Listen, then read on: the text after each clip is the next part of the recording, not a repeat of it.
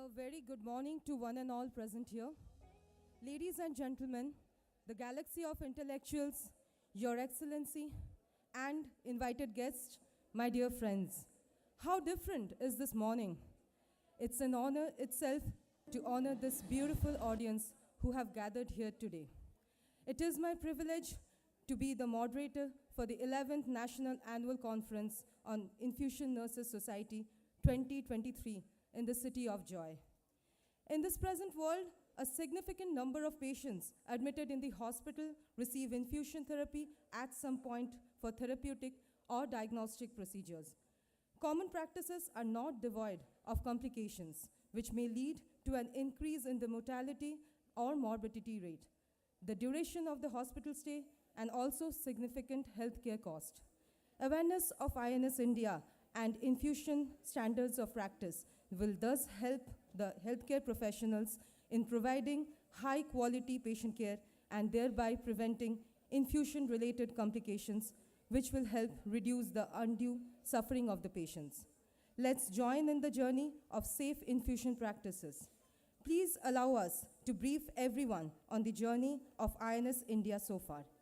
INS India was formed in December 2010 by a group of like-minded healthcare professionals as they joined hands to standardize the infusion therapy practices in the country. The governing council members comprised of nursing leaders from various hospitals and industry partners like BD, 3M, and Polymed. In 2012, the successful launch of INS India took place in Oxford University, Bangalore. It was inaugurated by Mr. T. Dilip Kumar, TNI President, and Mary Alexander, CEO of Infusion Nurses Society, United States of America. So before we start the meeting, let me add on an inspirational quote from Henry Ford, the founder of Ford Motor Car. Coming together is a beginning. Keeping together is a progress. Working together is a success. If everyone is moving forward together, then success takes care of itself.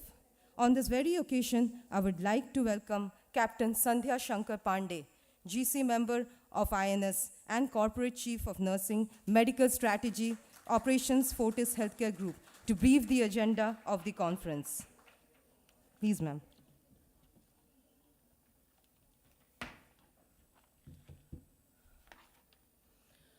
Good morning, everybody.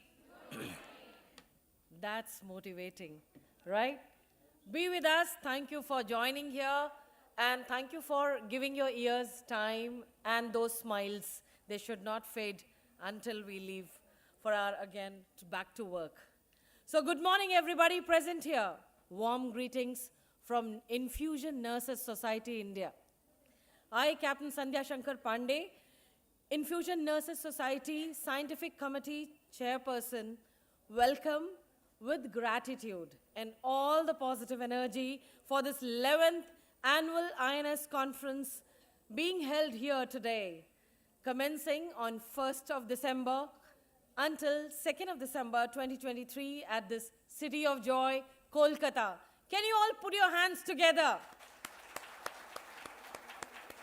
Thank you. Thank you very much. It's my pleasure to welcome you all at this conference and invest in infusion nursing with the theme of advancing global mission through leadership, empowerment, engagement, advocacy, and technology. INS conference has been an hallmark infusion therapy event in India, and its sustenance for past 10 years, a decade, is loud enough to speak about it.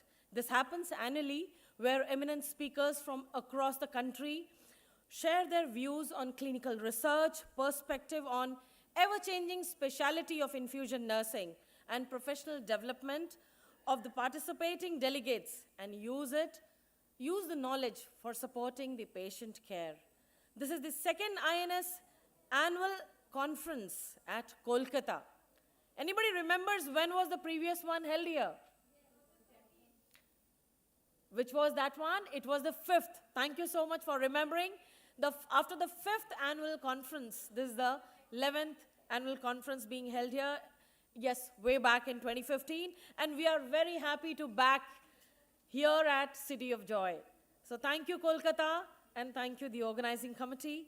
Infusion therapy has evolved from an extreme measure used on mostly critical care patients, but now extending and expanding to the patients, not only in the hospitals, but into the community, at the home care, as well as in the small clinics.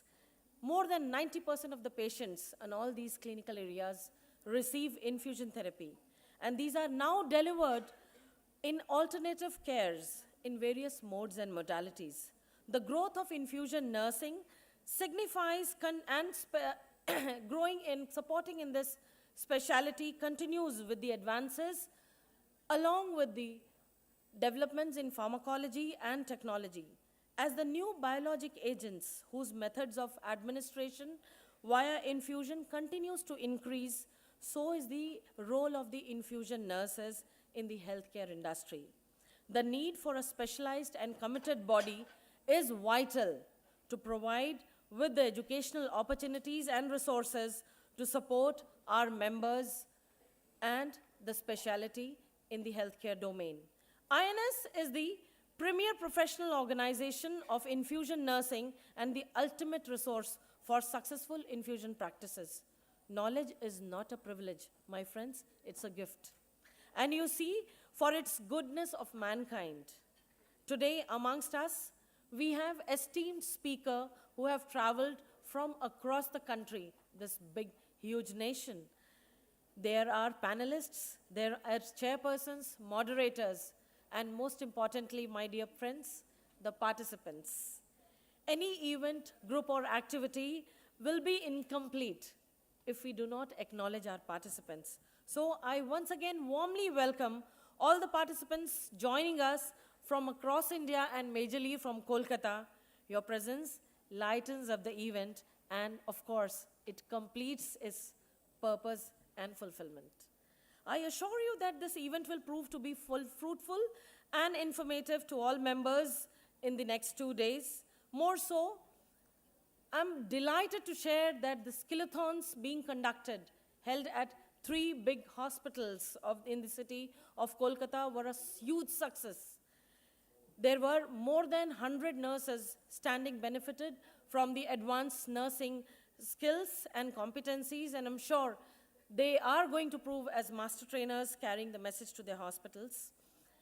And at last, on behalf of the President INS, Colonel Binu Sharma, and the organizing committee, and of course, the Governance Council, I would like to welcome everybody at the opening moment of this conference. Thank you all for being with us in these 2 days.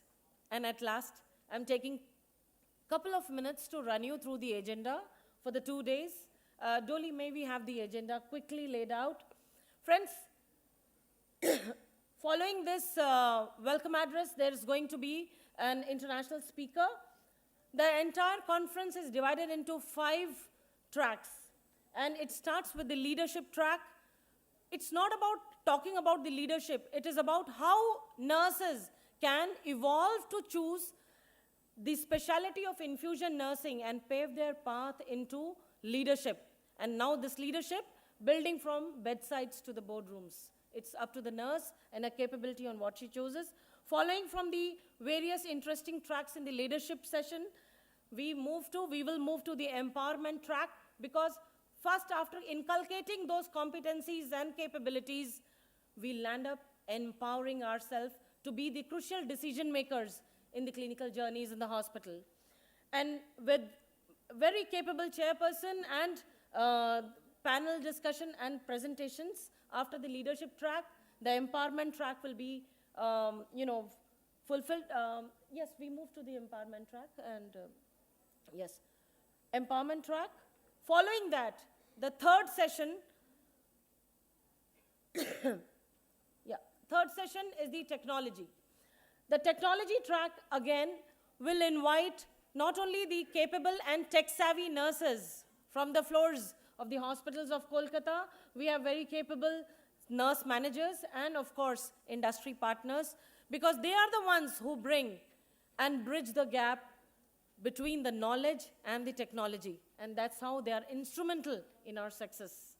And we'll close our day with track 3. Track 4 has got 2 tracks again, the engagement track and the advocacy track. We will finally sum up with the advocacy track because as nurses, we need to know what are our liabilities, accountabilities, and responsibilities for our patients. This will also equip you with the latest medical legal impacts and, not only medical legal impacts, but yes, the sensitivities which makes nurses vulnerable. Today's scenario and in the India heading towards the National Nursing Midwifery Bill and the Commission coming in, nurses need to be more accountable and responsible for the work they do. Probably this session is going to throw a lot of light on that. Along with this, the INS flagship event, the Mastermind Quiz. So hold your hearts together, save your energy to clap, because tomorrow we are also going to witness the national quiz in its final round with participants from all the 4 zones and 4 regions from India will be competing against each other to emerge, and we clap for the winners and the participants as well. And with the advocacy track, we will be closing the session by tomorrow evening. So this was a brief overview. The agenda is available in the soft copies as well as the hard copies. Those who wish to take may please reach out to the organizing committee members. And with this, thank you very much. And before I leave the podium, let's put our hands together, invite all the positive energy, and walk together in this journey of knowledge and enlightenment. Thank you very much. Thank you. Thank you, ma'am, for your wonderful cheering up for the session. Let's move to the main track for today. On behalf of this association, I would like to call upon Madam Avanti Gopan to chair the leadership track.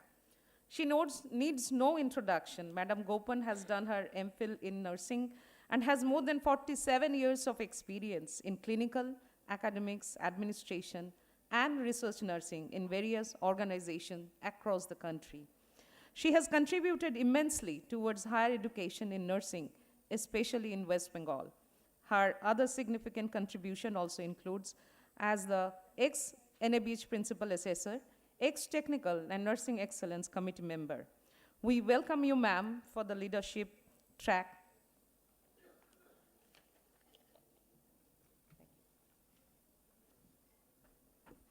Thank you very much, Orpita. And as our live via Sandhya has just electrified the whole audience, I would say, she said a warm welcome. I'll say this is a cool welcome. We've made the weather like Delhi for you all. Right, so the leadership track that I'll talk just for 2 minutes is to elevate care, guide excellence and leadership in infusion nursing. As it is said that the one who reaches excellence knows no limits. So she will go from excellence to excellence, and the sky is even not the limit. How does one do that, especially in infusion nursing? The leader has to inspire the whole organization, all the staffs working with them. They have to value the ethos or the spirit of service, and they have to be contemporary leaders. Among contemporary leadership, there is something called thought leadership. So a thought leader will actually think of innovative strategies. They will be up to date with the new equipment available to make infusion nursing easier and smooth. They must ensure that any new equipment that is brought into an organization must undergo a proper demonstration. Every nurse or any medical person who will be handling this should undergo a proper professional demonstration, because there have been incidents where without demonstration, when these gadgets have been used, they have caused drastic side effects and damage, causing harm to the patient. So we are the ones who have to be advocate, stand beside the patient and demand that demonstrations have to be taken before new gadgets are used. And also they have to behave and act as role model. And the role model cannot be by being an invisible leader. I always believe that the leader has to be visible on ground. The leader has to be visible in the front line. You have to walk the talk. You have to be all over the place. That is the way you can actually identify those who are the master skills in infusion nursing. Everyone does not have the same skills. Some will have the single prick skill. Identify the single prick skilled persons and elevate them. Innovate and create new positions, champions for infusion nursing, or PIC line clinical specialist, PIVC clinical specialist. All this is the leader's role, where you have to be up and about and identify these talents. And monitoring. The most important thing for compliance and monitoring patient satisfaction can be done through auditing. Formal auditing, informal auditing, just by walking around, measuring the outcomes of infusions. Infusions are given by nurses, but are they really interpreting the outcome? The desired outcome, are we interpreting? Teach nurses to interpret the outcome of infusion nursing, whether we want the desired effect is happening or not. So these are some of the roles that as a leader one has to maintain and be a PACE leader. PACE leader is Positive Action for Care Excellence, PACE, PACE leader. So you have to be PACE leaders. And to sum up all that, ensure that everything is going on smoothly at the bedside. Speak to the patients and get feedback on ground. Get first-hand feedback from patients. They are the ones who will tell how the staffs are performing. So these are all the roles of a leader in the field of elevating care and bringing about excellence in infusion nursing. And as the leader behaves, so will the organization, because after all, the apple doesn't fall far from the tree. So if the tree is strong, then the fruits will be also worthy. And it's lovely to see this room full of rich, flourishing fruits, most of whom who I have seen growing right from their kindergarten of nursing. So once again, welcome all of you. I now invite Rita Lakhani, Dr. Rita Lakhani, to moderate the session. Can we have Dr. Rita's slide? So Dr. Rita Lakhani will be moderating the panel chat show on ethical leadership in infusion nursing. She'll be moderating. Can we have a slide, please? She's a gold medalist from SNDT University, and I've also had the opportunity of interacting with her when she came for a short, brief posting in BM Birla. So I know her from those days. How many decades was that? And now she is the principal and a dynamic leader at the Mangala Institute of Nursing in Maharashtra. And you have her, you have her details up. As you can see, the number of achievements she has received, and she has received awards for excellence in teaching, and even the best teacher from the state of Maharashtra, TNAI, as well as the universities. So over to you, Dr. Rita, and have a very good chat session. Thank you so much. Thank you so much. I think it's a big blessing, and it's a very humbling moment for me that I have Abanti ma'am introducing me. Thank you so much. Good morning to one and all. In the realm of healthcare leadership, the decisions made by leaders carry profound ethical implications. Balancing the needs of patients, resource allocation, and upholding organizational values requires a strong ethical compass. In this panel discussion, we will delve into the crucial topic and explore the ethical considerations and challenges faced by healthcare leaders as they navigate complex decision-making scenarios to prioritize patient care in context of infusion therapy and uphold organization values. Welcome to this exciting panel discussion. A warm welcome to all of you. And of course, a warm welcome to our three expert panelists today. May I begin with Ms. Swapnil? Can I have? So, Ms. Swapnil Tulung. She is a nursing, training and quality head at Max Group of Hospitals, and those are her achievements.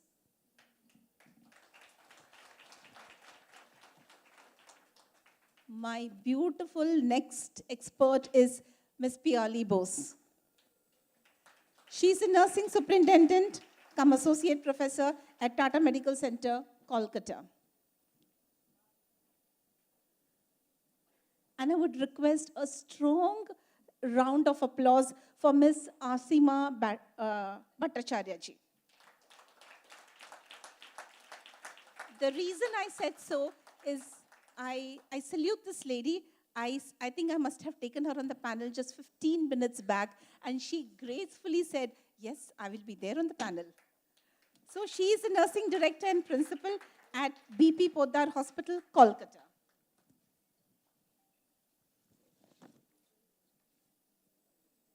So we are here to hear from our experts on ethical leadership in infusion nursing, balancing patient needs, resource allocation, and quality care.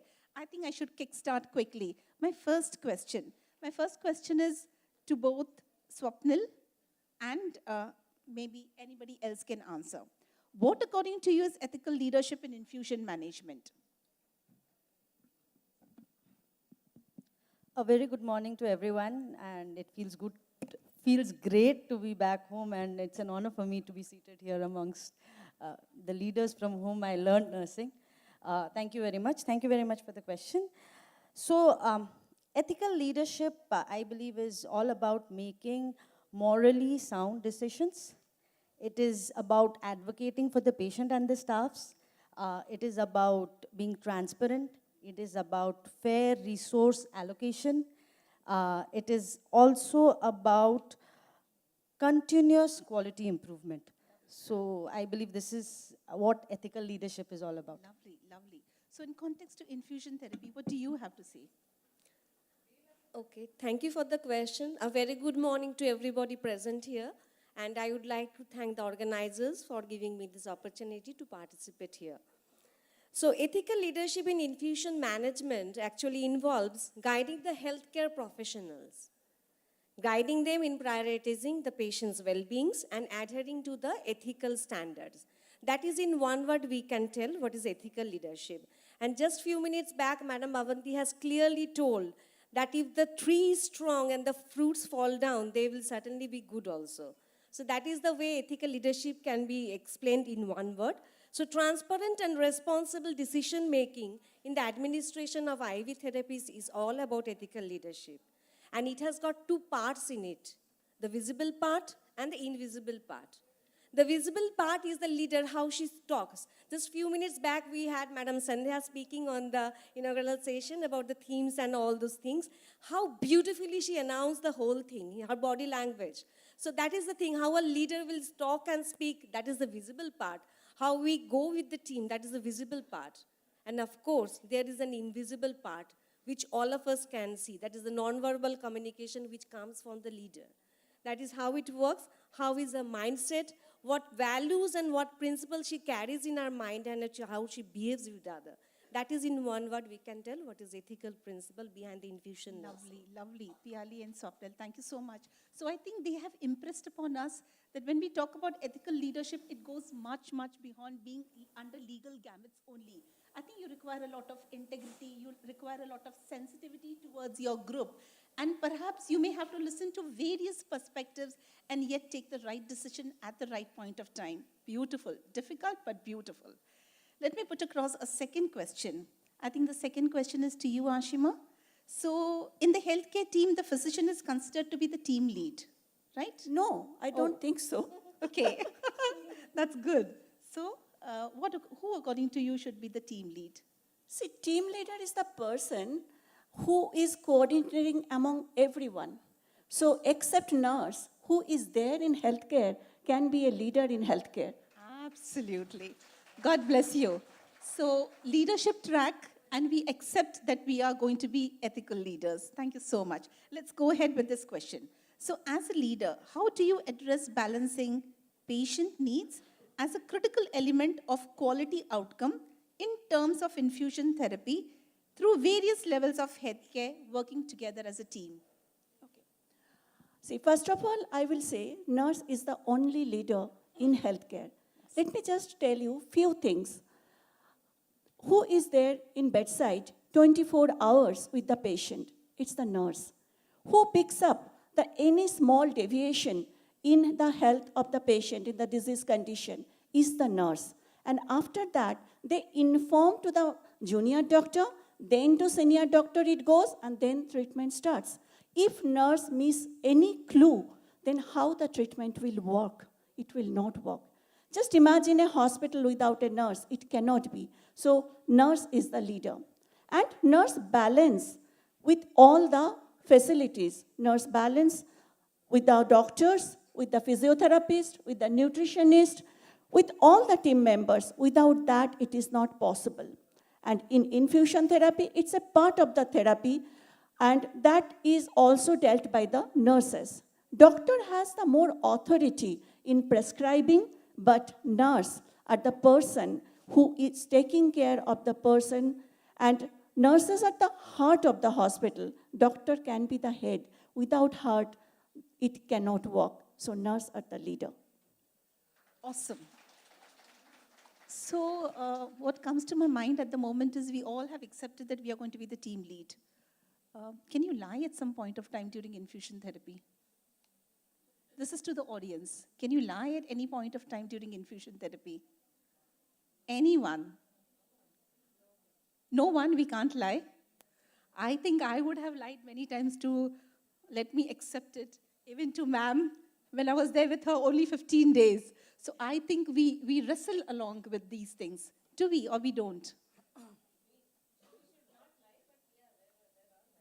There are situations. No, yeah. So there are times when I think we say we are not going to reveal certain things to a patient, and we say we are not lying. Ideally, we are lying.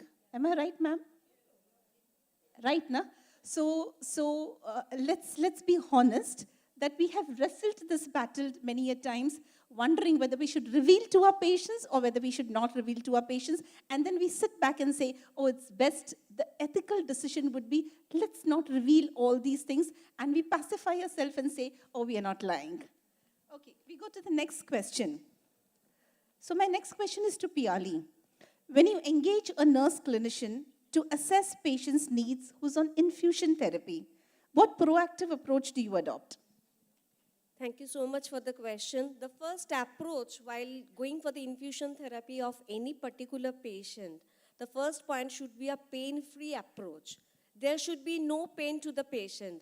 Madam told us a few minutes back that a single prick, a nurse may not be a person, a particular nurse may not be efficient in doing the line with one single prick. And it is much more challenging in an oncology setup where the lines and the veins are damaged by the chemotherapy. So the pain-free approach will be the first one to be done, and also the holistic approach. We must consider that the patient is going to, we must know his history, his or her medical history, what type of infusion they are going to get, and considering those only, the next infusion therapy plan should be there. Suppose the patient goes for an operation, then an 18-gauge needle will be enough for him to start the infusion. Whereas if a person or a patient is in the intensive care unit, then a central line, a long line is to be considered of. Whereas for chemotherapy, there are different approaches required. Like a central line or a peak line need to be inserted. Peak line means peripherally inserted central catheter. I think some of you know about the peak lines. Yes? Yes, so peak lines are very important in any chemotherapy hospital, for chemotherapy and an oncology hospital. Suppose the patient goes for this one, medical oncology, and is going to get chemotherapy. For that, a 4 French or 5 French arrow or any other long peak line is quite enough. Whereas for the children below 2 years, a Hickman line need to be considered. Whereas a chemoport is another option where we can opt for giving chemotherapy to patients. Because chemoport has got its advantage in a way that it can be hidden inside, and when the port need to be assessed and the upside needle will do the requisite. And in case of hematology, there is always requirement of a double French, of a double lumen, 4 French or 5 French catheter. PICC line. So depending on the condition of the patient, the type of chemotherapy or the infusion therapy the patient is requiring, we need to think about the plan and do the planning accordingly. And for the pediatric patients, there is always a consideration that the child can move thoroughly or move freely with the PICC line being there, and properly it should be fixed to the body properly so that his ambulation is not impaired. So these are the points which we should always remember. And first thing, we should never forget that the PICC line or the central line or whatever may be, the pain-free or the patient should not get pain. That should be the main thing in doing that. Awesome, awesome. Listening to this answer, something that came to my mind is, I have a question for the audience. Excuse me, I'm bringing you all in again and again. Yeah, so would you prefer a nurse who's confident, or a little overconfident would be more better? Absolutely. So it reminds me of that movie, Bollywood movie, Runaway 34. So where Ajay Devgan lands the flight, close-eyed. It was a terrible environment, and he lands. And everybody feels, oh, he's a big savior. And they applaud him. They feel that he has done a wonderful job. It's only when Amitabh Bachchan investigated, he found that this person was a different person. He had some personality problems, and he was a person who was overconfident, perfect with his skill, proficiency, but you can't afford to have a problem with so many passengers when there's a problem. So he didn't listen to his partner. He did what he felt was right. So that's not the way. We are team leaders working together, and we should be moving ahead towards the focus that we meet our patient's outcome. My next question is to Swapnil. We track a lot of data today, infusion errors being one of them. As a training head, what are the most common errors you come across? What are the ethical challenges you face when it comes to talking to various stakeholders and setting expectations? So, like you rightly said, we track a lot of data. Majority of the Indian hospitals are tracking data, and since infusion coming majorly to the bucket of nursing, it comes as one of the most important nursing key performance indicators. Yes, we track a lot of data. Some of the data that we track include medication errors due to incorrect dosage, rate-related errors, errors in terms of equipment failure, errors in terms of infection mishandling, errors when it comes to when we fail to consider patient factors like patient's comorbidities or allergies or the current clinical status of the patient. And one of the errors, the most preventable one, is in terms of communication failure, where during during the transition of care, especially when the communication is not passed on from one department to other effectively, then yes, errors are in huge numbers. Then other errors could be the most common that we track, the dislodgement or infiltration or phlebitis. These are some of the infusion safety related errors that we commonly track. Absolutely. To your second question, when you said that what are the ethical challenges I face when it comes to talking to various stakeholders, yes, when this conversation initially started, how much to disclose, patient autonomy, transparency, these are some of the ethical considerations. And also a lot of times, I think we face this conflict of interest when dealing with various stakeholders, as in, we talk a lot about quality, but do we actually give quality the pedestal? Or do we, the cost takes over? So these are some of the ethical conflicts that the stakeholders, we face while talking to all the stakeholders. Thank you very much. Love this answer, beautiful. Yeah, I think she has very strongly brought out one point is, it's difficult to weigh between quality and the outcome of the patients. Awesome. Let's move to the next question, and that's for you, Ashima. So, fragmented healthcare, specialty and super specialty, the aging population and polypharmacy. It's a normal pattern for the today's world in healthcare. Each of these elements by itself can be a major contributor of infusion errors. What, in your opinion, is a good strategy to minimize this? Give me 4 minutes from now, I'll close it. Please. Yeah, it's true. What we are seeing in the Indian scenario, there are multiple doctors are involved in patient care. So when there are the cross specialists, when they are coming, they are writing their own medications. And when we are seeing a morbid person, and these medications, it is not cross-checked by a clinical pharmacist. So patients are getting all that medication. So that's why what is happening, this polypharmacy is happening for the patient, and they are not also seeing the patients are having any drug allergy or not. They are able to tolerate that medicine or not. So that justification is not taken, that is not done. There is a bare criteria. Through bare criteria, we can find out more than 65 years, the person who are, what all medication can be given to them, prescribed to them, and based on that, they can guide it. So that is not done by the specialist. Due to that, what is happening? Adverse drug reaction. So when the adverse drug reaction is happening, so many times it has been misinterpreted that say another diagnosis for the patient. And that is again treated, again we are creating more and more medication we are putting for the patient. So at a time we are seeing one medicine card is not enough. So one patient is having 24 to 30 medicine they are given per day. And then we have to also audit drug-drug interaction, drug justification. Through that, we can eliminate this problem. And also, we have to see during the transition period, the reconciliation of medicine is being done or not. Through that also, we can prevent this.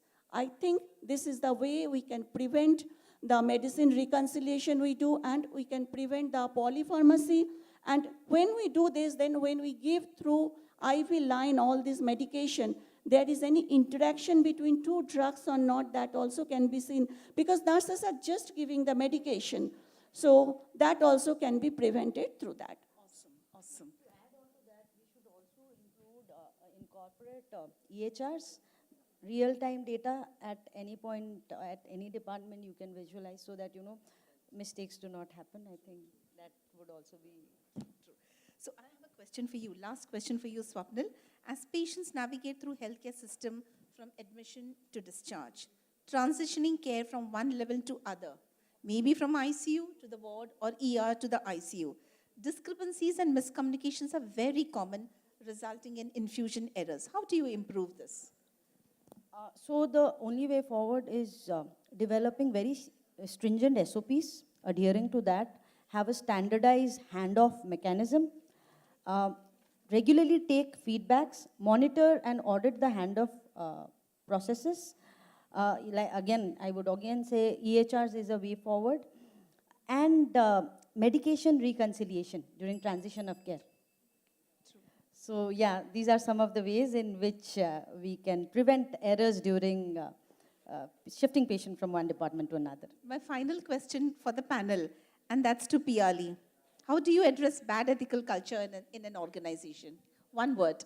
Just one word, lack of accountability. It has to be a teamwork when there is any infusion therapy for a patient, because without the team, a nurse leader is nothing. She is nothing without the staff nurses and a team who backs her up. Do you agree with that one? Yes. Yeah. Without a team and good infusion nursing team, a nurse leader is zero. So lack of accountability is the one thing which should not be there. A good team should always be there. So Teamwork. how will you all address bad ethical culture in your organizations? One word. What would you do? Speak up. Absolutely. Just love this answer. Speak up. So unmute yourself. We always say in COVID times, oh, webinars, mute. But here, unmute with civility, but don't hurt the other person. But we need to. Great. So, well, thank you. I wish we had more time. This was an exceptional and a fantastic discussion. I thank all the panelists, and I thank the participation that I got from the audience. Thank you so much. Thank you, madam. Thank you so much for your wonderful session. May I request Dr. Rita Lakhani to hand over the mementos to our panelists, please?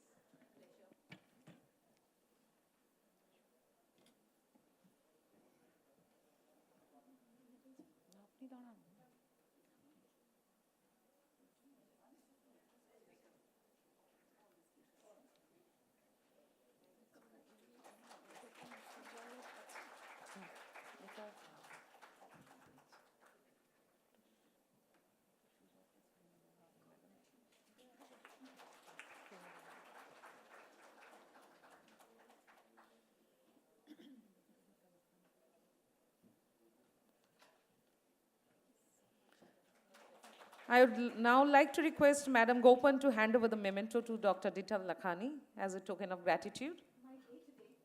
Yeah.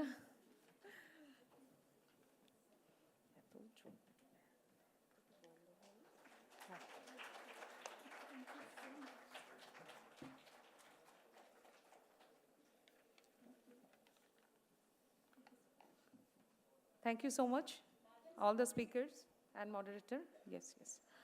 May I request Madam Gopan to chair for the next session, please?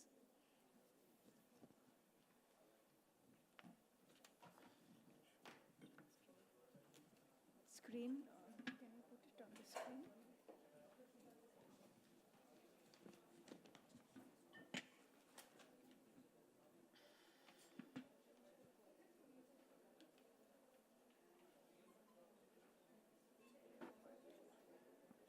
So the next session will be conducted virtually. Yes. And we have Dr. Shujai Kaur. Can we have? Yes. He's the Chief Medical Information Officer and Vice President of Apollo Hospitals. And he's by profession a clinical microbiologist and a postgraduate from Indian Institute, Statistical Institute, and also MIT Sloan School of Management. You can see his achievements, and he's associated with all the major stakeholders like Microsoft, Google, Monash University, etc., ICMR. So Dr. Shujai will be talking about secrets of data-driven decision making. And this will be a virtual session. Do we have Dr. Shujai on?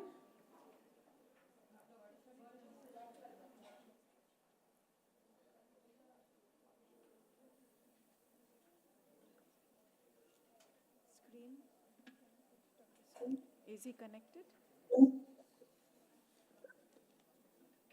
Right. So, hello, can you hear me? Welcome, Dr. Shujai, to the session. Over to you. Please let out the secrets of data-driven decision-making. Thank you. This is an absolute privilege to be with all of you today morning, albeit, virtually, because of my hectic travel schedule. I couldn't come in person. But I am super impressed with what we are discussing and what we discussed in the initial panel, and it opens up a lot of questions. And questions are answers, by the way. And I'm deeply privileged for this opportunity that you are providing me to address around data-driven solutions that are in healthcare. I know that there is a bit of a time lag between what I'm speaking and what you are hearing.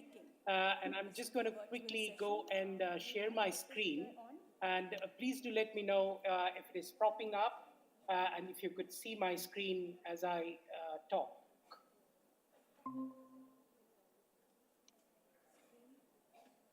I hope somebody can just prompt me and say if they can see my first slide. So, Yes, Dr. Kaur, it is visible. Welcome, Dr. Shujai, to the session. Right.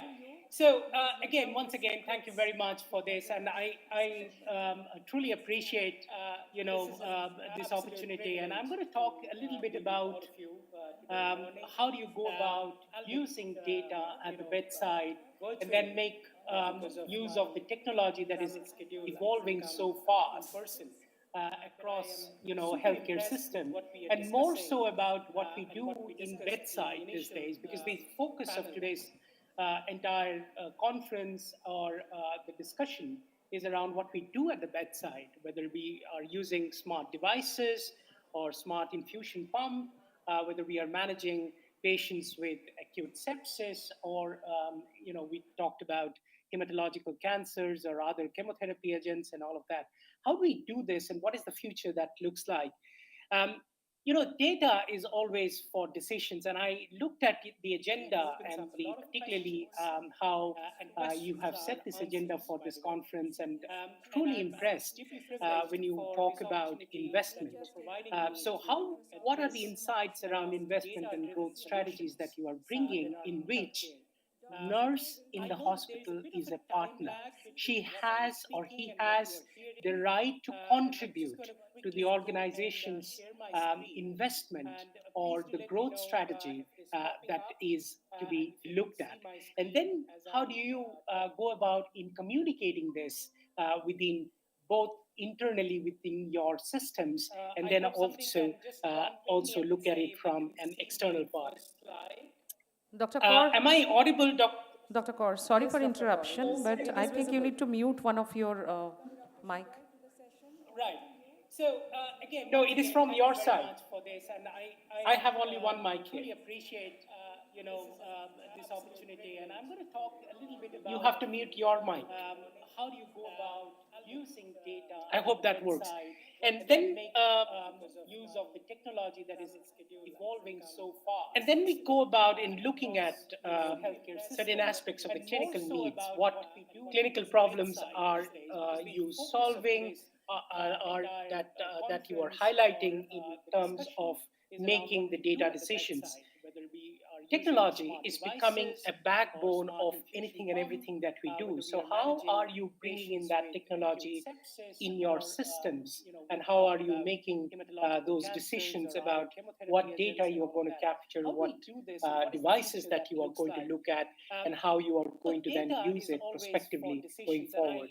And again, bringing into confidence the entire hospital leadership about how you handle the rising cost of healthcare systems. And these are the questions that you often ask. But then finally, and I think nobody in the healthcare does this better than nurses, is to put the respective healthcare organization or hospitals or even digital health platforms into high velocity organizations to plan for higher efficiencies and throughput. Today in my lecture, I'm going to just talk about how we put together this in the perspective of technology, in the perspective of data, in perspective of clinical needs, to actually look at also from the perspective of finance, investment, and communication to make better decisions with data in your day-to-day practice. So I would start with just giving you a highlight of what is a high-velocity organization. And if you look at this high-velocity organization, which was actually designed by Steven Spear from MIT, who actually looked at it from a hospitality perspective. But I thought it is very important also from healthcare perspective, where you're bringing in certain element of your brand promise, your vision, your core values, and your strategic and operational priorities. So what you do here is to lead hearts and minds. We talked about, the doctors being the brain and the nurses being the hearts of the hospital. But how do you bring them together in actually making more boardrooms, but also at the bedside? How do you go about in developing individuals or developing self, and then also go on developing others, which we see in healthcare? The best example is in the nursing, and you talked about the skilling that you had done in 3 hospitals very recently to get up to date with the technology, but also to go and see how this technology realistically delivers at the at the bedside. And that is where we are talking about delivering results or outcomes, or looking at what it actually goes about in improving the patient's overall outcome over a period of time. Innovation is a daily activity. Innovation is not something that suddenly one day I want to sit down and say, use some data or use some methodology to do some drastic change in my organization. It doesn't happen that way. I wanted to bring in one of my slides that I use in teaching in IIMs, where I say that the data is at the core of the innovation, but you need to go and do small little experimentations on an everyday basis to see how it improves your bedside care. Experimentation in healthcare can be scary because you will have to go through the research ethics and all of these to do that. But you can also do small little innovations in your daily work, whether it is in terms of documentation, whether it is in terms of monitoring, whether it is in terms of programming your smart infusion pumps in the way that you are doing to actually make that incremental change that brings about an overall change into your patients. And that is what we are calling as system design, matching supply with demand, work in pathways, communicate and deliver. And that's how your organization becomes a high velocity organization, by evaluating and monitoring how you are performing. But the most important thing is knowledge sharing. What you are doing in your one unit, whether you are doing this in your critical care unit or whether you are doing this in your daycare chemotherapy centers, how do you bring in people from all the different areas to contribute their part in order to make it much more fruitful in the ways that it goes about. So the knowledge sharing, the X teams, the communications, and train and retrain is a very, very important concept about how you go about in doing this. However, I have a caveat, and I show this slide every presentation that I do, whether I'm doing this in US or in Lisbon at International Hospital Forum, or wherever I go to talk. How do you then take it and make it for all the people everywhere who requires care? And that is where is the concept of health equity. There are people who are underserved, and health equity is to actually go and put it for everyone who is who possibly needs care. How do you go about in democratizing this process? Health equity has a steep objective. It talks about absence of unfair, avoidable, remedial differences in access to care.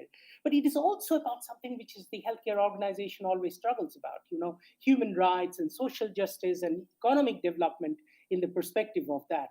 But what is actually behind all of these is that we do not have equitable data from public organizations and private organizations to overcome bias and to lead certain change or decision making that it requires.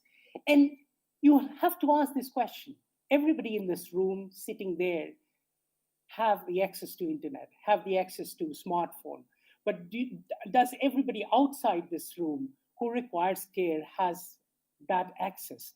And when they do not have this access, there will be divides that are being created. And this divide is almost like 35 to 45% of the world population, where there are lack of internet and devices, lack of digital literacy, lack of trust and privacy, and lack of diversity and inclusiveness. So when you see a new technology coming in, particularly in the space of AI, you would have to understand, is it then widening the gap of people who would have these services and who will not have these services?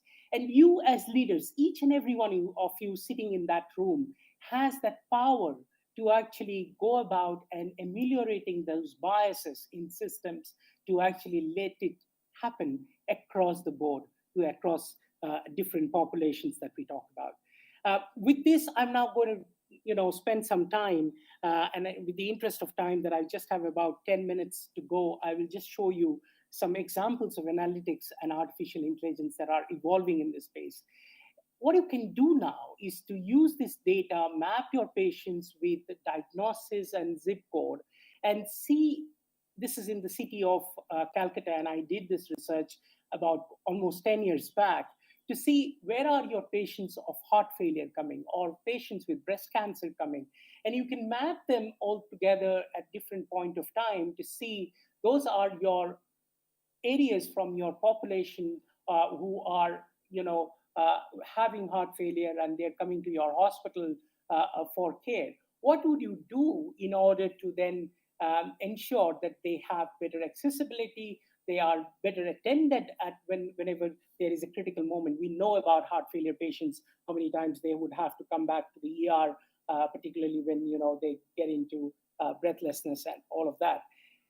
You can evaluate by looking at their journeys. You can look at how many times that they are getting admitted over a period of time. What are their repeat visits? What are their length of stay? Why they are staying longer? What are those medication errors or certain therapeutic requirement that these individuals have, which make them to come over and over again to the hospitals? Again, you could make certain decisions in your clinical pathways to understand what is better. And as you can see in these 5 different patients, you would have 5 different things or pathways happening around. You could go about and consolidate it together to make a common pathway which would serve them, but also keep in mind how we do the precision part of that as well.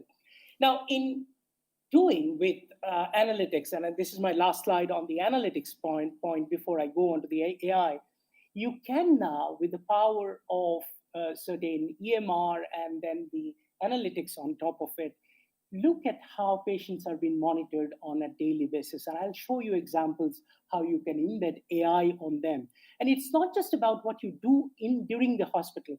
We heard in the initial talk from the chairperson of the scientific committee that it is not just about looking at the patients at the hospital, but also at home, where you are taking those cases, where you are giving appropriate nudges for people to come at appropriate time, and then look at it, how they are being followed up over a period of time with giving rightful nudges for them to access appropriate care at appropriate time.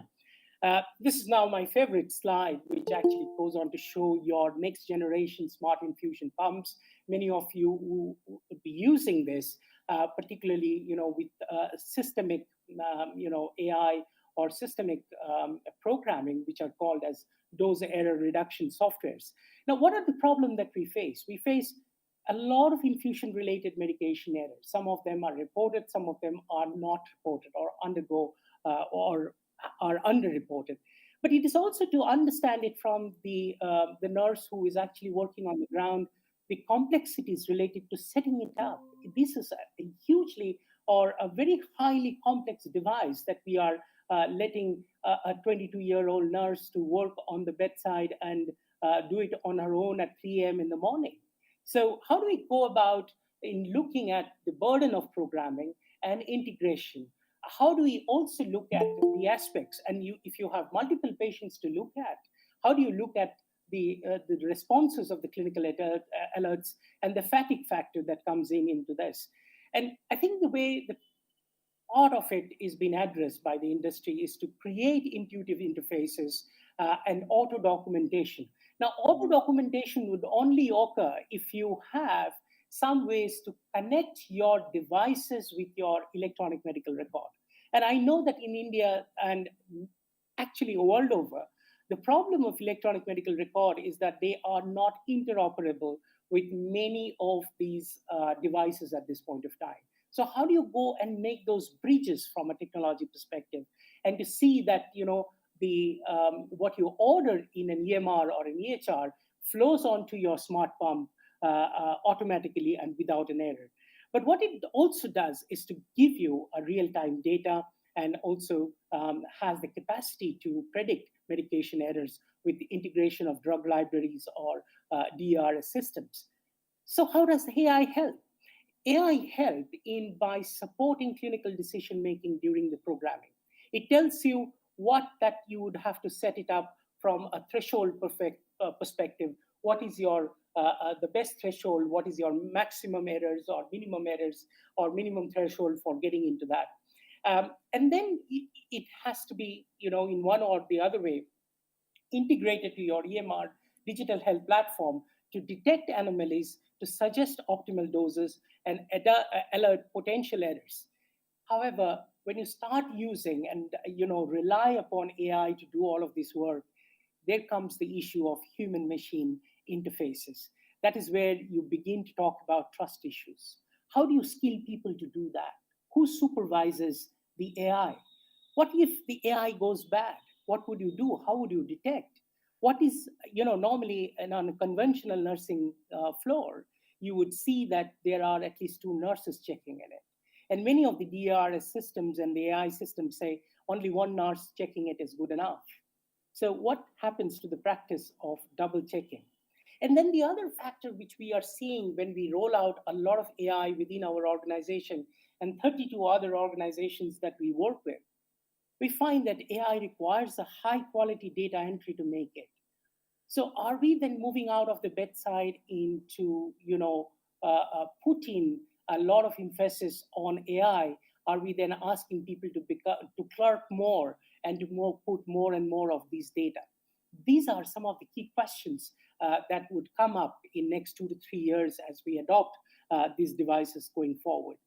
I want to go very quickly and also talk about, how it, from a leadership perspective, how it is helping your, or how it should look at your throughput optimization algorithms. Hello. And we would, hello? Dr. Kaur, we have 5 more minutes. Yes, I'm just wrapping up in 5 minutes.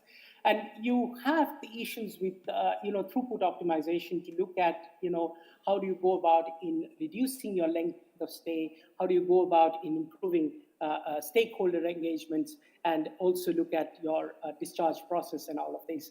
And in doing so, you now have the capacity to this is a technology that we have built within Apollo Hospital system, and now are, just had been to US to present this in American Heart Association, where we can now take ECG strips, whether it is coming from the 12-lead ECG or 1-lead ECG or from the device itself, to convert them into large language models where you can begin to question to the machine about the patient's condition and take them forward. So this is a research in progress where we are doing at the bedside, which I hope would integrate into EMR and would hope integrate into multiple devices to create those bridge that I have been talking about. We have at Apollo what we call as the AI-based early warning signs, which we are now not only deploying within our systems, but also our enhanced connected care and then across different hospitals. What it essentially does is take different parameters, vitals, comorbidities, and lab to say if a patient is going to deteriorate in next 4 hours or 8 hours or 12 hours.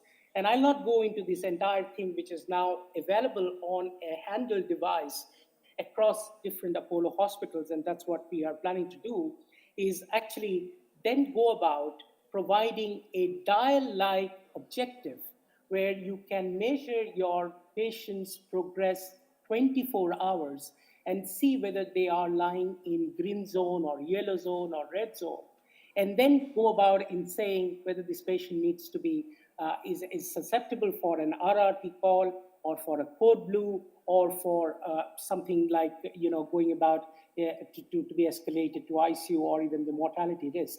One of the things is this, that why then when you look at why are you giving it amber and not green, or why are you giving it red and not amber or green for certain group of patient, you need to bring in the concept of what we call as the explainability.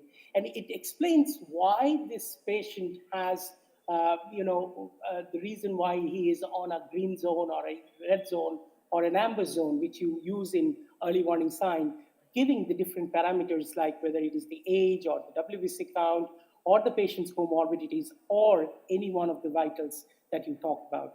And we are using this technology now also to look at into certain algorithms like pre-anesthesia, where you can determine patients when they are going for pre-anesthesia check to predict if somebody is going to, what is the kind of blood loss they're going to have during the surgery, what is the duration of the surgery, or where this patient would be placed after the surgery is done.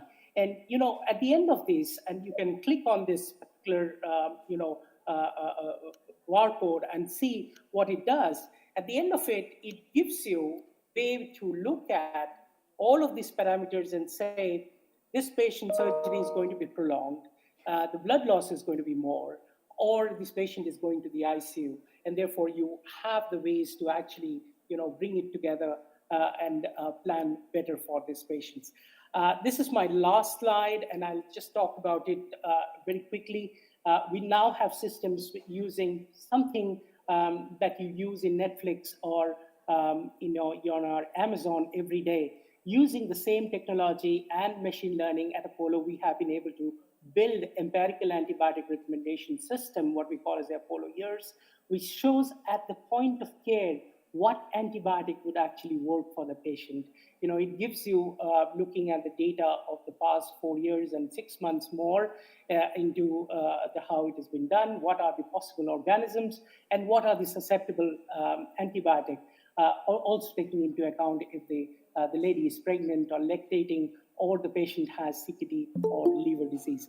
I will end up here by just talking about one thing. We are getting into the age of chatbots, conversational AI, generative AI, and you are going to be, inundated with technology coming in the next few years.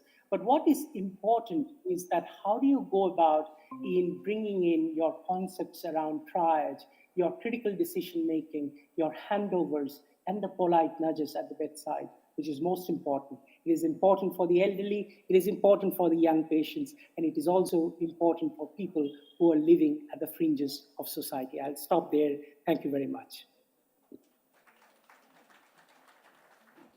Thank you very much, Dr. Shujoy, for enlightening us on and letting out the secrets of decision-making, data-driven decision-making. You've talked about how to develop high-velocity organizations and use of AI and smart infusion pumps.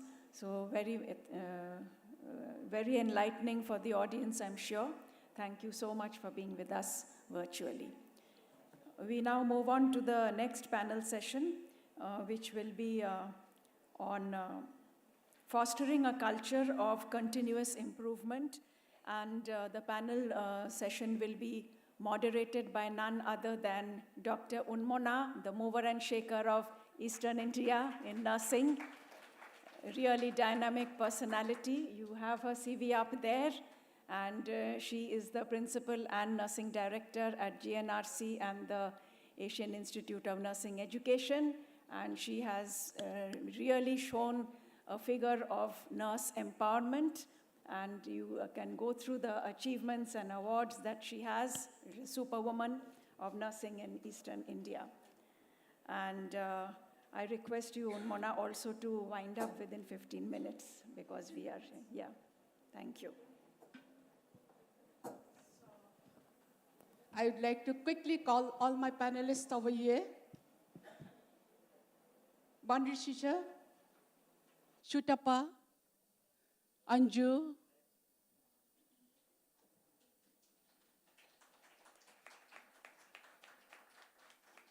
I think all of you can see their biodatas over here.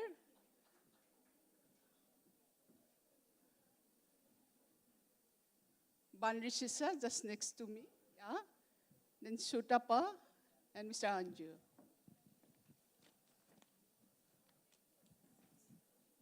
So, well, books are outdated before it published. So we are bound to learn. So we are here today for continuous improvement. Thank you to INS, because I also want to learn, so you have given me opportunity to be here. And thank you so much to INS, because it is 150 years and more, we still say Florence Nightingale is a modern nurse. And where are the other modern nurses over here? Yes, we have, but how are we celebrating? But we know that Florence Nightingale established the statistics research. Still I say, I have learned my research only in MSc. So what we are doing now. So looking forward, hopping forward, that as like Canada and very soon in India, we'll have the Infusion nursing certificate course so that we can establish ourselves. Otherwise, physiotherapy is taken by the physiotherapy, other cares are being taken by the other assistant nutritionists, etc., etc., etc. And many the doctors are doing many jobs, and in our place in India, in many places, our nurses are few things, only the administering the medication. Of course, it is not a simple job, so let us spin it. Okay, let us establish that we are looking forward to have the Nursing Infusion Society. So coming back to the my continuous development, the creating the culture for continuous improvement. So I'm going to moderate the session. Yes, I'm not scared of the storm, but always I'm scared of how to sail on. But today I'm not scared, because a magnificent stalwart of nursing profession leaders just sitting with us, Madam Avanti Gopan, and she is the one who triggered me to fall in love with nursing. So it is 1997-98 that I came to BM Birla from Mumbai, and for her only, I started loving nursing. From that time, I say, I'm a nurse. Proudly, I can say as a nurse. So here, I just, as Madam has given me a very short few minutes, I just want to start with a question, maybe to Sutapa. When we are going to teach something, we should know what they want to learn. This is very, very important. So like I want to have a question to her, like, how will you assess the need and identify need for the continuous improvement? As because I experienced when I came back from the Mumbai and Kolkata to teach so many things and join in a private hospital in 1998 for September. First day in my round when I went to the clinics, I asked a nurse, what is about the patient? And she cried, who are you to ask me about the patient? In front of the patient. Are, where I will ask you about the patient, if not in the patient? So I have introduced the first in-service education in our place, that what I have learned from Madam Avanti and from my SNDT, LT College of Nursing. So I think first we have to identify the need, where to start, but today's scenario is completely different, and staffs are much smarter than us, and we are becoming outdated book, kind of. So, like, we are having, yeah? You want to answer this question? Okay, sure. How will you identify? First of all, good morning, everyone. It's a privilege to be here, and I can see a huge crowd, and it's back again after COVID. Since last 2018, I attended this program in Bangalore. It was a huge program and a success over there when I was a quality nurse, and now back after COVID as a quality head, so it feels empowered to be here sitting in front of you. So, ma'am, answering to your question, how do we identify the quality improvement? So, sitting in the organization as a quality head, it is a struggle and a challenge to make people understand that what is quality improvement, how can we continuously develop ourselves to stay on track. So let us understand first the basic, what is a continuous development and quality improvement. So quality improvement is basically, it is a systematic process. You know that for doing any quality improvement, we are not starting from the end, or we are not starting from the front. We have defined steps from where to start. It is a formal approach to see to our practices, what we are doing, and what efforts we are going to put to improve the system. So there are basic essential concepts that lies behind this quality improvement process. The first important, what I feel, and when I go through, I see, and it's very relatable to every organization, is developing a culture of safety. Not everyone understands the culture of safety, but I'm sure the leaders who are sitting in the front behind, they already know what is a culture of safety. But to translate this language to the nursing staff who are at the bedside, this is very important. Right from the starting, when they join the organization, you have to make them understand what does it mean by the culture of safety. If they do not understand the culture of safety, then it will be difficult for a quality team, for a nursing head, for the management to make them understand and realize that quality improvement is important. So right from the start of the induction, in our hospital also we do have a quality session taken by us, making understand it's not that taking a session is just enough, or it is we are done with the topic. But actually, we have to make them understand the reason behind it, why we are doing it.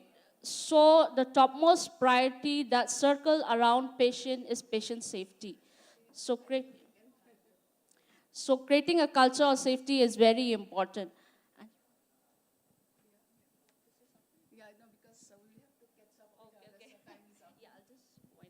So after creating a culture of safety, we have to develop and prioritize our goals, our aims, and area where we need to improve.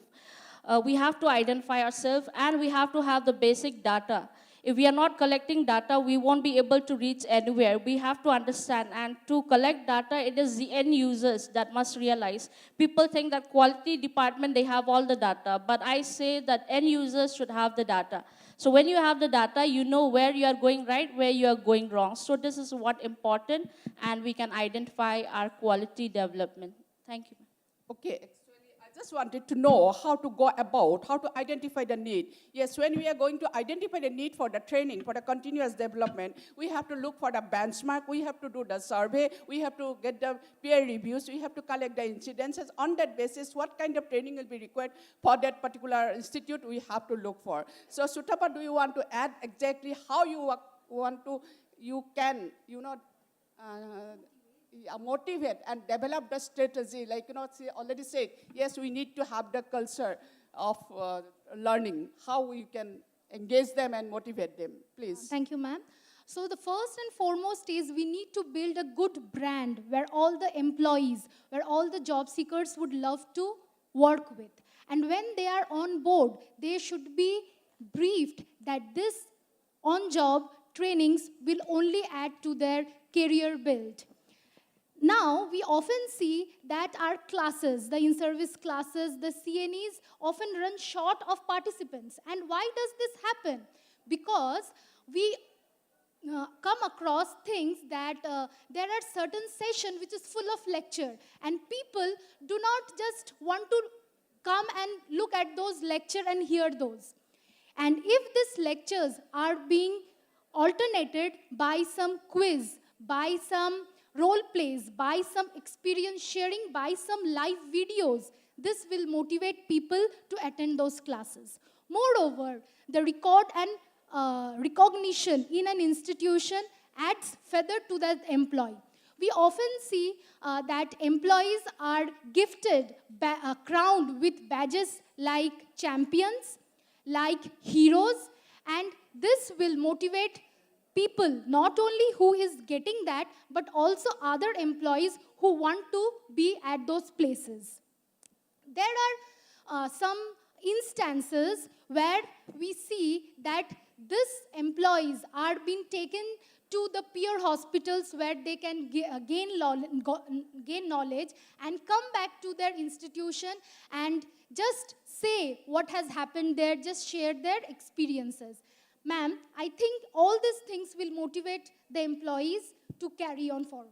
Yes, that is true. But as a whole, what they say, the leader, the visibility of leader, and particularly we, either in the education or in the practice side, we should be always in the place, where the show is going on. That is very important. And we have to always develop the processes and strategy how to go about, and we should be careful not to pass on the negative thing, but on appreciate whatever good thing is happening. Otherwise, no one will be liking to come forward to learn more if we do not appreciate whatever they do. This is very important. So, yes, I'll come back if there is time, but I would like to just think about, now we can see the life is taken away by AI, artificial intelligence. From the kitchen to the education, entirely changing the education. We cannot say, none of us can say, none of will say, whoever sitting over here, that I don't know to use the computer. Because even in the kitchen, we see the YouTube to make the food and to go here and there to pay money, everything AI. So, how we can utilize it to optimize our education in our in-service education? Anju, would you like to say something, throw light on that? Thank you, ma'am. Thank you, Ines, for giving me an opportunity to be here. Artificial intelligence can offer valuable assistance to nurses in training by providing personalized learning experience, simulating real-world scenarios, and offering continuous support. There are many ways in which nurses can benefit AI in their training. Personalized learning plans. AI can analyze individual learning styles, strengths, and areas of improvement. To create personalized training plans for nurses, this ensures that the training is tailored to their specific needs and preferences. And adaptive learning platforms, AI-powered adaptive learning systems can adjust the difficulty and content of training modules based on the nurse's progress. This helps optimize learning outcomes by focusing on the areas that require more attention. Of course, simulation and virtual reality. AI-driven simulations and virtual reality scenarios can provide a realistic healthcare environments for nurses to practice and enhance their clinical skills. Clinical decision support, AI systems can offer real-time clinical decision support by analyzing patient data and providing evidence-based recommendations.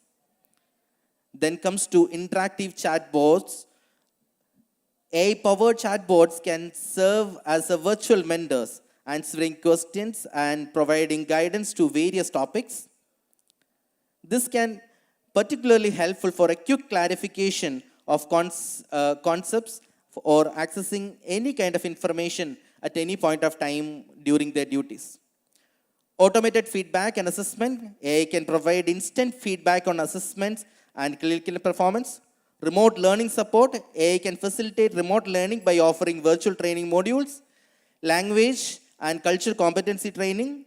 AI tools can assist in language and cultural competency training by providing interactive lessons, continuous monitoring of competency, data analytics for performance improvement, remote skills assessment, integration of electronic health records, EHR, all these things can be done through the AI, which is going to ease our nurses' workload, and they will be more competent enough to take care of the patients.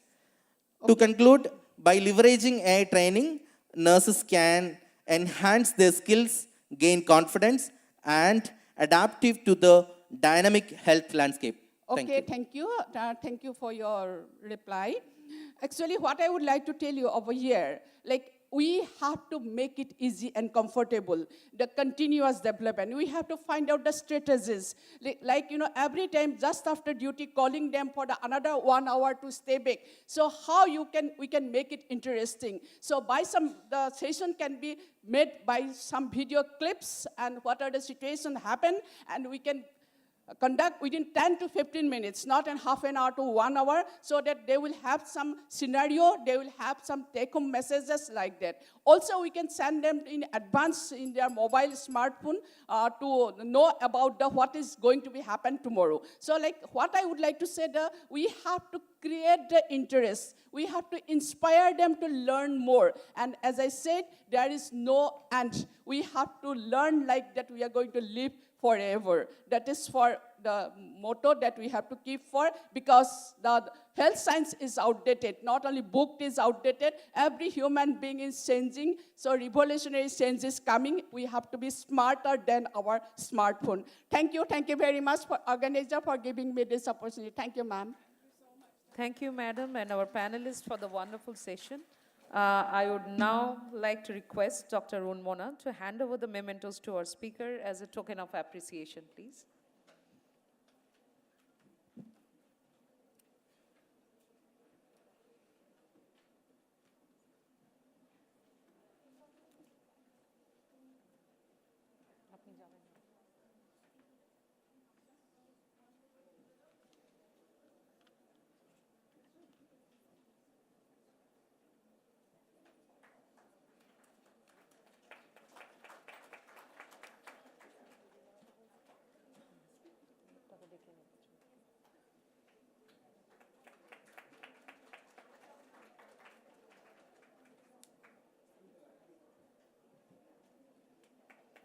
I would now like to request Madam Gopan to present the memento to Dr. Runmona.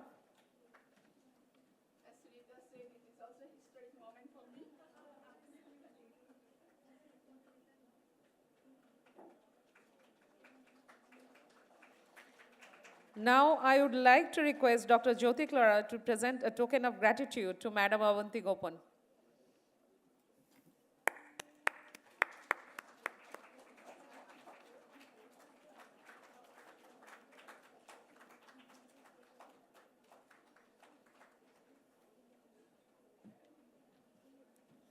Thank you, madam. Thank you, panelists and the moderators.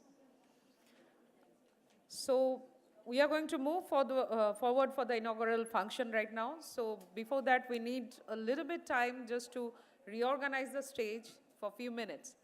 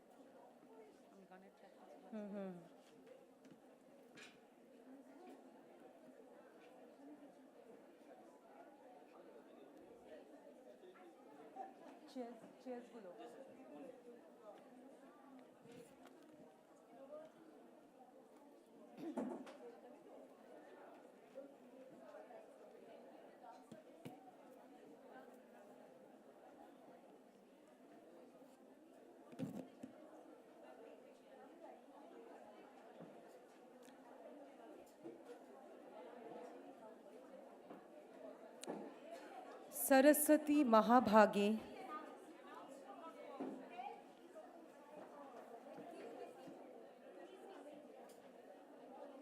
I request everyone to please take your seat in the hall. We will be starting with the inaugural function. Please don't leave the hall. Please be seated.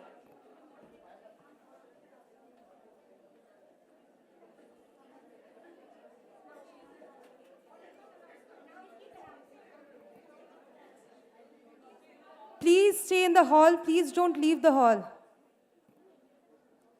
Kindly settle down as we are going to start with the inaugural function.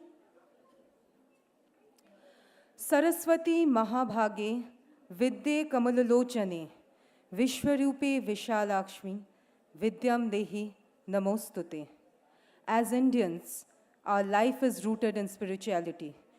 We reaffirm this fact by starting every activity with the invoking of the Spirit. May the Lord bless the occasion, and by your condemned presence, you may grace the occasion. I welcome on stage Ms. Neha Shaha, third-year student of Ruby General Hospital, to mesmerize us with her divine performance on Saraswati Vandana.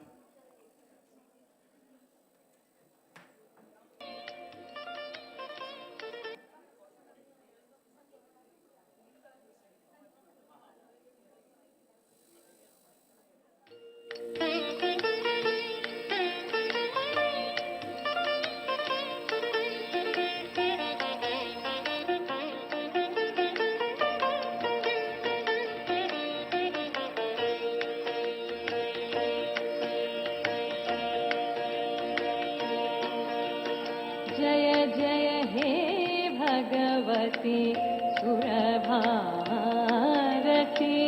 तव चरणों प्रणमामः जय जय हे भगवती सुरभारती तव चरणों प्रणमामः नाद ब्रह्ममयी जय वागेश्वरी नाद ब्रह्ममयी जय वागेश्वरी शरणं ते गच्छामः जय जय हे Bhagwati सुरभारती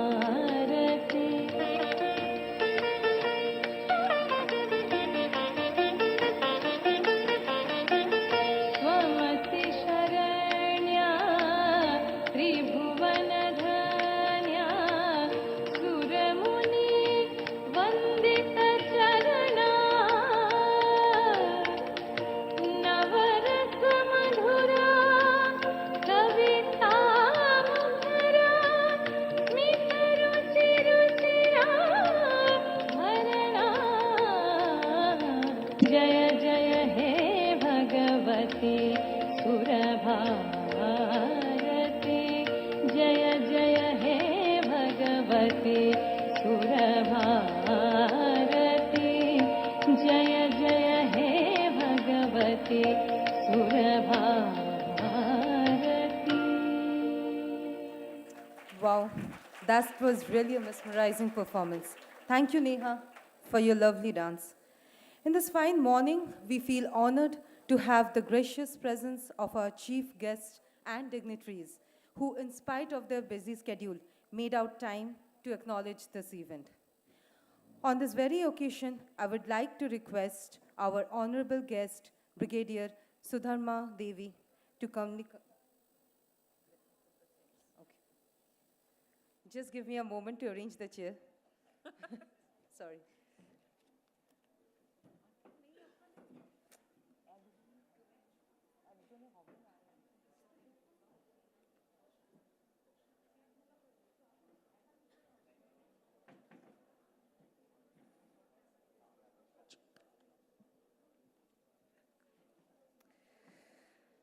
On this very occasion, I would like to request our honorable guest, Brigadier Sudharma Devi, MNS Headquarters Eastern Command, to kindly come on the dais. Madam, please. Next, I would like to request Madam Shabani Mondol, Registrar West Bengal, to kindly come on the dais. Now, I would like to request Ms. Sania Thomas to kindly welcome Dr. Anjali Dhol, Registrar of INC. President of INC.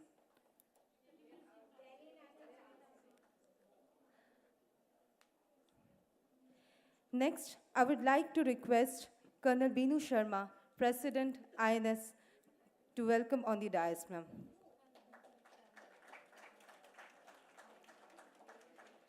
Now, I would like to request Mr. Saurava Nadipuram, Business Director of BD, India and South Asia, to kindly come on the dais.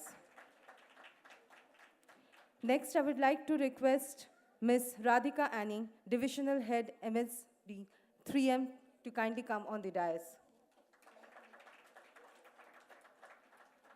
Now I would like to request Mr. Arun Sondhi, Vice President, Vascular Access Division Polymed, to kindly come on the dais. Now I would like to request Dr. Vivek Sharma, Head of Marketing B-Bron, to kindly come on the dais.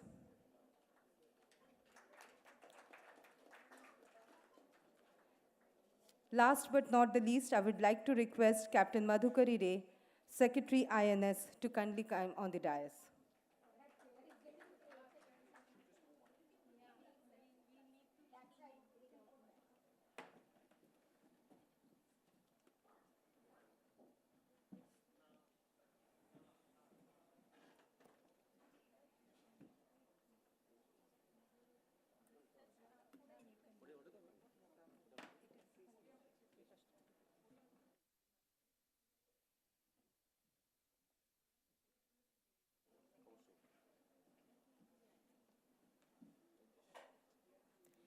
Deepa Jyoti Param Brahma, Deepa Jyoti Janardana, Deepo me haratu papam, Deepa Jyoti namastute. In order to remove darkness, light is essential. Almost every sacred ritual begins with the lighting of the lamp representing the Agni. The first hymn of the Rig Veda is addressed to Agni, the god of fire. It symbolizes not just the physical energy, but the cosmic force or divine light, standing for the auspiciousness, prosperity, and abundance. Now, may I request all our dignitaries to light the lamp and inaugurate the session.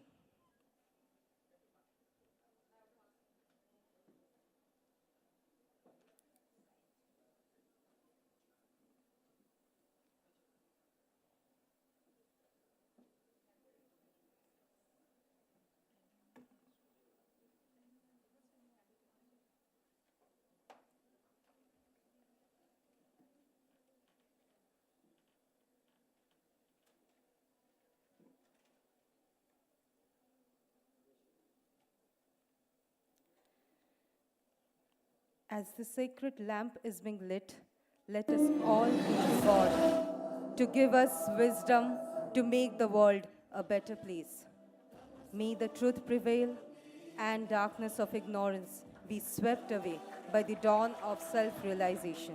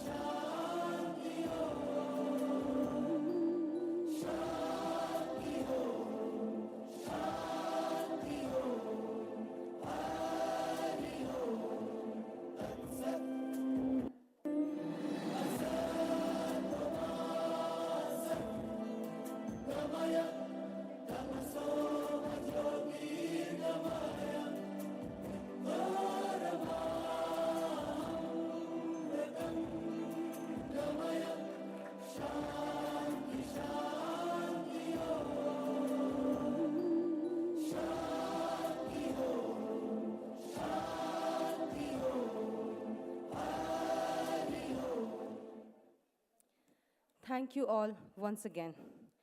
Now, I would like to request Colonel Binu Sharma, President INS, to address a warm welcome to all the guests and dignitaries present here. She's a woman of distant vision, fountainhead of illuminating ideas, an idol of knowledge and experience, and inspiration to all of us. We welcome you, ma'am. Namaskar, good morning. It's such a great pleasure and a moment of pride for me to be in Kolkata, the city of joy, to have our 11th INS national event. Infusion Nursing Society started way back in 2010. It's an affiliate to INS US, and we started with a single vision to improve, enhance patient safety, infusion safety by building up on nursing knowledge and competencies. It's a society not for profit. The single vision is to engage nurses, train them through building their knowledge, giving them guidelines, standards, helping them to create their SOPs. And I'm glad to say that in last 11 years in India, we have made immense progress. We have the nursing leadership of the country, which is part of INS India, the General Council members. We have nursing leaders from across the country. All major hospital leaders are part of INS. That is the power of vision of INS. We've got 2,000 lifetime members. We've got about 13 city and state chapters, which is very, very active. We do a lot of activities to engage nurses, to train them on all days with a lot of scientific agenda.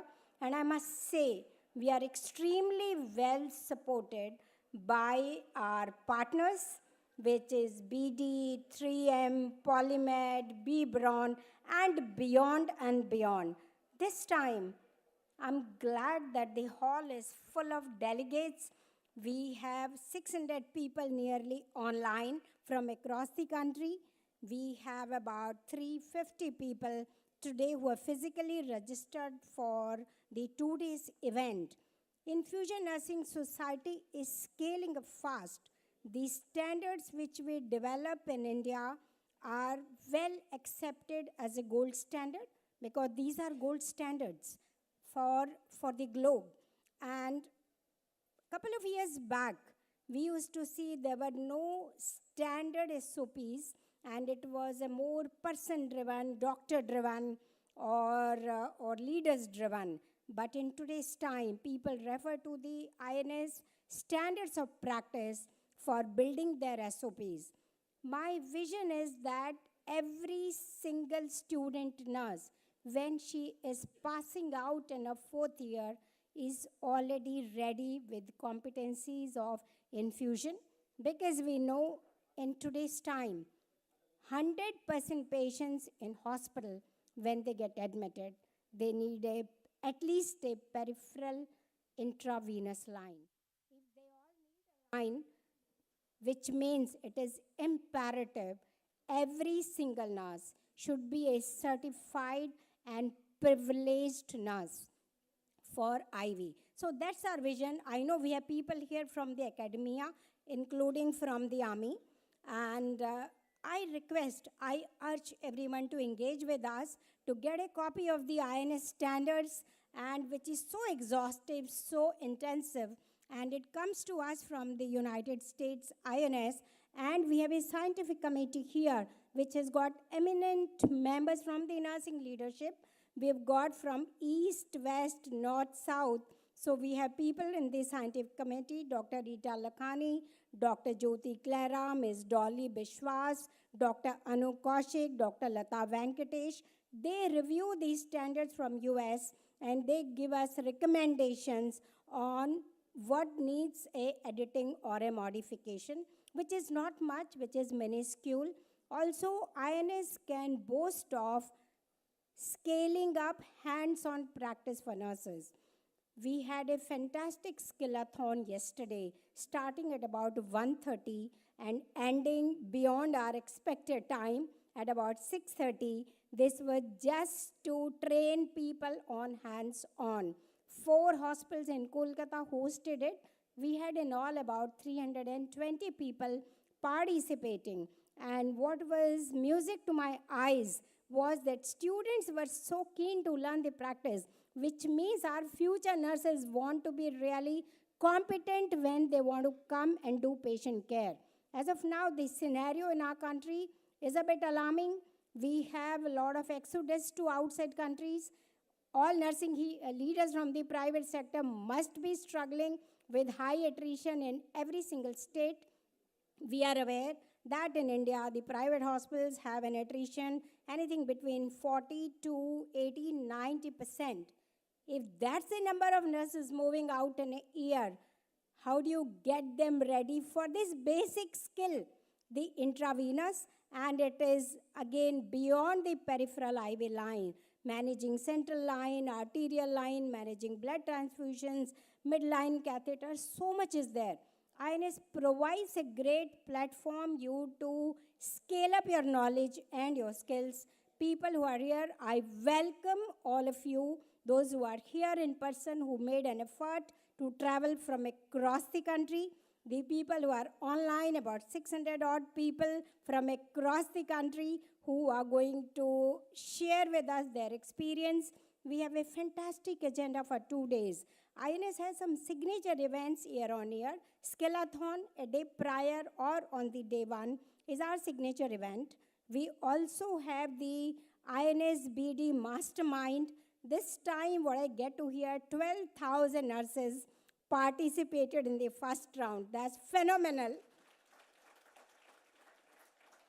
We also have another signature event of our national event, which is INS Lit Awards, where we reward some distinguished people. 3 awards. One is a Lifetime Achievement Award to a very, very deserving nursing leader. You will get to be part of that tomorrow. We have a Rising Star in Nursing Practice and a Patient Safety Champion. These are all hosted by 3M on the platform of INS. And we get a lot of responses on best practices, abstract. We get responses on the e-poster presentation. So nurses are wanting to be engaged. It is our duty to engage them, and that's my request to all the nursing leaders, the teachers, the people heading quality, infection control. Please make best efforts to mentor and coach the budding nurses. They are going to take forward the lamp we just lit. If we let the light die down, who is going to take care of our patients in future? It is our moral responsibility. INS is part of that vision and mission of ensuring infusion safety, enhance patient safety. I'm thankful to everybody who has supported INS this time, the delegates, the organizing committee, and our industry partners. I also wish to make an announcement from next year. We are also adding another signature event, which is the Prerna Scholarships. The Prerna Scholarships are again going to be 5 distinguished nursing professionals will be getting the scholarship on the platform of the national event, and which is going to be associated with one of our industry partners, Lone Star, the MD, Mr. Sandeep Ramkadia is here. They are well supporters of the Infusion Nursing Society and overall the nursing professionals. On this occasion, I thank everyone on the dais, the dignitaries who are with us today, and thank you for taking your time. And I want each of you to have a great 2 days learning program. And thank you, GC, the nursing leadership, which has traveled from across the country. Captain Sandhya Shankar landed at 3 a.m. thanks to one of the airlines which delayed a flight by 4 hours. People who were engaged in important personal activities kept it aside to be part of Infusion Nursing Society. Thank you, Madam Abanti Gopan, for always being part of us. Thank Thank you, GC. Let me name some. We've got Miss Sainu, we've got Dr. Rita, we have Dr. Unmana, who's not a GC, but she's from the East Sector supporting INS, Dr. Sunita, Captain Neelam Deshwal, Miss Tangam, Harvinder, Dr. Jyoti Clara. There are many more. So all of you stand together, and we all stand together for our junior team, for our nurses, for our nursing students across the country, and we wish to take forward this work more and more. In fact, we are going to start our skillathon based on the excitement of the people, the interest of the people. We'll be having a quarterly skillathon across the country. Every quarter, one region will be choosing. We'll request the nursing leaders to host these sessions. We'll appoint our champions from INS, and we wish to train at least 1,000 to 1,500 nurses through these skillathons in the coming financial year. We can scale up more if you join hands with us. We'll keep scaling up. We wish to really exceed the nursing expectations in terms of building standard of care, and we want to exceed expectations of our patients, of our administrators, of our doctors, and beyond everyone, of our nurses. Thank you, everyone. Enjoy the 2 days. Have a great learning. And thank you for giving us the chance to host you all in this city of joy. Captain Madhukari, thank you very much. Arpita, thank you. Ms. Dolly, thank you for organizing this fantastic event. And thank you, everyone. Enjoy the day. Thank you. Thank you so much, ma'am, for your motivating speech and in-depth insight. Now, I would like to request Mrs. Shabani Mondol, Registrar, West Bengal, to say a few words on this occasion. Ma'am, please.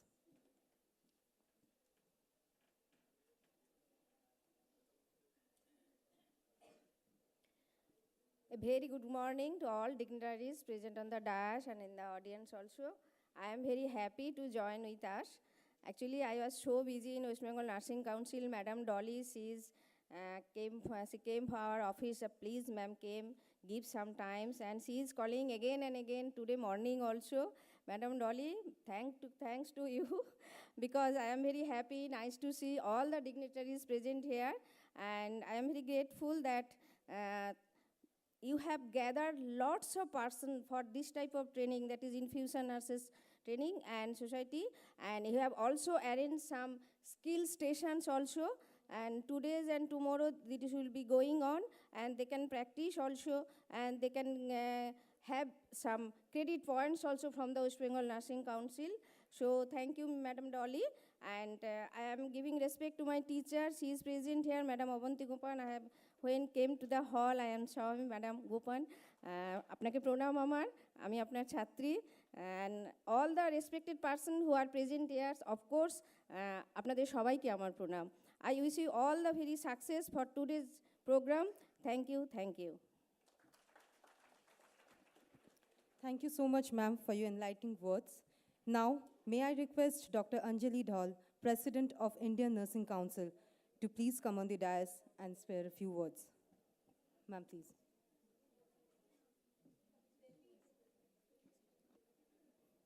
I'm Anjana Dhal, President, Delhi Nursing Council, and Principal, Florence Nightingale College of Nursing, GTB Hospital, Delhi University.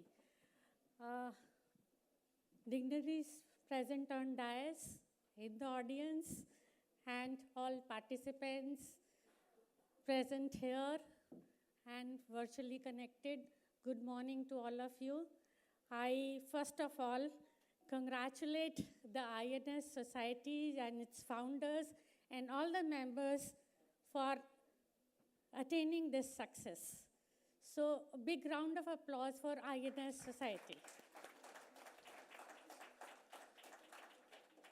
And thank you very much, Madam Binu, to invite me and connect me in this forum. There is another announcement. I should make it, Madam Binu? For Madam Binu has added another feather in his cap, in her cap.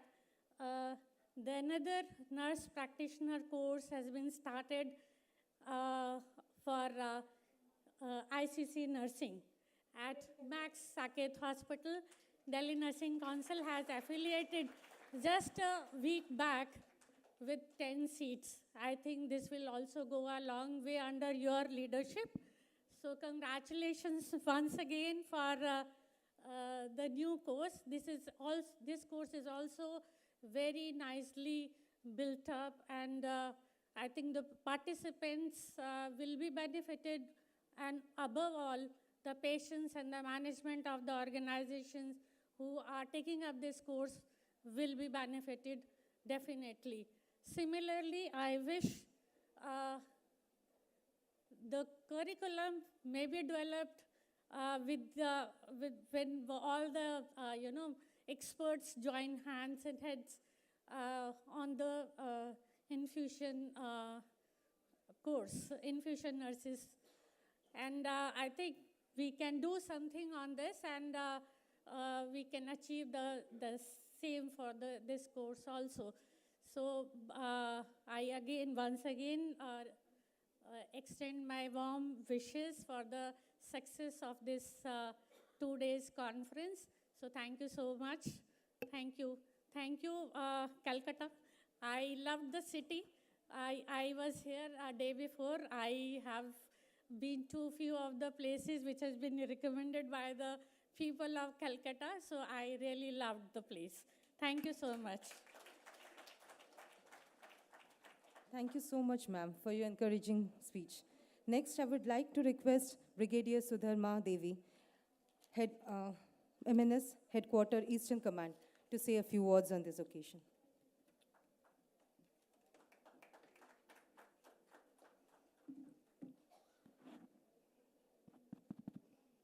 Good morning, ladies and gentlemen. I am Brigadier Sudharma, Brigamen's Headquarters Eastern Command. Even though I have completed 37 years of service in Indian Army, this is the first time I am attending such a conference of INC. Thank you all for inviting me. As you all know, our profession, that is nursing profession, is one of the largest segment of healthcare system of the government. So to improve our nursing skills and professionalism, we need constant training, and we need higher educations, and we have to have confidence and knowledge. And we get many opportunities. We have the opportunities to work in hospitals, in schools, even in community health, and also in our own home.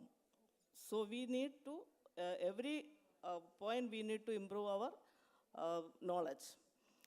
By organizing such conferences, we get adequate chances to improve our knowledge, to share our knowledge, and even though this starts from the training of as a student nurse, but we have to continue training and update our knowledge day to day. Such type of conferences will help to improve our nursing professions and knowledge. Then comes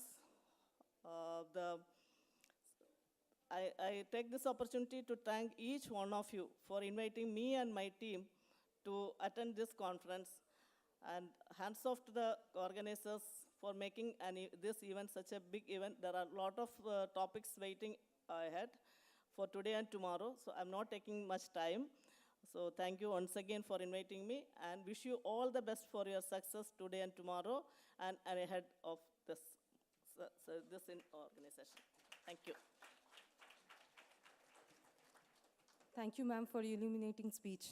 Now, may I request Mr. Saurabha Nadipuram, Business Director of BD, India and South Asia, to say a few words on this occasion. Sir, please.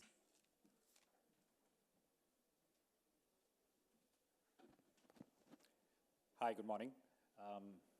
It's a privilege to represent BD, Becton Dickinson, one of the founding partners with INS. It's been 2010, and the tenets of our journey continues to be how do we improve the standard of care through training, of our nurses, of our caregivers. And that is something which we started off and we said in 2023, can we be different? We said, okay, let's try and not just stop with one conference, which is with this, but how do we see it through the year?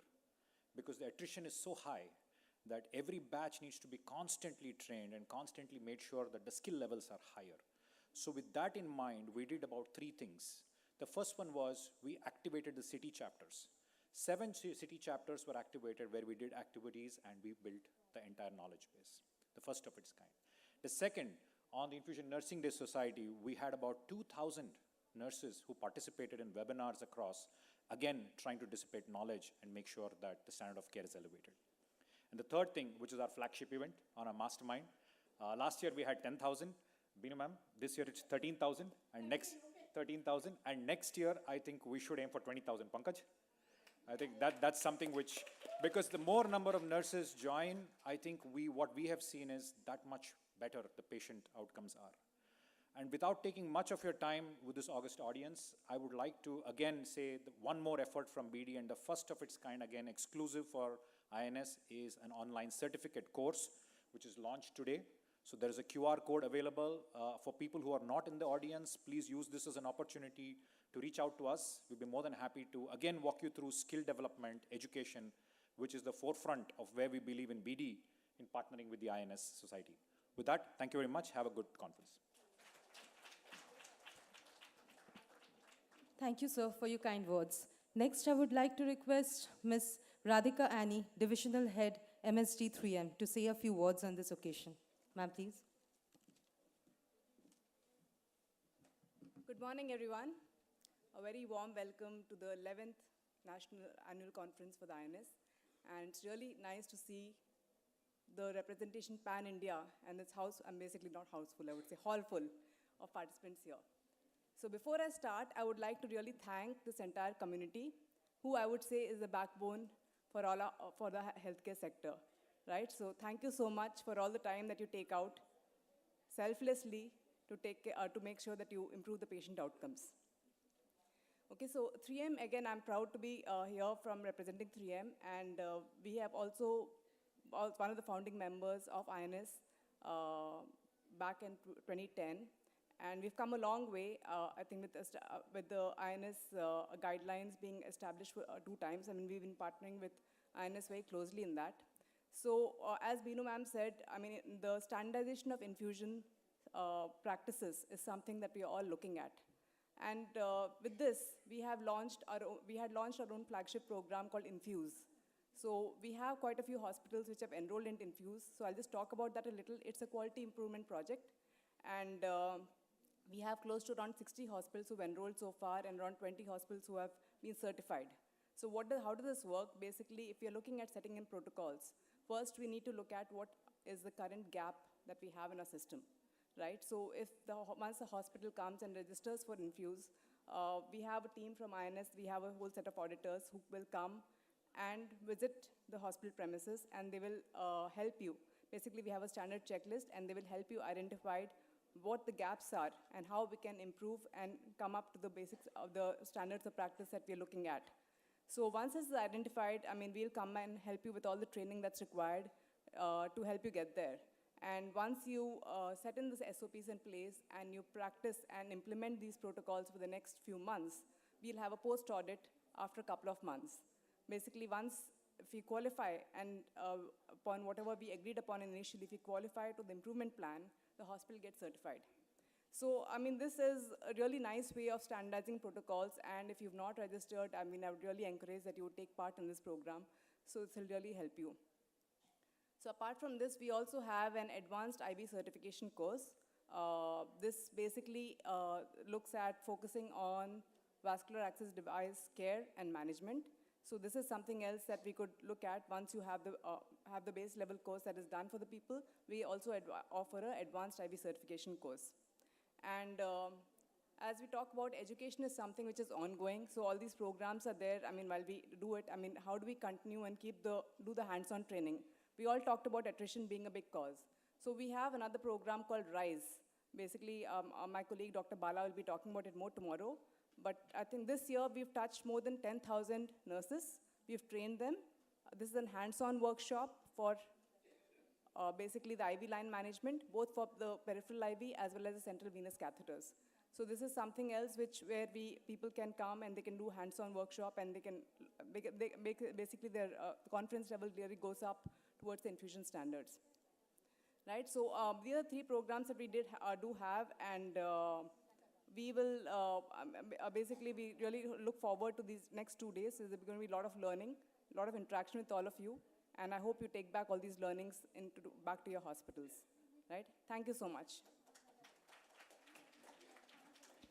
Thank you so much, ma'am, for your encouraging speech. Now may I request Mr. Arun Sondhi, Vice President, Vascular Access Division, Polymed, to spare a few words on this occasion. So please.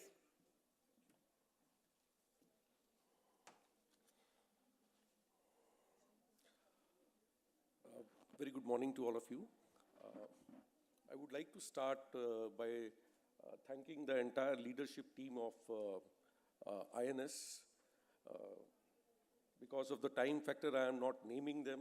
All of you are aware of the names. For giving such a wonderful platform to Polymed to partner with INS, and it's a long-term association with INS. The backdrop is the core of this association is because we share the common goal of patient care and quality standards. So thank you very much for such a platform. And let me tell you, the leadership team of INS is very, very young. I consider them 20 years old, all of them. The reason is because somebody said that anybody who stops learning, is old, whether at 20 or 80, right? So, the leadership team is ever evolving, ever learning, creating platform for all of you to learn, interact, and reskill yourself. In fact, the illiterate of 21st century will not be those people who cannot read or write, but they will be those people who cannot learn, unlearn, and relearn. So thank you very much. And it's really a privilege and honor. And I would like to quote, I read one quote, which was very crisp and which really defines the meaning of nurse. And the quote is, anyone who saves one life is a hero, and anyone who saves 100 lives is a nurse. So thank you very much. Have a great 2-day session. Thank you very much. Thank you so much, sir, for your kind words. Next, I would like to request Dr. Vivek Sharma, Head of Marketing, BBRON, to spare a few words on this occasion. So please. Thank you so much. Good morning, everyone. It's my privilege to be with wonderful souls who define and reshape the healthcare, and that's nurses. Thank you for making me part of this event. Let me introduce myself. My name is Dr. Vivek Sharma, and I head the marketing for BBRON. If I have to talk about BBRON, it's a new addition to the INS. Yes, this is our first year of participation as an associate partner, but trust me, everyone sitting here knows BBRON, and we have been operating here since last 40 years and globally for more than 180 years. We are the pioneers in the healthcare space for many of the products, whether it's been the Branule, which is called as Cannulae right now. It was initially called as Branule. Whether it is the IVS systems, whether it is central lines, you just have to name it and BBRON is present. Our dedication towards the healthcare space remains to be counted. We have made advancement in the space of technology and services. Our goal in healthcare is to make the complex of the therapies look simple, safer, and smarter. Here, we are honored to partner with INS, Infusion Nursing Society, and the objective for us is to enhance the infusion and infection standard practices in India. And I'm sure it's just a beginning for us, and we will be doing lots of initiatives and training everyone possible under the banner of INS in the space of infection and infusion standards. Thank you so much. Thank you so much, sir, for your motivating speech. Last but not the least, may I request Captain Madhukari Ray, Secretary INS, to say a few words on this occasion. Madam, please. Good morning, everyone. I salute the dignitaries present here to spare their time, valuable time, despite their busy schedule. And I thank all the audiences and especially the GCs to be here to spare all of your time and to really make this event so successful. When I see the hall is full, I really feel very good that yes, I could bring the fraternity together. So that's the essence of the fraternity, that when we take it seriously, we really make it. So thank you all very much for making it, and thanks to all dignitaries for being here. Thank you. Thank you so much, ma'am, for your enlightening words. On this very occasion, I would like to request Captain Sandhya to kindly present the memento to our respective Brigadier Sudharma Devi P as a token of appreciation.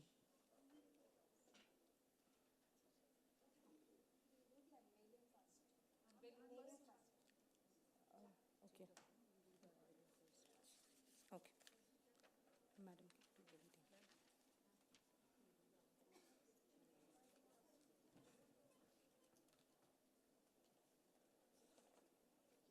Unveiling.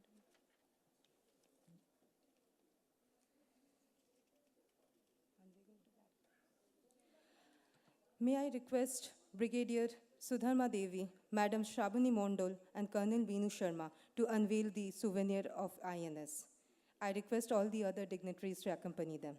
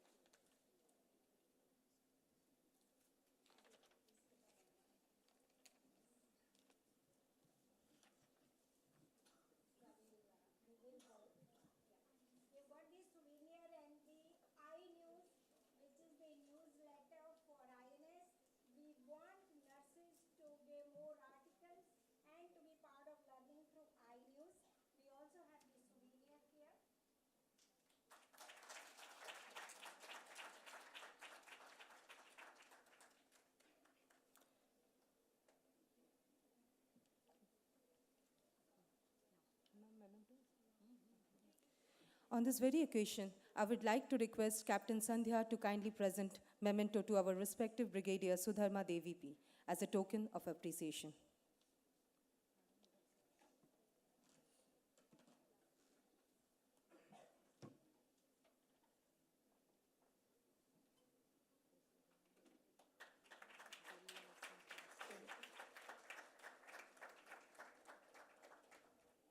Thank you, ma'am.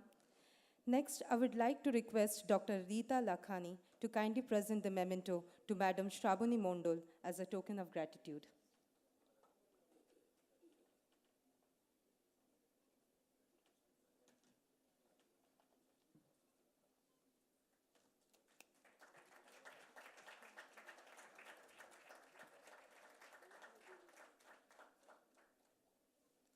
Thank you. Now, I would like to request Ms. Sanyo Thomas to kindly present the memento to Dr. Anjali Dhal as a token of appreciation.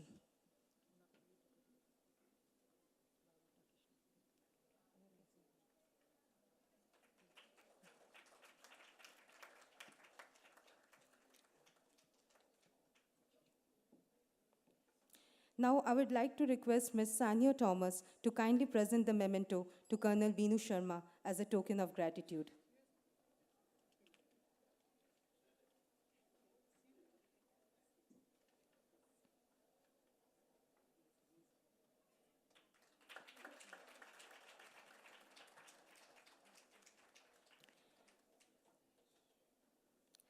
Now, I would like to request Captain Neelam Deshwal to kindly present the memento to Mr. Saurav Nadipuram as a token of appreciation.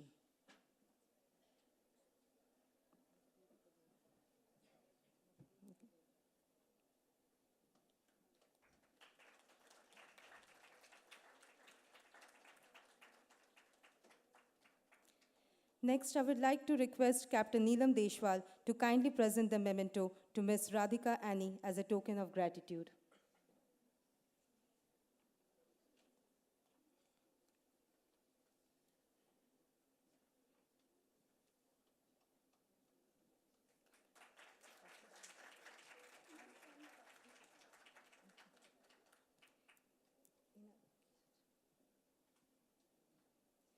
Now I would like to request Ms. Bindu George to kindly present the memento to Mr. Arun Sondhi as a token of appreciation.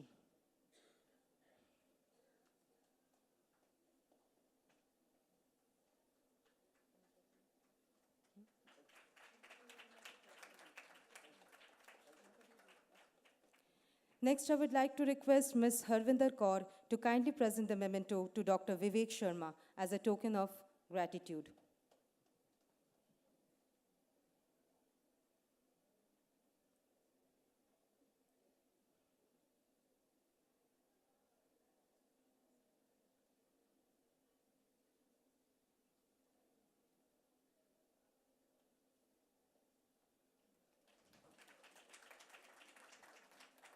Now, I request Ms. Harvinder Kaur to kindly present the memento to Madam Madhukari Ray as a token of appreciation.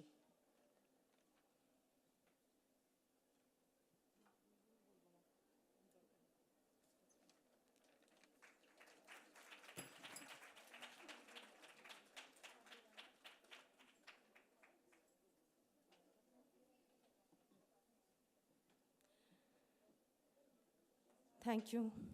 Now, may I request the Children's of Voice of World, a social welfare organization for the differently abled and the underprivileged children.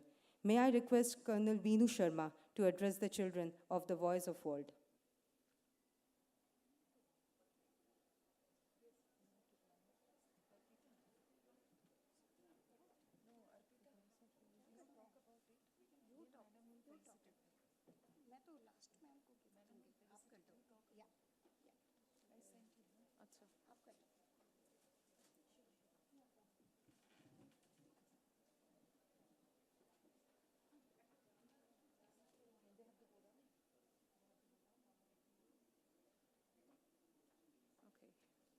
May I request all the dignitaries to take their place off the dais, please, because the children has to take the stage. Yes, ma'am.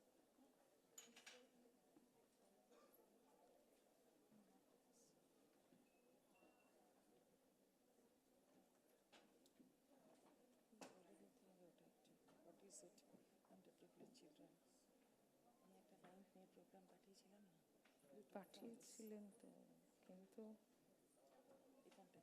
এইগুলো কথা বলে না voice of কি করে কোনটা নেব এগুলো বলো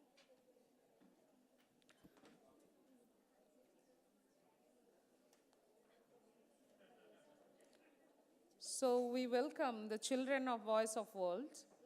Voice of World embarked upon its philanthropic journey on 4th November 1992. Srimati Gargi Gupta, founder and chief functionary, started the organization by supporting visually challenged students for their higher education. Soon, VOW started expanding the scope and extended services for all kinds of disabilities. Come here. Come. Eddie, come here.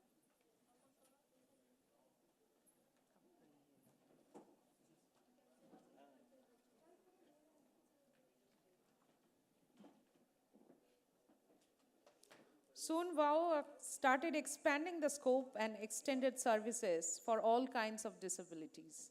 WOW reaches out to and provides support to about 300 residents in West Bengal and one each at Puri and Delhi. At WOW, the concept of inclusion comes naturally as inclusion is inbuilt in the ranks. May I request the children to perform a song, a Ravindra Sangeet, for our audience.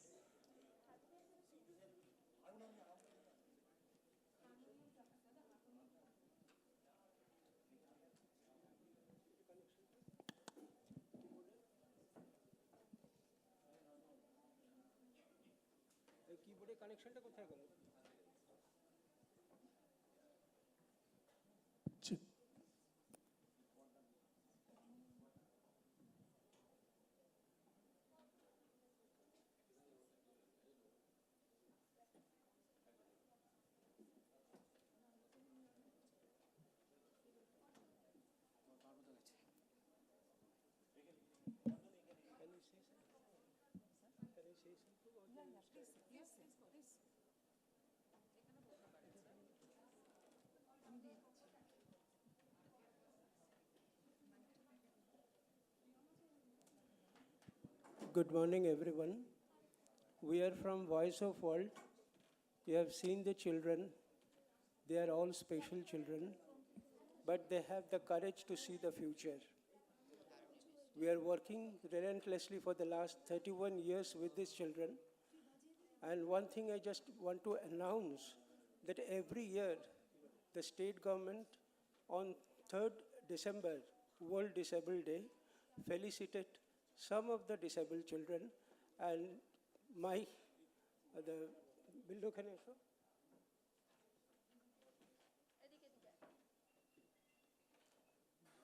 This is Billo Mongol Sardar.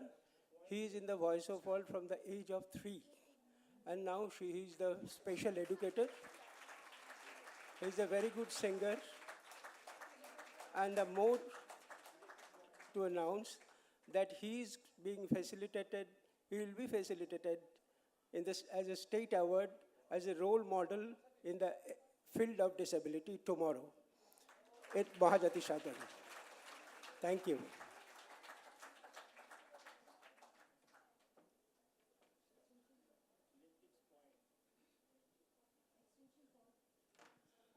We are starting with a Ravindra Sangeet and we'll end with National Anthem.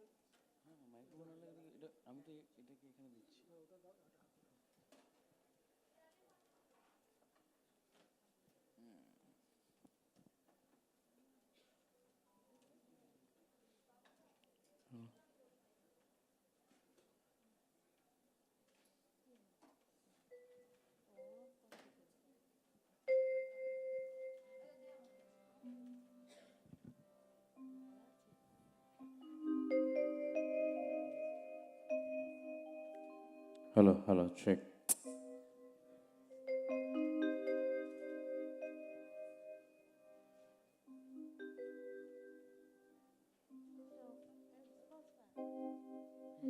Hello.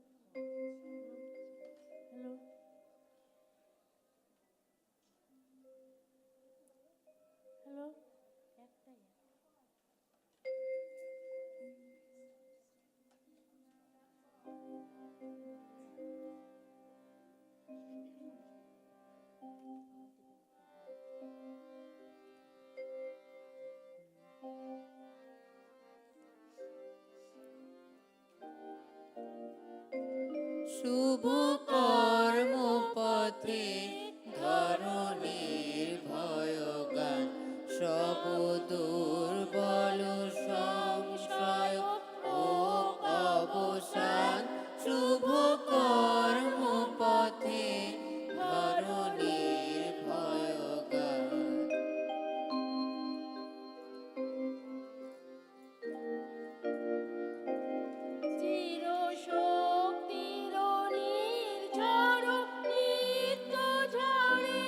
লহ সে অভিষেক ললাট পরে চির শক্তির নীল ঝড় নিত্য ঝরে লহ সে অভিষেক ললাট পরে তব জাগ্রত নির্মল নূতন প্রাণ দেবব্রতে বিঘ্ন হতে নিশিক্ষা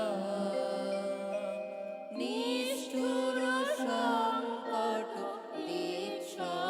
দীক্ষাবাদ দুঃখই হোক তব দীপ্ত মহান চলো যাত্রী চলো দিন রাত্রি করো অমৃত লোক পথ অনুসন্ধান চলো চলো যাত্রী চলো দিন রাত্রি করো অমৃত লোক পথ অনুসন্ধান জড়তা তামস উত্তীর্ণ ক্লান্তি জাল করো দৃঢ় বিদীর্ণ জড়তা তামস উত্তীর্ণ ক্লান্তি জাল করো দৃঢ়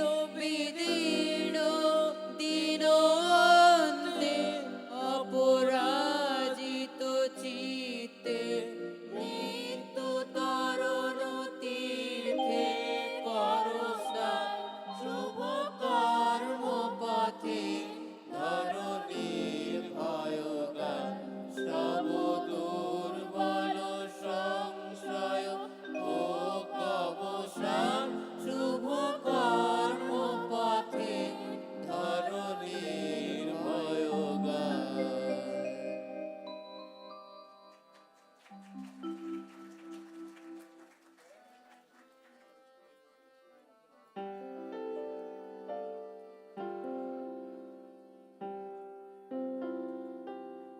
We will sing together, okay? Jana Gana मन अधिनायक जय हे भारत भाग्य विधाता पंजाब सिंधु गुजरात मराठा द्राविड़ उत्कल बंगा विंध्य हिमाचल यमुना गंगा उज्जल जलधितरंग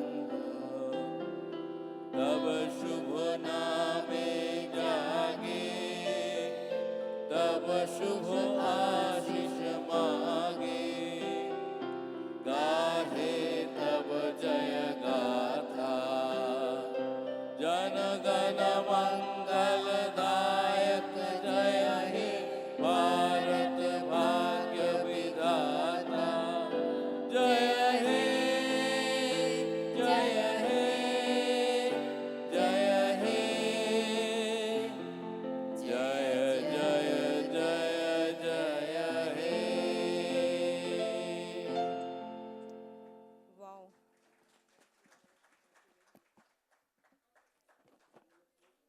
Wow, that was really a soulful performance.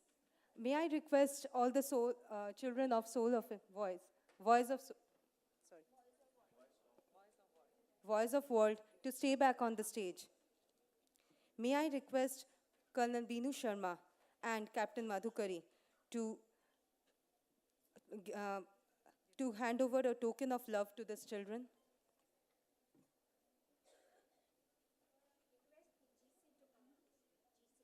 I also request the GC members to come on the stage.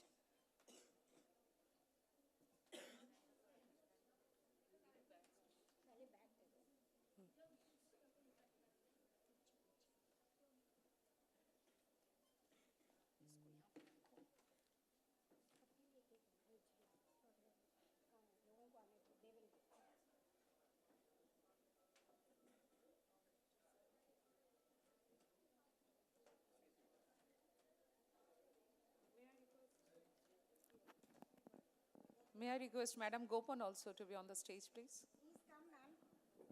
Please, ma'am. We all want to be with them. Okay, we'll start with your Pai, sir. Namaskar. Thank you so much. हमारी side से. Then more bags. Give it to all of them. More bags. आप दे दो, आप दे दो. Very heartening. All of you give. Next. More bags. Thank you, sir, for bringing them here. Thank you so much. God bless you. The opportunity to present our child.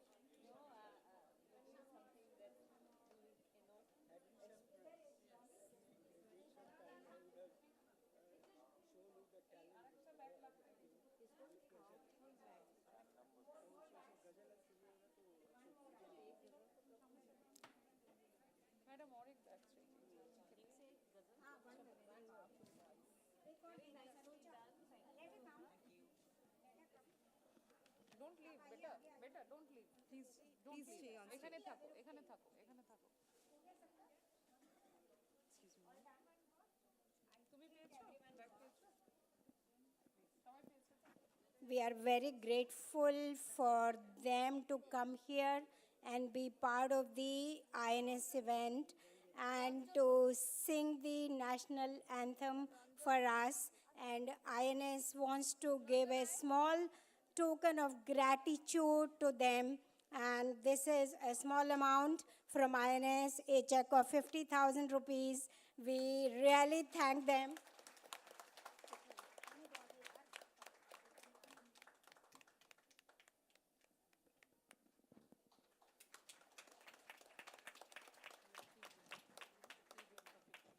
Thank you very much for doing this for us. बहुत अच्छा लगा हम लोगों को.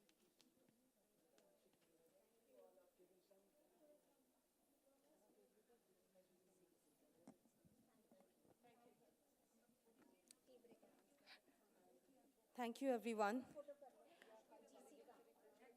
May I request all the dignitaries to please stay back on the stage for the group picture.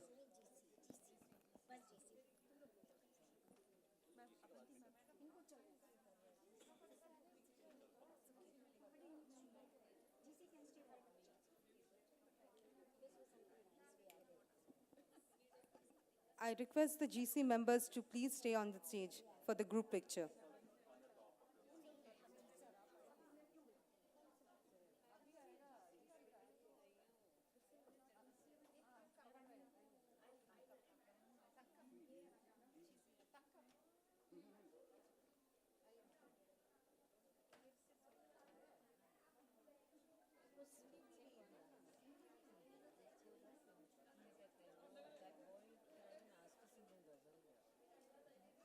Such a powerful voice.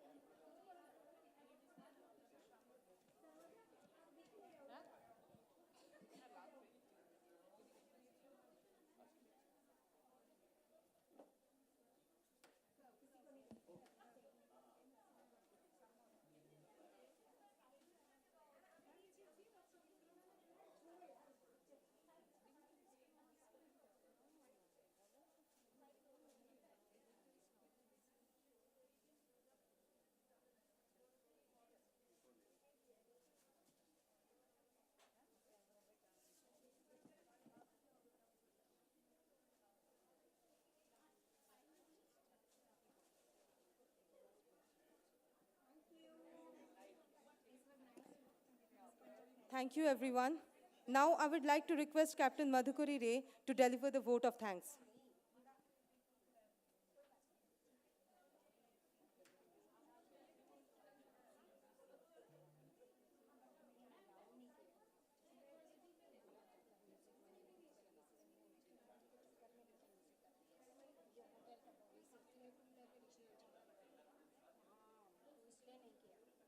Announce the T चाय announce किया है बोल दो और अभी वोट ऑफ थैंक्स का हमें किसके लिए देंगे मत दो कल दे देंगे नहीं सच में I know.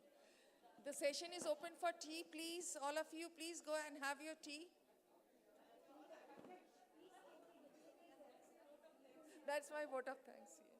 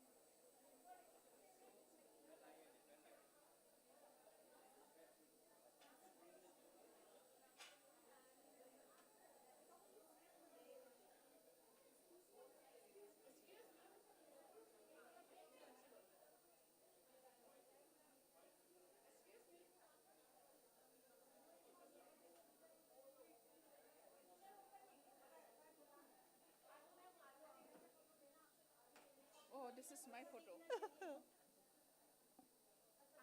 We'll take one. We'll take one.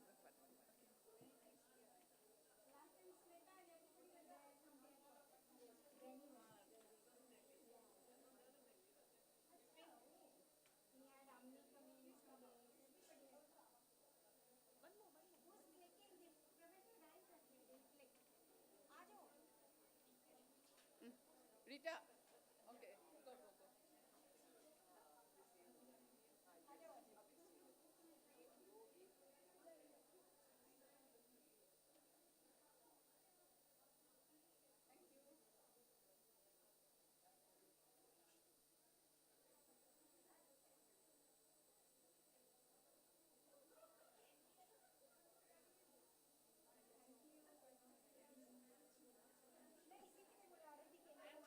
चाय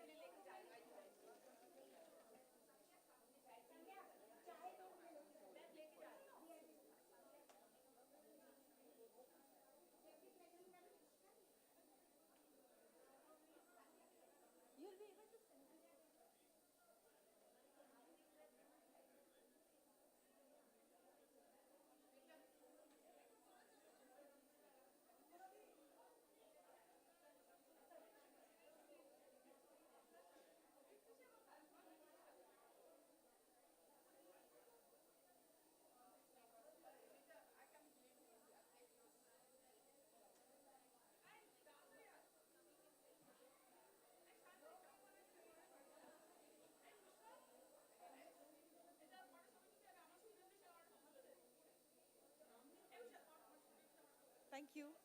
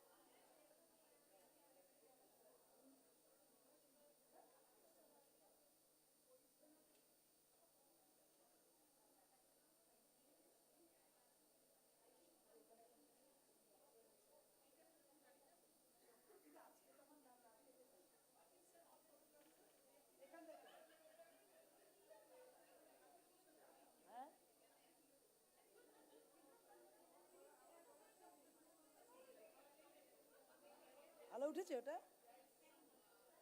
এটা ভালো উঠেছে দেখি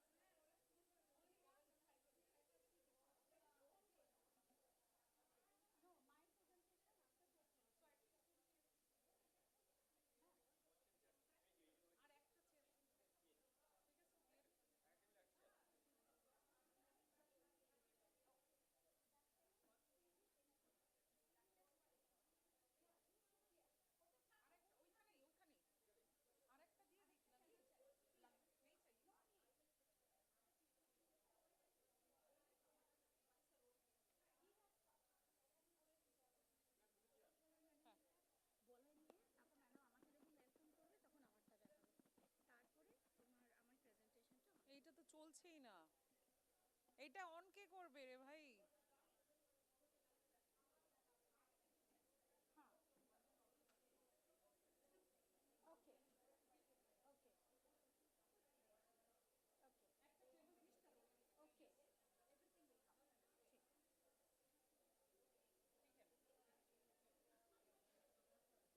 সম্পাদি কোথায়?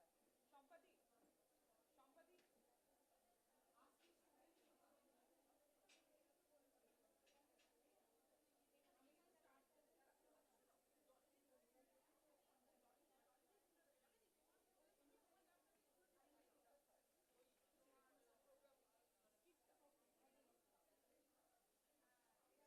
তোমার কত মিনিটে?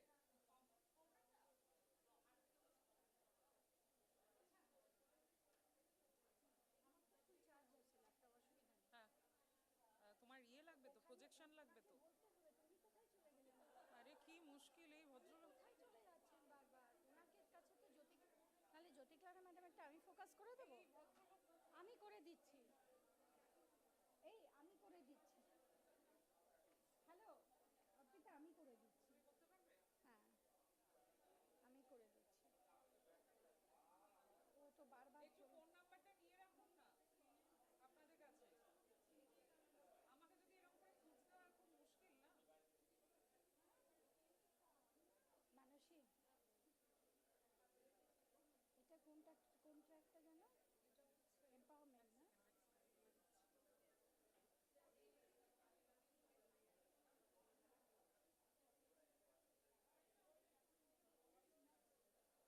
ঠিক আছে আমি করে দিয়েছি।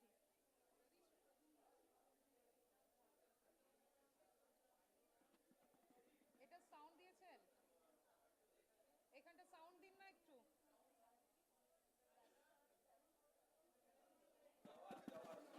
Hello. May I request all the dignitaries to sit back? can I request all of you, whoever is outside, to come inside and take your chairs, please? After your intro, you will call me, then only I will come.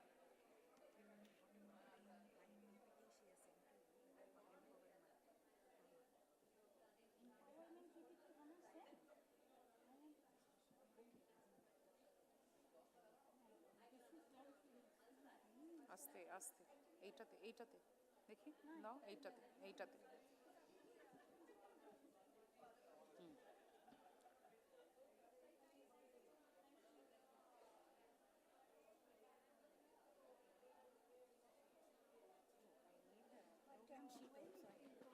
May I request all the delegates to come inside and take their chairs, please? We are about to start our session.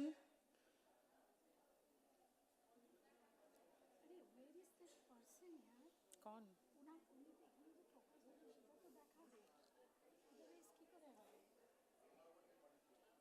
ইনি কোথায় গেলেন? উনি কোথায় গেলেন?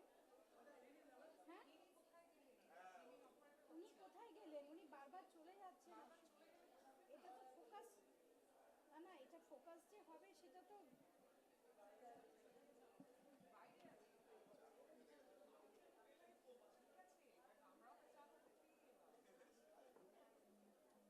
চা coffee খেতে গেলে তো এখন হবে না।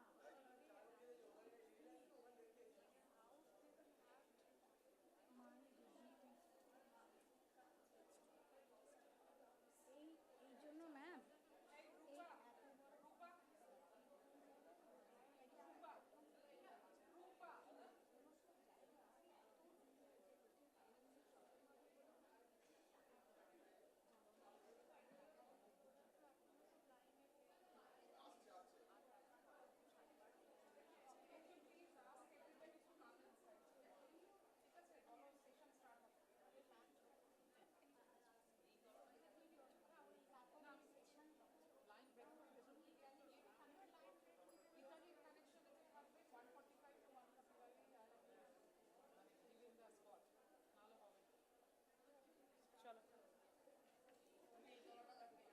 আমি স্টার্ট করছি ম্যাডামের যে আমি দেখাবো সেটাই তো আমি এখান থেকে ওই তো এসে গেছে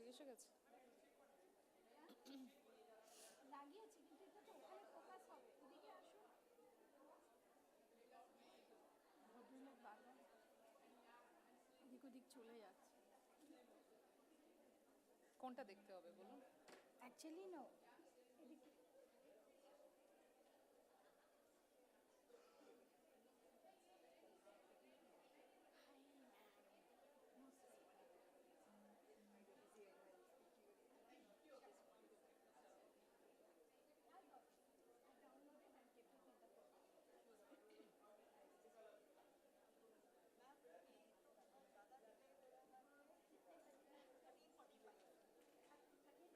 We will take care of it. 13:45, you have asked for it, we will give it. Shall I start? Shall I start? You just Stay down, I'll call. Dolly দি তুমি ওখানে বসো, আমি কল না, করব। এটা তো ওনারটা তো ওনার ফোকাস করতে হবে, তারপরে আমারটা আছে। কোনটা তোমারটা? এই যে Jyoti Clara, Jyoti Clara ma'am. I will sit কোথায়? এখানেই বসো, টুক করে উঠে আসবে।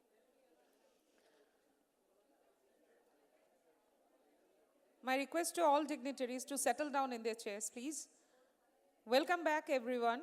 Hope you all have been recharged with a refreshing tea break.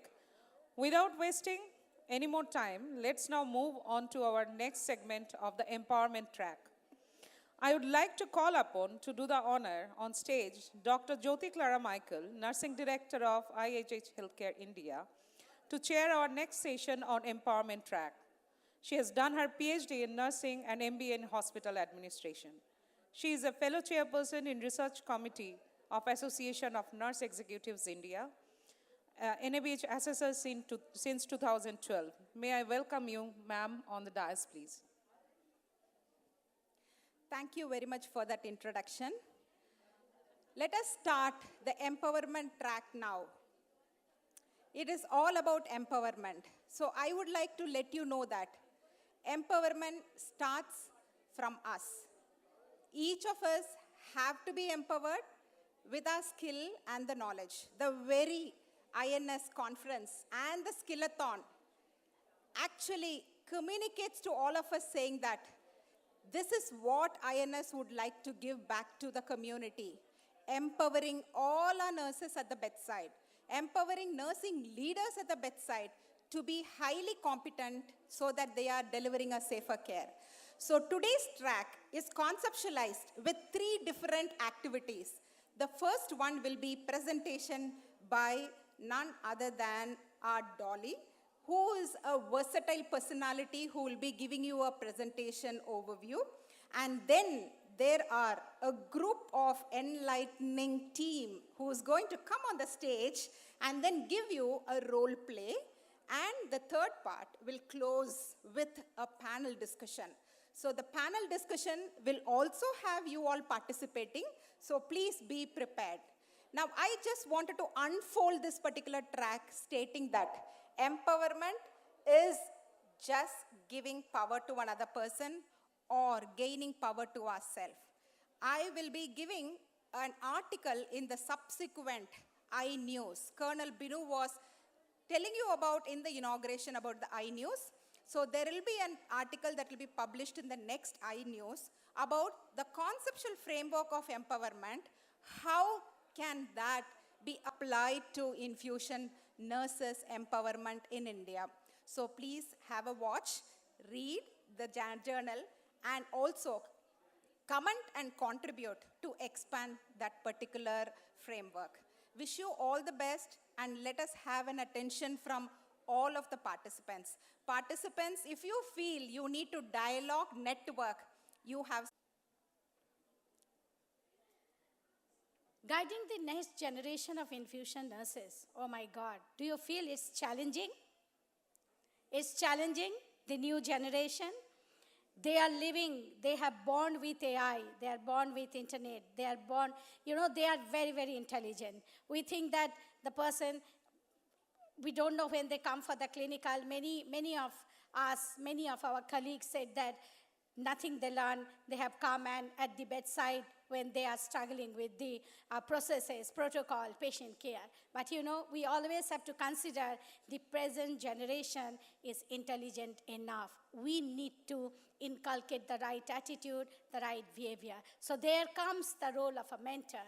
There comes lots of empowerment that we need to do for them. So recall the first day as a student at the college. Maybe we were having very joyful, we were very happy that we have got the entry into the nursing colleges, nursing schools. So if we recall, we get a lot of, feelings of first day of entering and how we saw that day by day we have grown. So first day, entering into the college, very joyful, very happy. But when at the first day at the clinical, various kind of, the various kind of expressions that we are having. You can see the expressions which are focuses in these slides. Sad, happy, angry, frustrated, upset. We do not know that what type of things we are going to get. And maybe some tension, some anxiety, something which is going to come. What our teachers going to say. So it's mixed kind of feelings, mixed kind of stages in the mind, which we were all having with these facial expressions. So this is the drawing. So transitions from the demo lab to the actual clinical area. Lot of cultural shock when transitions happen from the demo lab. In the demo lab, when we learn on a mannequin, on a dummy, and we know that this is the procedure to be done in this way when our fundamental of nursing teacher teaches us. But when we go to the actual scenario, the scenario is different. Patients' expressions, their behavior, and the way they are having the disease conditions, we need to learn a lot. So, in 1974, Kamas wrote on reality shock, described the experience of newly qualified nurse during their first few months of their practice. So this reality shock, how can we soothe? How can we make our new generation or our youngster, our novice nurses, when they are transiting from the collegiate educations to the clinical field, there comes, lots of empowerment. Ma'am said, giving power, giving authority, making them understand what is this actual field of nursing. It's not easy. It needs lot of dedication, lots of commitment, and lot of preparations. So that is what we need to train them. New graduates struggle with building capabilities as they enter into the practice, struggling, lot of challenges. So the mentor who will pull, who will empower each and every moment.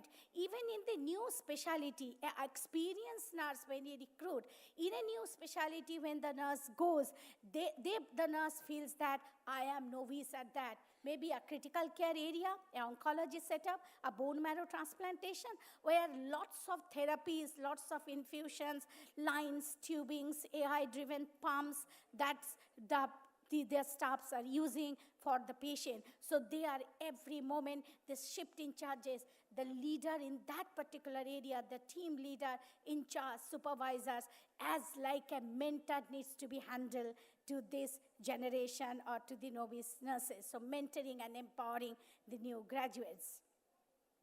So the relationship between a mentor and a mentee is described, a long-term process that takes place between a senior, more experienced and knowledgeable leader who is a mentor and a junior, less experienced staff member with a potential for leadership. So when a junior learns something great, they always keep in their mind the right processes, and they will never forget that I learned this right practice, or how to handle a small three-way tap or a Q side, even a flush syringe. When yesterday, Madam Tankam was training in this skillathon, each and every small processes, and all educated infection control nurse, I think in all 4 venues, were training this small nitty-gritty of the juniors. The students came in front and said, ma'am, we are overwhelmed. You know why? Today I learned what is the actual way, what is the particular practice that I need to keep in my mind when I'm handling the Q sides, when I'm handling the port. I am so much grateful and thankful that you have given chance to adopt all this today by organizing this skillathon. So you understand how important to mentor these junior novice nurses, the young generation.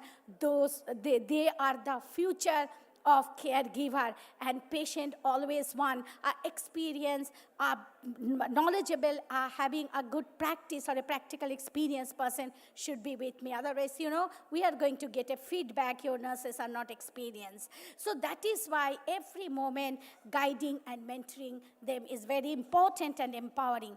Experienced nurses recall their own transition from beginner to proficient nurse, where learning occurs by observation, imitation, and role modeling. You see the physical touch, sense, auditory, and seeing the demeanor of the seniors, how they are doing, how they are communicating.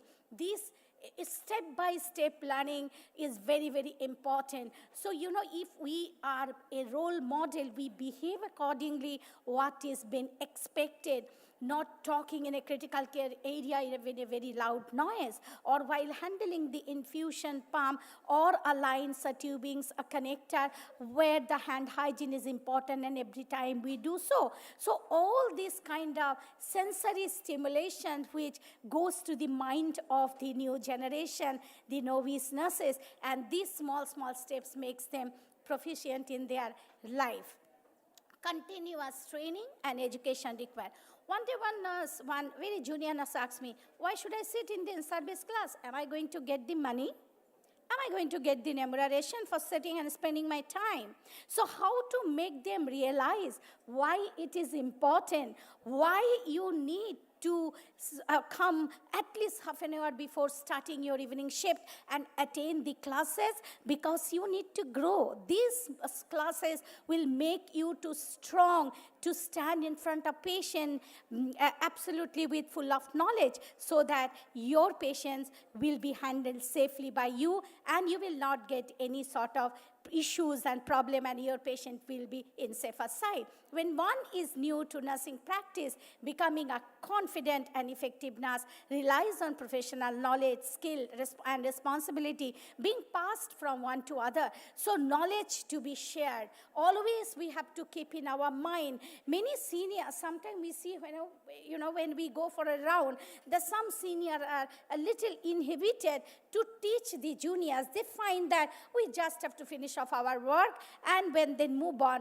Why we have to spend so much of time? See, this needs to be eradicated from the mind, and the seniors needs to guide effectively to the juniors. They have to take them in their wings and make them also to grow up with their wings and to fly. So that is what we need to do. And the core strength one need to inculcate is the communications. So communication is very important. It's not that when consultant comes around and asking that nurse that what is going on, what are the antibiotic, we are so much on antibiotic, antimicrobial resistance, antimicrobial stewardship and all, how to dissolve, how to give. If 4 are going on, ask the doctor to say, doctor, my patient needs this many of antibiotic. So the seniors, the mentor needs to inculcate all this attitude and behavior that the junior need to communicate, the staff, those who are young staff, they need to communicate to the consultant. So push them, make them come in front of the consultant and let them speak.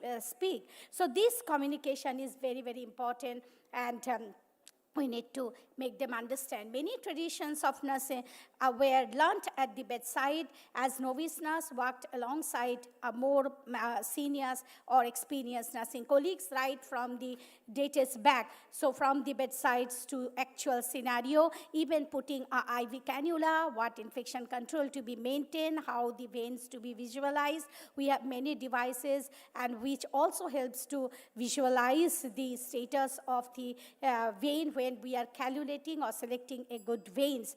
The goal of mentoring young people is to expand their values worldwide, strengthen their character, excellent communication skill which needs to be spoken about. Successful mentor understand that their role is not just a professional one. They are also take the professional interest in their mentees, caring about their individual need and goals. Today's nursing workforce relies on preceptor and mentor, guiding beginner nurse in their building of knowledge and development of mentorship. So that needs to be taken care. A mentor, it's written by Donovan, wise counselor. A mentor, written by Dingman, a learning relationship. A long-term relationship, said by Wallace. Critical companionship, said by Shane. An intense relationship between the mentor and mentees, spoken by Melis in 1982. So all these concepts to be very, very well understood and needs to be talk about it.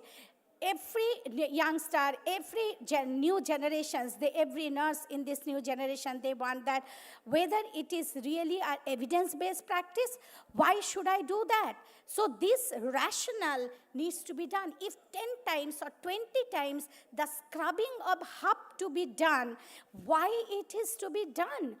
Thus is going to prevent the patients to have prevent the CRBSI or CLAPSI? Yes. So these evidences to be spoken in front of the new generation. Otherwise, they will not be listening to it. What are the key sites?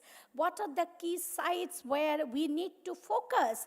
And then only the complete learning will be there. So aims of preceptor and mentor, constant support, motivation throughout all levels which are required, so that with this mentorship, preceptorship, and if we empower the youngsters, they from the novice state, they also will become expert. So introducing various certificate program on these lines, CVCs, PICCs, midline, chemoport, arterial line, arterial venous sheath handling, and AI-based infusion pump, which to be handled. So every time when they will get the certificate courses, they will be able to understand why it is important. Gen Zs have always, they bond with an internet, so accordingly we need to frame ourselves, the program, the modules. Elsevier's has developed what an awesome module. I mean, it's mind-blowing module that is in front of us. So every organization, if adopt the Elsevier module, the youngster, the new generation will get an idea.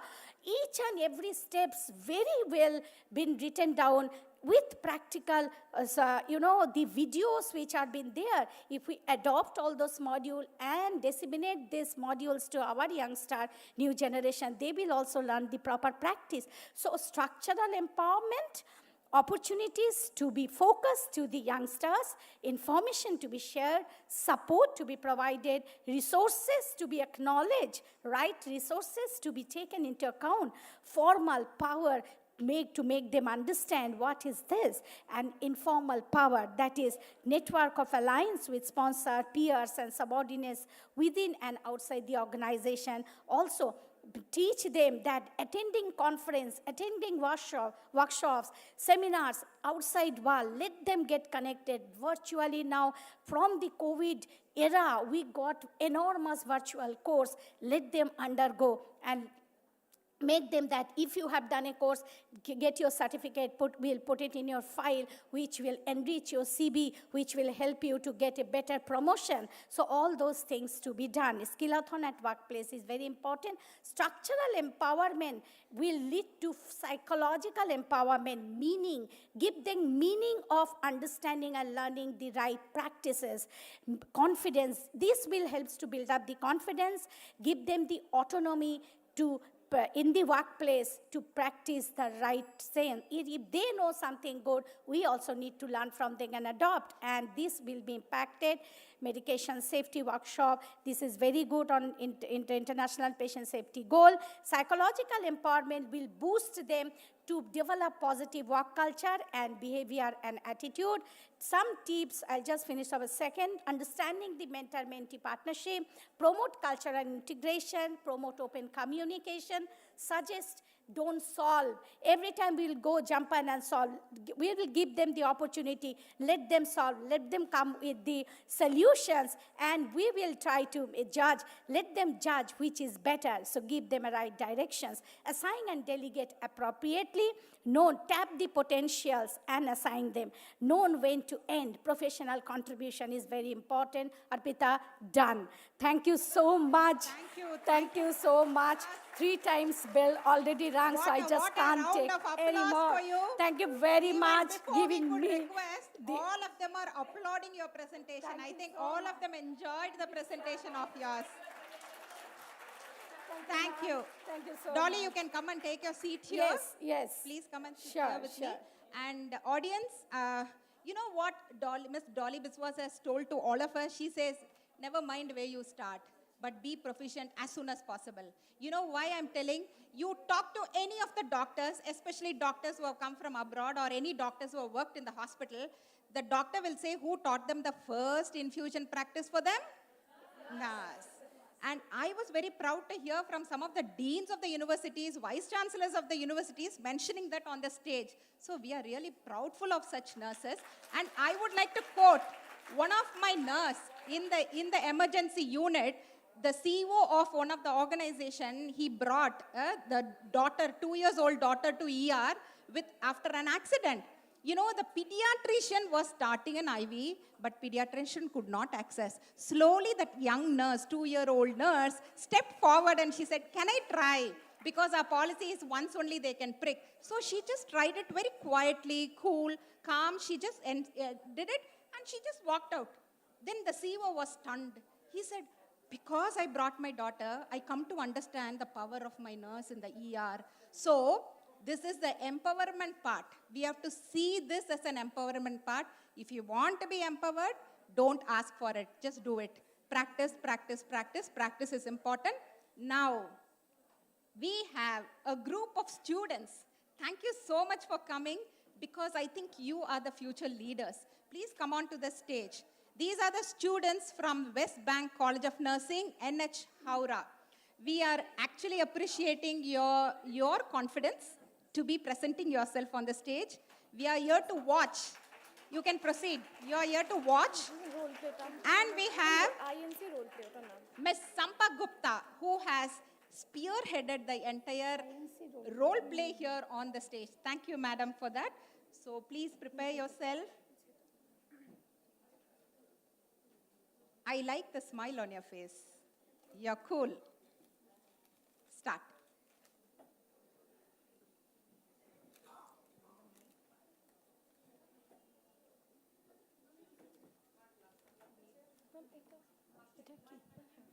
Thank you,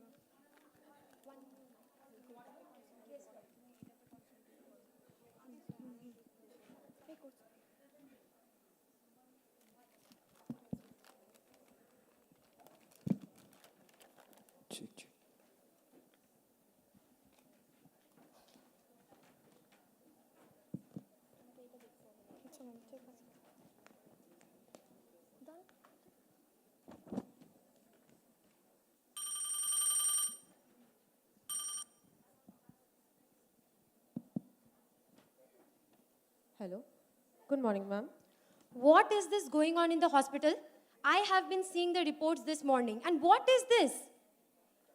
Ma'am, I have seen the reports, ma'am. The infection rates are really high in the Why hospital. are the CLAPSI and thrombophlebitis rates going so high? I'm really disappointed at it. Ma'am, we are trying our best, ma'am. The nurses are doing their best, ma'am. Ma'am, It is not the only responsibility of the nurses.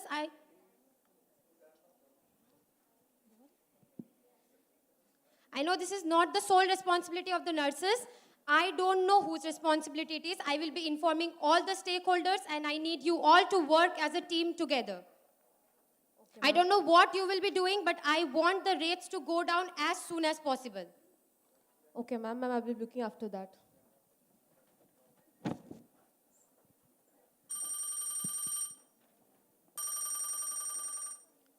Hello. Who is the quality nurse today appointed? Good morning, ma'am. I'm allocated here today.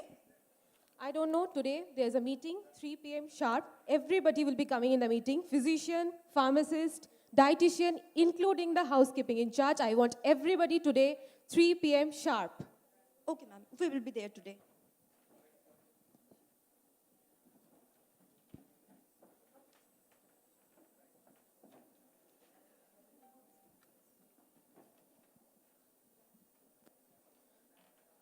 Good afternoon, everyone here. Look at the reports. What is happening in our hospitals? The infection rates, the CLAPSI rates are so high. Is this the care we will be delivering to our patients? I don't know. We will be working as a team. Everybody present here, all the stakeholders, need to take the responsibility, collaborate, and work accordingly.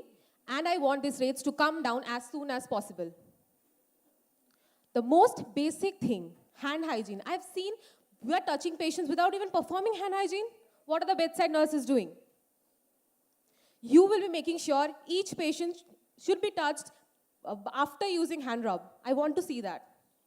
Collaborate with the pharmacist, clinical pharmacist we have, the dietitian, excellent dietitian, everyone present here, including the housekeeping in charge, everybody. Proper discard of the materials should be done. Everybody should see, and these rates should come down as soon as possible. I've said in the meeting what we'll be doing. I want the actions right now. Do you get that? The meeting is dismissed. Let's see what they have discussed. Will it be successful?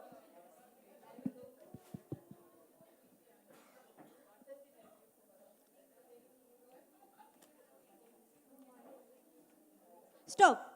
Don't touch the patient without using hand rub. At first use hand rub, then touch the patient.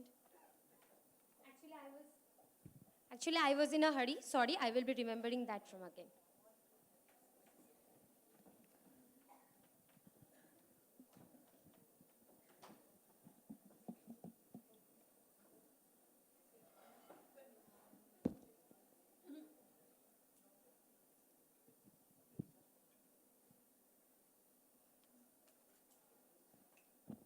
The patient is shock. Hurry up. Get the cannulation right now. Okay, sir.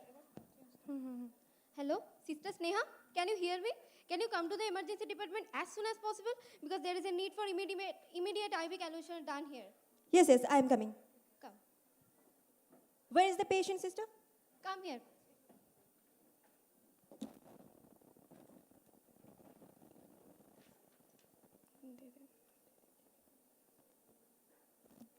IV cannulation is done. Thank you, sister. Sir, the cannulation has been done. Can you start the fluid? Very good. The cannulation is done so fast. Okay, immediately, come on, go and infuse the IV fluid right now. Okay, sir. IV nurse. The self-explanatory name itself suggests the idea. There should be one or more nurses in the hospital with expertise in all areas of vascular access. But beside all this, we should empower excellence in all working nurses in hospital to make them more confident and more efficient. So, what the potassium level of the patient? Sir, it's actually very low. It's 2.8. Oh, it is so low. Then I am prescribing him the K-Shield and the dose I have mentioned here already. So, infuse it as soon as possible. It will be better. Sir. Hello, who is the clinical pharmacist? Okay, so I have got a patient who is prescribed with KCL, but he is only having the peripheral line, and he is also hemodynamically unstable. Can we go for any another alternative lines like central line? Okay, thank you.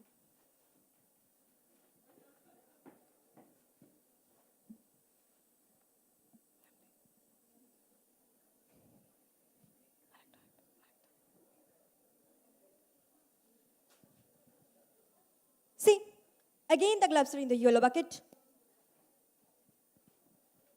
Look at here. They have not changed the tubing yet, even though the date has expired. Oof, I'm really getting frustrated. What is happening? Ma'am, the errors are repeating again and again. Ma'am, I think I alone cannot handle all these responsibilities. We have been teaching them the norm, how to discard the waste, and this is happening again in our hospital. Yes, I don't know. Again, we'll be taking classes. The classes will be there every day from now onwards. We'll be talking about proper waste management, and also we'll be talking about infection control. I want the classes every day to be happening. Actually, it's not possible for one person to look after everything in all wards.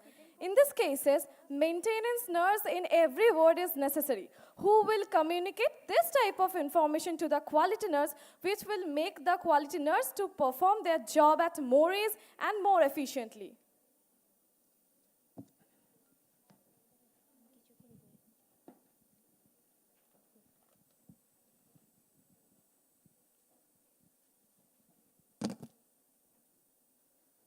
How are you feeling today? Yeah, good. Today is the discharge day. Yes. How is your chemotherapy going? Actually, I was really very frustrated with that repetitive cannulation done over there. It was really very painful. But now I am very thankful to all of you for encouraging me for implanting that chemo port, and it's really very helpful. Yes, chemo ports are very important for, as you know, repetitive cannulations can increase infection. So, chemo port will help you. For years after years, you can take chemotherapy, and did the nurses tell you how to take care of the chemo port? Yes. Yes, you will be taking your chemo port at the infusion from there, okay? Are you satisfied with it? Yes, very satisfied.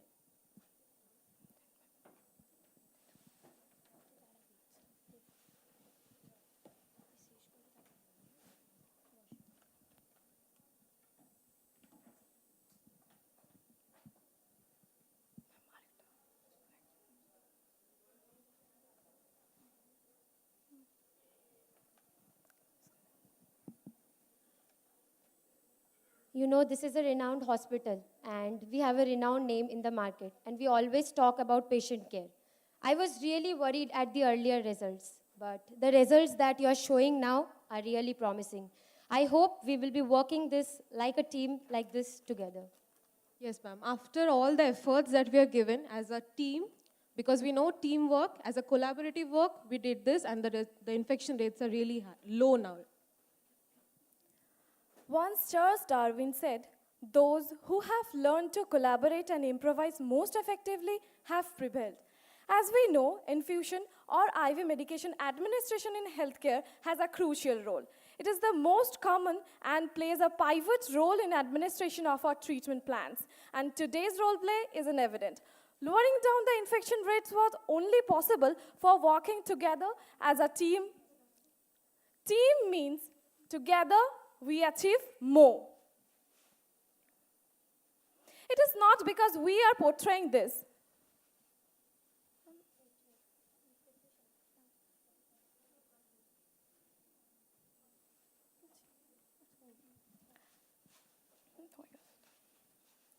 A study in China was conducted on establishment and implementation of a nurse-led interdisciplinary management strategy for central line maintenance. It was published in International Journal of Nursing Science. They induced the concept of VAST. VAST means Vascular Access Specialist Team. These team members consist of one senior nurse specialized in clinical intravenous therapy, 2 ultrasound or radiology technologists, 2 medical doctors capable of CVC and port catheterization, 5 junior specialized nurses in central line maintenance, 2 administrative coordinators for interdisciplinary coordination. The main areas they focused were overall self-care abilities of patients, success rate of one-shot catheterization and its compliance, patient satisfaction with catheter maintenance, catheter indwelling time, and prevention of complications. If we compare the results, post-VAST scores were satisfactory and higher compared to the pre-VAST ones. Interprofessional collaboration in healthcare. The components are role clarity, means understanding different roles of team. Overcoming adversity as a team despite of setbacks. Overcoming personal differences, even if you don't get along. Building trust and confidence. To develop trust in the team. And collective leadership. That means dispersing responsibility throughout the group to provide high quality patient care. In this way, collaboration approach to infusion services not only enriches the professional landscape, but also nurtures a collaborative culture elevating patient care. By harnessing this collective strength, empowerment becomes a shared journey.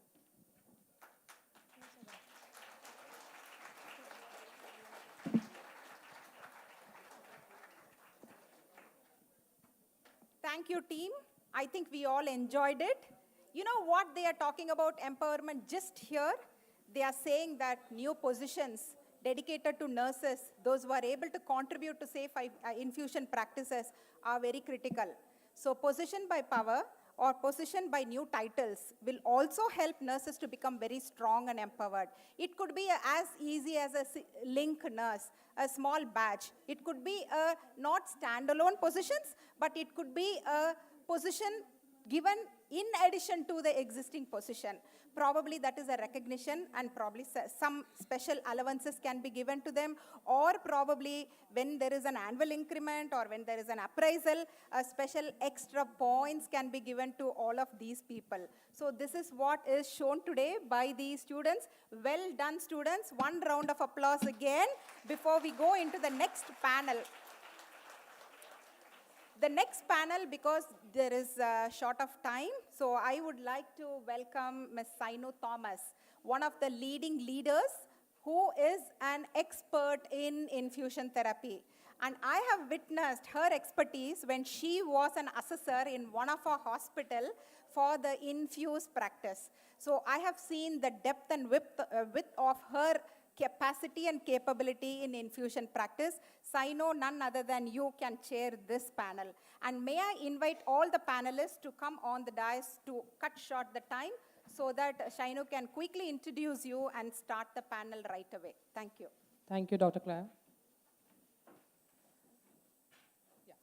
I request all the panelists, please put our hands together for Dr. Dipankar Shankar. He is the Chief Intensivist for Manipal Hospital, Salt Lake, Kolkata. Thank you so much for giving your afternoon for us.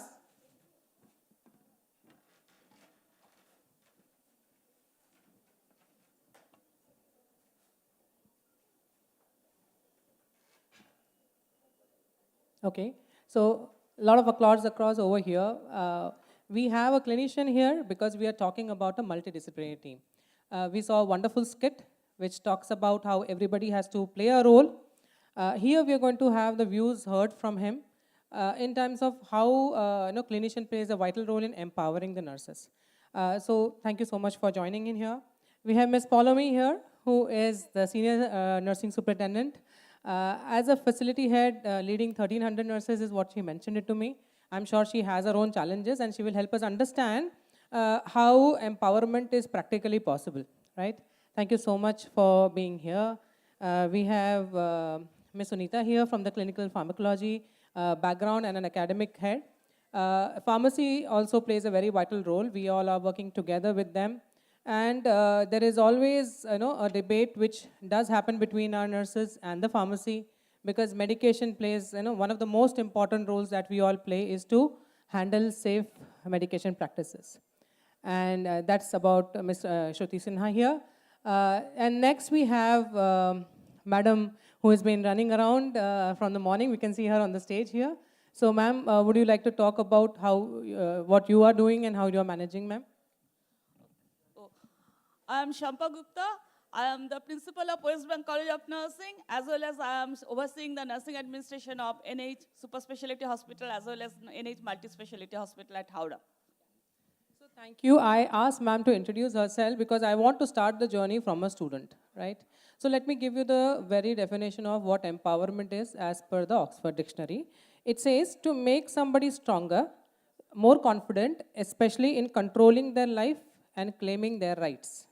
Yeah, I repeat, to make somebody stronger, more confident, especially in controlling their life, claiming their rights. So what are the empowerments that we all must have heard in the day-to-day working environment in our life?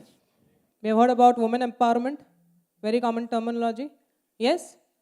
Gender empowerment, have you heard lately there is a lot of gender-related empowerments coming up? Yes. There is a lot of political, social, economical empowerments also. We'll keep that at one side. We'll keep to understand why nursing empowerment is important, right? Because it is neither gender empowerment, it is neither women empowerment, it is a professional environment. So the very witness that, when INS came into play 11 years back, that incipient stage, I was always thinking, why it is not called Infusion Pharmacy Society or Infusion Clinical Society? Why is it called Infusion Nursing Society? Late in the morning, we also saw that this is a practice. Infusion is a practice which will remain only for nurses. Everything else may get, copyrighted or taken away. There will be people claiming, physiotherapist claims this, pharmacy claims this, but nurses, infusion will remain with us. So it's so very important to understand why is it required to empower us, yeah? So when the students are there in the college, ma'am, they are preparing themselves to come into this field, and as Dolly ma'am said, it's a very different field that they see, right? So what are the challenges you think that as a student they would face when they become a named nurse, and what are the ways and strategies to overcome them? Okay, ma'am. The challenges, what we are facing in our healthcare setup regarding the infusion, but just think 2 to 3 decades before, whatever was taught in our nursing curriculum or demonstrated in the demonstration room, nurses didn't get the scope all the time to implement in the clinical field. But in today's scenario, after completion of 3 years or 4 years of the training, nurses find themselves inadequate in many places in terms of both knowledge and skill due to the technological advancement and the diversification of the treatment modalities. And these budding nurses, when coming to us for the serving, without assessing the competency of all those staffs, we are straight away putting them to the bedside and expecting them to take care of the entire maintenance of the infusion need of our patient. Not only that, in many of the organizations, we have seen the different category of the patient with different types of devices are keeping together, making the nurse's life more challenging, because everybody cannot be the master without handling the devices, without the proper exposure and training. That's the thing. And one more thing, which is very obvious, optimization of the manpower. Infusion services doesn't mean only attaching or detaching. It's not that. There are many more things. Think, if there is a delining, pulling out the line, re-establishing a line is not only expensive, it is very expensive. At the same time, there is a delay of the therapy and obviously the increased chances of the infection. So that is many times we have seen because of the lack of manpower. Different setup, if the patient is neutropenic, if there is a immunocompromisation, so there is a loss of the mucosal barrier. And because of that, there is a transcolonization of the bugs in the catheter, causing the secondary infection. Very much challenging for any healthcare setup. So where we not only need a lot of manpower, we need a proper, appropriate logistic support, which is also a challenge for us. Certain other aspects, like what you can see in the critical care unit, you will see there is a limitation of line, but whereas the multiple therapies, which is causing line competition. And in this case, again, another challenge, we need a expertise guidelines to mapping the delivery of the medication system. So here also, we are facing many challenges in the clinical setup. And in India's scenario, all of you will agree, if anyone is our back, we are very active. But no one is supervising, we are reluctant. But safety doesn't mean that. Safety is not a sporadic. Quality is not a sporadic thing. It is very much consistent. It is very much persistent. So what is required from each and everyone? Honesty and spontaneous accountability to establish a safety culture in a clinic for all the stakeholders is really a challenging. And overcoming, I'm not going to tell anything because already Madam Dolly has enlightened everything. We need a orientation, induction, hands-on training, preceptorship, mentorship, each and evidence-based practice. Everything is required for overcoming these challenges. And if we can do so, really we can do the wonder for our patient. Thank you so much for, I think we should put our hands together. Just accepting the fact that, when they are learning or when we also learned, we actually were 7 nurses around one mannequin or one patient. But when we came to a clinical scenario, it is one of us or around 7 of the patients. So very different scenario. That's where everything starts from. So yes, we need a lot of skills, resources, authority to be given across to. So my question is to Ms. Polomi.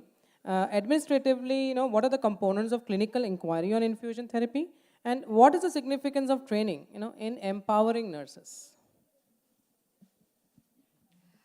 Thank you so much. First of all, good afternoon to all of you. And I would like to, first of all, thanks to the organizing committee, and thanks to Binu ma'am, Thanka ma'am, Abanti ma'am, and all the senior dignitaries. And special thanks goes to Dolly Di and my Director of Nursing, Captain Madhukari Rai. So the theme of this Infusion Nursing Society 11th INS conference, as well as the theme for this panel discussion, is very relevant. So if we just look back, as my eminent previous speakers were just talking about, that from the past till now, lots of improvements have been happened already. So we could create some sort of positive environment, lots of evidence-based practice and other things have come up on. So if we just talk about the clinical inquiry is asking the questions related to the medical procedures that ultimately benefit the patient care. There are mainly 4 components of clinical inquiry. First, definitely we can just think of the research. And you know that research begins with questions that definitely state some sort of scientific inquiry to answer it. The second and the most important part is the evidence-based practice. And I know that most of my eminent speakers already talked about the importance of evidence-based practice. Just only one thing I would just like to highlight. This is the integrated, that the experience of the medical professionals, as well as it will also include the patient's values and the beliefs. The third part is the quality improvement, definitely. And I believe one aspect of the quality improvement, if the junior or the younger nurses, they have the concept of the PDCA cycle, though it is a bit difficult. That is the plan, do, check, act. So they can identify their gap, and after identifications of the gap, they can mitigate that one. So that is one of the crucial things. And the last one I would like to highlight about the component of the clinical inquiry is the innovation. So innovation can happen only after proper problem-solving skills, then only the proper innovations which ultimately meets our need.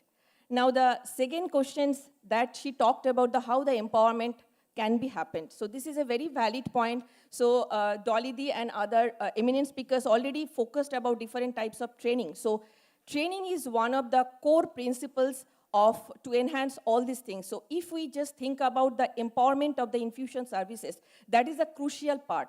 And if we can tell what are the needs of this empowerment of the infusion nursing services, the number one is we can mitigate the infection that is related to the infusion services. The enhancement of the patient or the customer satisfaction can happen. And the third one, that the optimum utilizations of the manpower. This is very core few things I just would like to highlight and how this can happen. First of all, INS, that is the Infusion Nursing Society, they have already established few important standards. So if all the healthcare organizations, they can implement these INS standards in their workforce, automatically the upliftment can happen. So this is my foremost important thing that I would like to highlight, and the training. So there are different types of training methods. So if we see that the nursing jobs or nursing involvement in the infusion services happens or starts at the need, understanding of the infusions, then initiations of the infusions, during the infusion monitoring and post-monitoring. So everywhere nurses play a very pivotal role. So now comes to the training. So now that simulation-based training, so that has become one of the important aspects, and I must thanks to all the organizing committee, because yesterday that skillathon that happened in 4 different hospitals with 4 workstations, so that is a blended training of demonstrations and return demonstration followed by the skill or competency assessment. So that has given a very positive impact in the field of the training.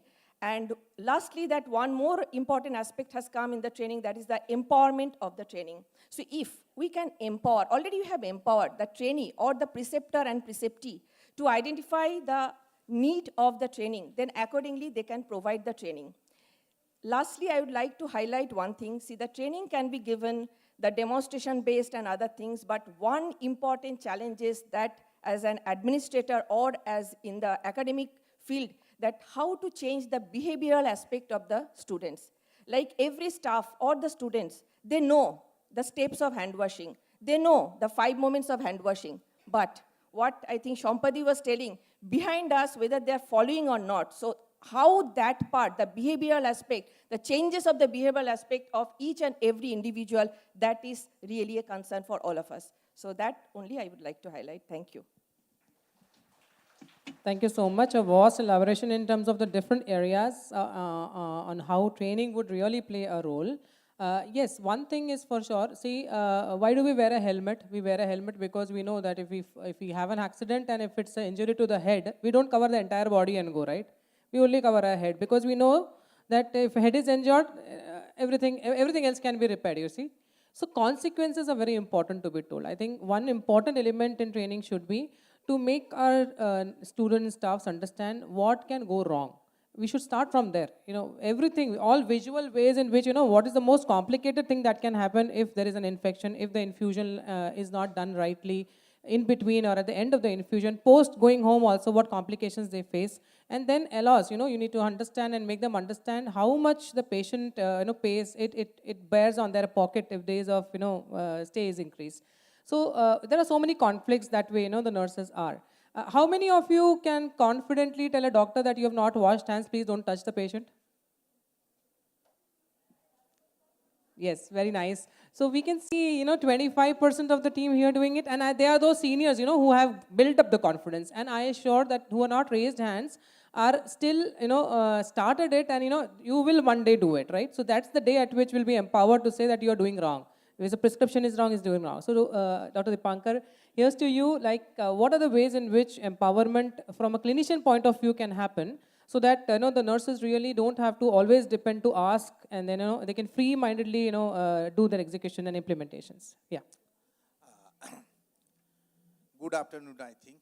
So, thank you very much for the question. And at the outset, I must thank all the organizing committee members for inviting me for this panel discussion. And special thanks to Colonel Binu Sharma. She called me up months ago that I should be available for this kind of academic discussion. So that's one thing. Second part, I must say that we started today we are in India and we sang our national anthem. And what we call our India is our motherland. India is a land of mothers, sisters, and daughters. So, for running a community, to running the country, we need not have to take any kind of permission that I have to be empowered to do this, because they are auto-empowered in India. Why? Because they have got all the accountability. You go anywhere in India, the mothers, sisters, and daughters has got the accountability. So they are empowered automatically. So in this setting, we are talking about empowerment. With accountability, I think everything can be empowered to them. So in infusion practice also, there is, that empowerment can be done. But again, what I am talking about, in our country, there is a system running, because the vigorous liability lies with the doctors. So ultimately, what is important in infusion? There are 4 aspects in infusion. Number 1, you have to secure an IV line, number 1. Number 2, you have to select the medication or select the clinical situation on which the treatment will be started. Number 3, you have to monitor the development. And number 4, ultimately, the result. I work in critical care unit, and critical care unit runs by only 2 people. Do you know who are those 2 people? It is the nursing team and the physiotherapist. If these 2 people does not exist in critical care, the critical care will collapse. Even a doctor can control the critical care with telemedicine, but without the presence of nursing team and physiotherapist, critical care does not exist. So, again, it has been auto-empowered. The nursing team is auto-empowered to work in critical care unit. Now, there are some definite empowerment, what you are telling, like the attire, like the hand hygiene practice, whether everybody is following that. It is in the hand of the nursing team, not in the hand of the doctors or the administrators. A nursing team can tell doctor, you cannot touch this patient because you have not done this. They can ask the administrator, don't enter into the critical care unit or operation theater until you follow the attire policy or the rules, because they are auto-empowered. So there is no question. The ma'am is asking about the empowerment. The nursing team is already auto-empowered. What is important, I was seeing the role play. There is one point I want to highlight. I was thinking that it is happening in US, not in India. Because in practical situation in India, if a patient comes, there will be a lot of patient's relatives. And just tell me whether you want to face that patient relative and telling them this is happening to the patient. And you being the patient relative, will you allow that the patient has not been assessed by any clinician? So that part, even if the patient is in shock, it has to be pronounced by physician in our country. It's not US. In our country, it has to be. So there is the system exists. So it is a joint activity. I'll put it into the analogy of football. Everybody plays football, but when it comes in a tiebreaker situation, there are 5 people who comes out. In the same way, when there is a need of patient care, there will be team and there will be infusion specialist. And that may be from the nursing team, that may be from the transfusion team. There are so many teams who will come to the rescue. So those are the people who will be taking the shots in tiebreaker. And I hope with this kind of organization, this kind of training, this tiebreaker specialist will come up and they will help to win the match for us. Very nice. I think it will increase the interest in football for all of us.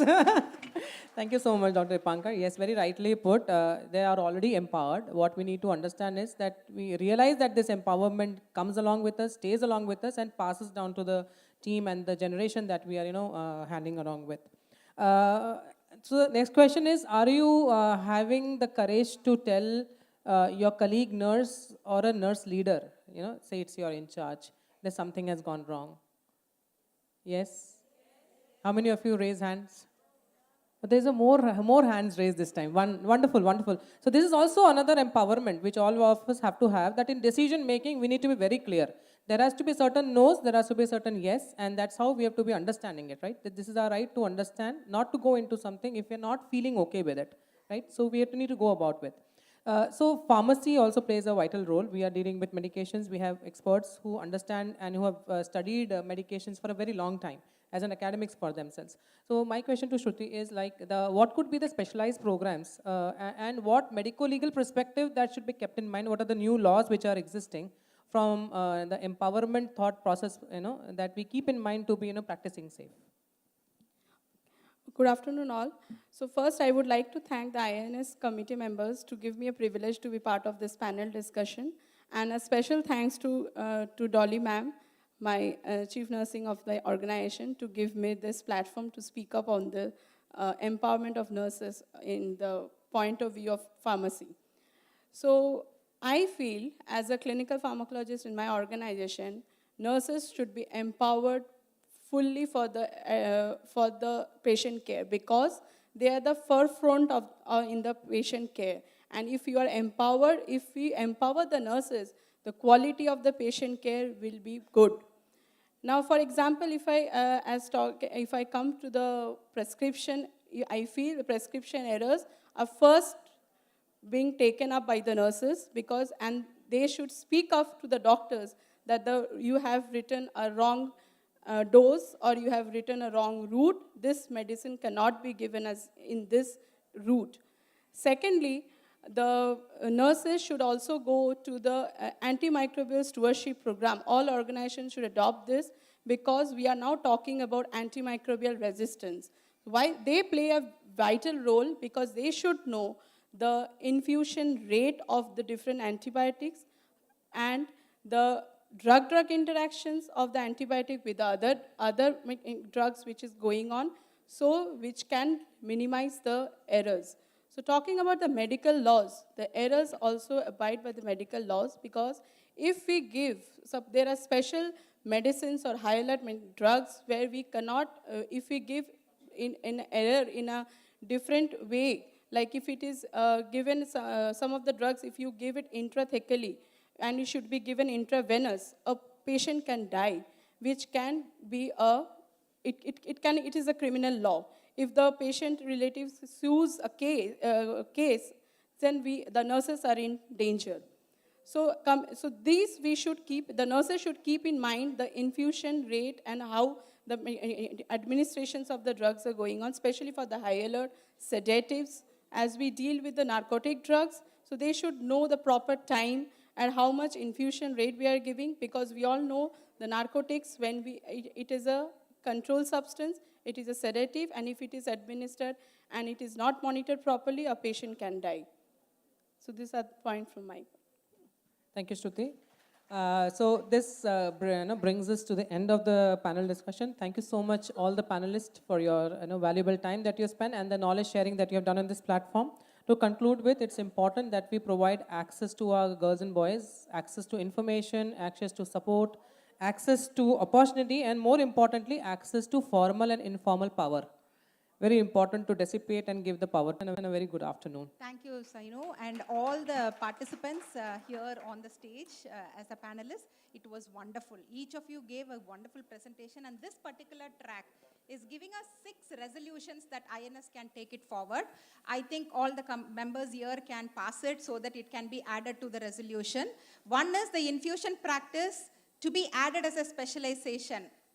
And this has to be considered in all the hospital. Very soon, like HIC nurse, this will also come into a standard.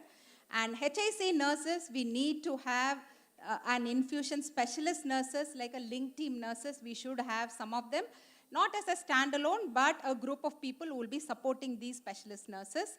And infusion nurses also the rights and responsibilities of them should be stipulated and written very clearly. I think Annie has brought out nurses' rights and responsibilities. So if this is brought, then they will have all the right to stop anybody, even CEO or nursing director or anybody, not to practice deviant practices in the hospital.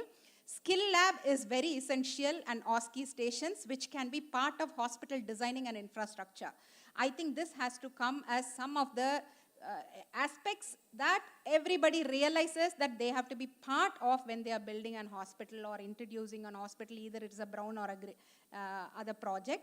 And again, the last point is like, we have to celebrate. Infusion nurses have to be celebrated, not every year, week on week, because that is what will bring more visibility, more enthusiasm, and bring in a wall of fame for infusion nurses, and publish. If we don't publish, we'll perish. Infusion nurses will never come into prominence. We'll keep only referring international nurses on the screen, and we'll have only those stories taught to us. We have multiple stories. Let us collate everything, and that is the way forward for empowerment. Thank you very much for listening to us, and we are ending the session here. Thank you. Thank you, our esteemed moderator and panelist, for knowledge sharing session. I would request Madam Sanio Thomas to present a token of gratitude to all the panelists, please.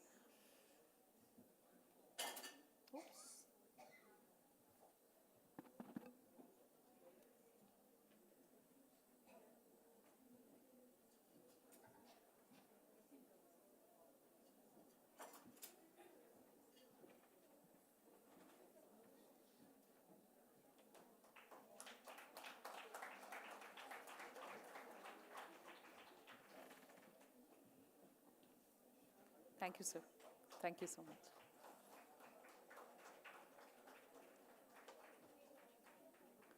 May I request Madam Jyoti Clara to present memento to Madam Dolly Biswas and Madam Sanio Thomas, please.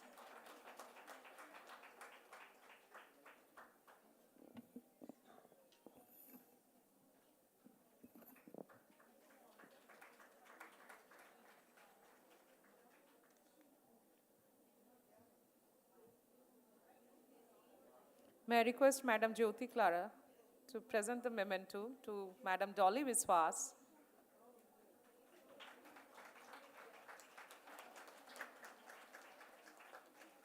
and Madam Sanio Thomas, please.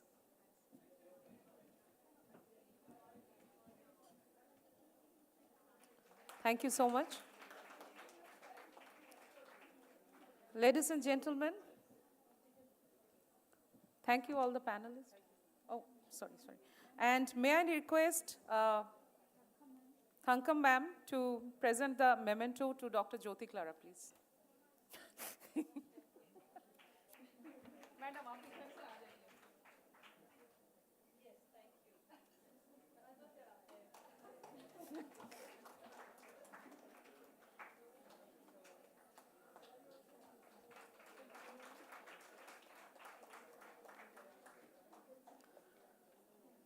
Ladies and gentlemen, thank you so much.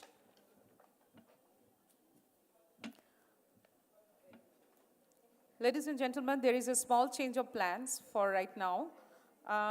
We have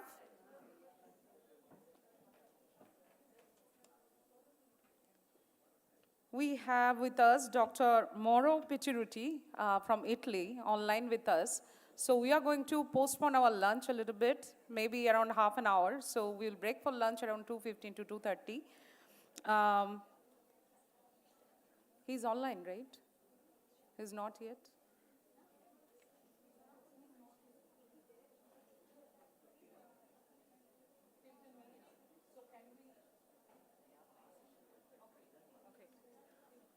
So again, change of plans. So may I request Dr. Bala Murali, National Head of Clinical Specialist, Patient Management, 3M, for delivering a scientific session.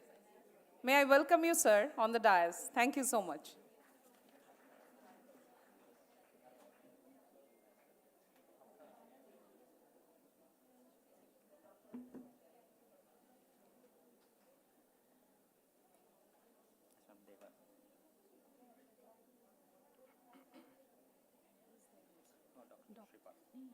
3 minutes only time for you. 1 minute में खत्म कर Nee, दूंगा. 3 minutes only he has given. 5 Dr. Pittir. minutes it's there. No, I can understand, but he's telling no that the Dr. Pittir Yeah, at he's what at time? 1:45. So yeah. Sure. Full screen and so. Full screen only. I don't know what is. Oh my God. नहीं हो जाएगा. हो जाएगा. It's not आप 1 minute 2 minute time के लिए वो ठीक हो जाएगा. Something is happening in my. Hang हो रहा है थोड़ा. Hang हो रहा है. क्यों हो रहा है ये बात है.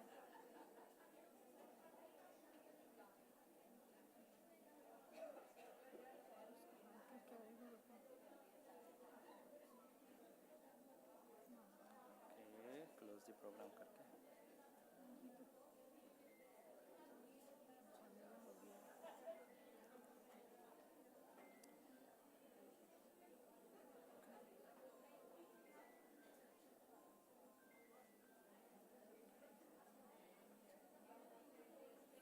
हो जाएगा फिर से.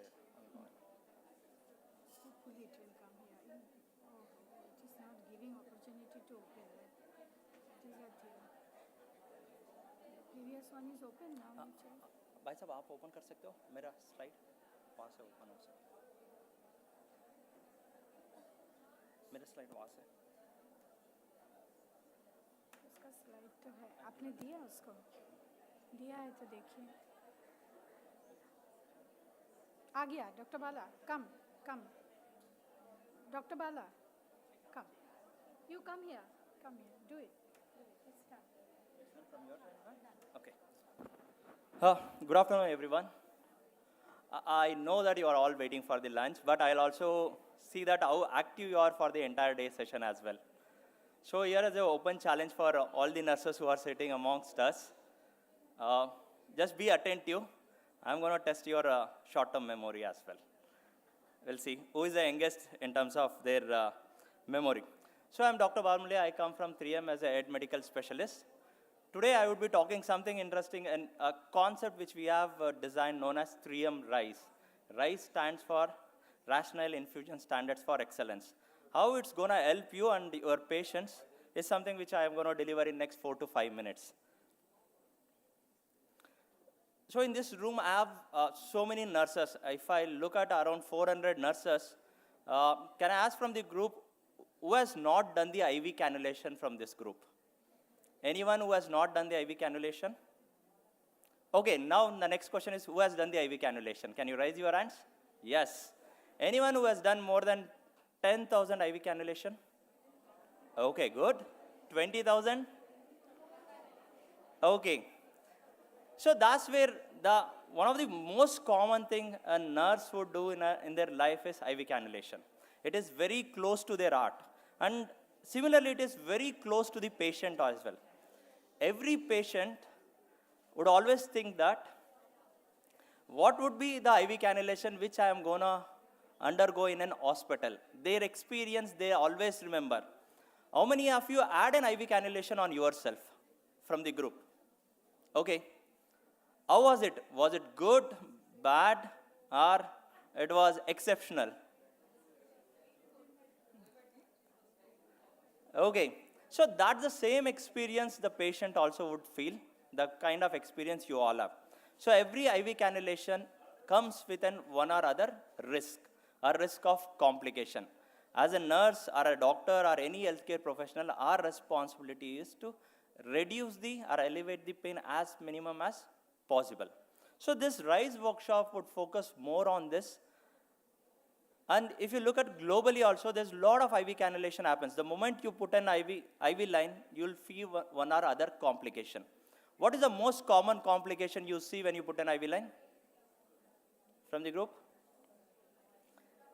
Phlebitis. Yes, everybody will say that phlebitis is the most common complication. But the data says something else. If you look at my slide, the most common complication is infiltration, followed by occlusion. Third is your favorite and my favorite, which is phlebitis. But we always believe that phlebitis is the most common complication. The RISE is a program which we have devised to bring that differentiation in seeing an IV complication.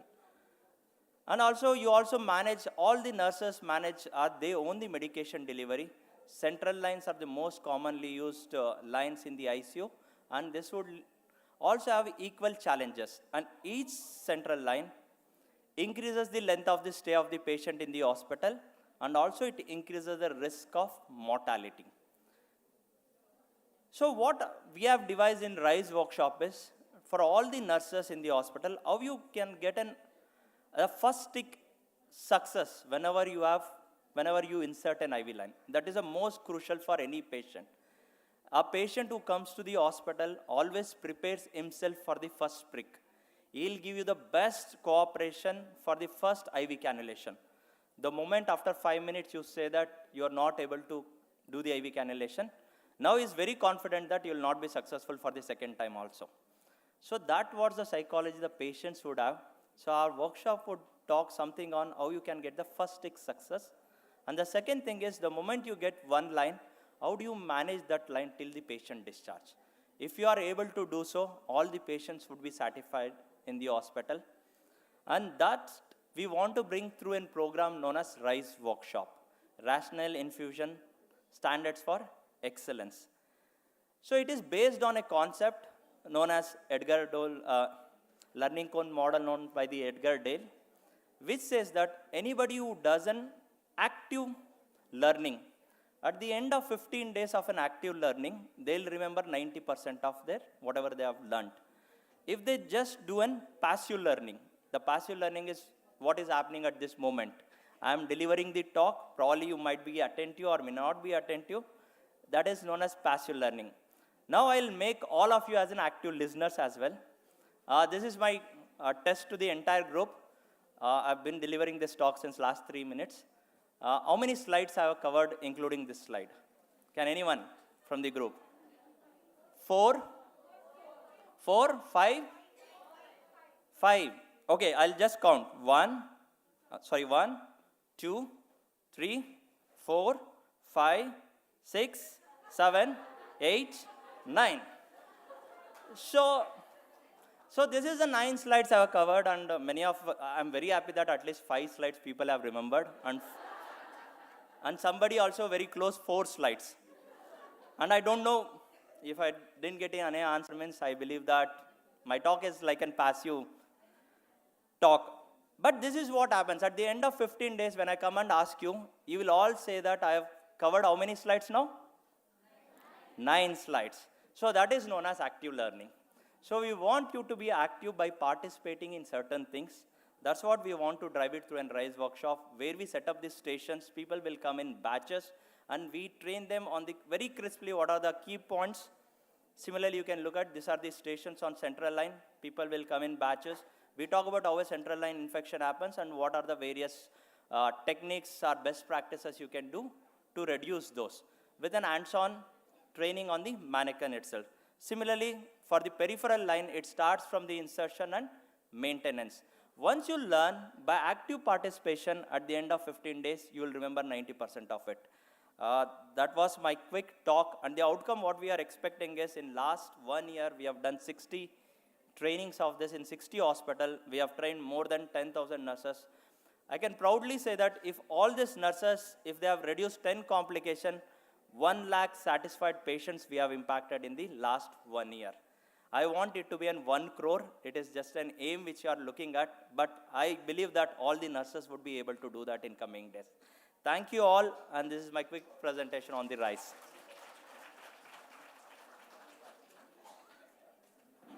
So we can understand from the claps how good he delivered within 5 minutes, right? So everybody is energized. So may I request Professor Dr. Manasi Sengupta to give an award of appreciation to Dr. Bala Murali. Can I have you on the stage, please? Please come.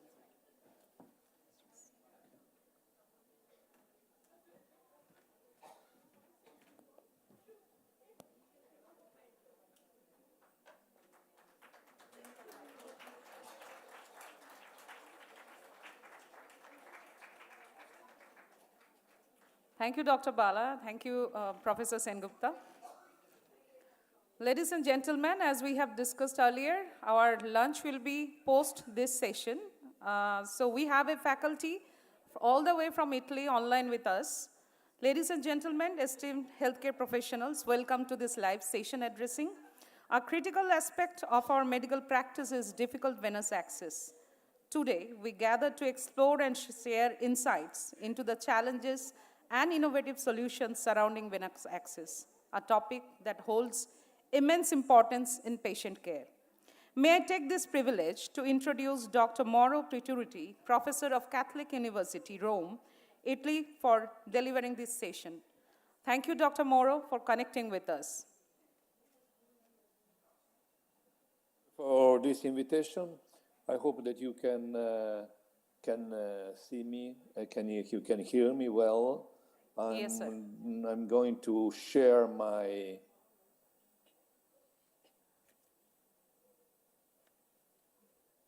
I think I have some problem in sharing my presentation.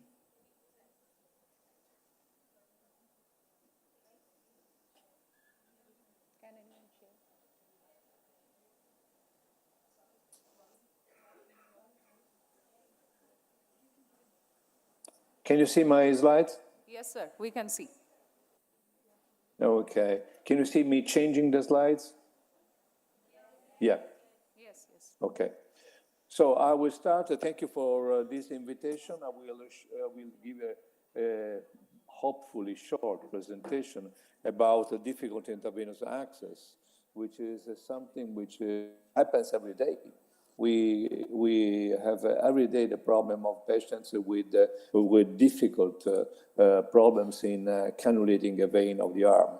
So usually difficult intravenous access, according to the INS standards of practice, are defined are the problem of difficult access to the superficial veins of the arms, of the limbs, of the upper limbs, due to difficult palpation, difficult visualization. As a matter of fact, this is a specific problem for all infusion vascular access specialists because it happens every day, both in children, in neonates, and in adults. And the recommendation of the INS is to use tools. And there are such tools for identify this patient, this DIVA patient, before attempting the puncture and the cannulation. And these tools are called the DIVA scores. And they are were first invented for children. And this is the most famous tool for predicting the difficult intravenous access to the superficial veins, which was designed by Ricker many years ago. You see that it was a score with different points which were related to the absence of presence of visible and palpable veins, the age of the patient, the presence of prematurity, and also the color of the skin.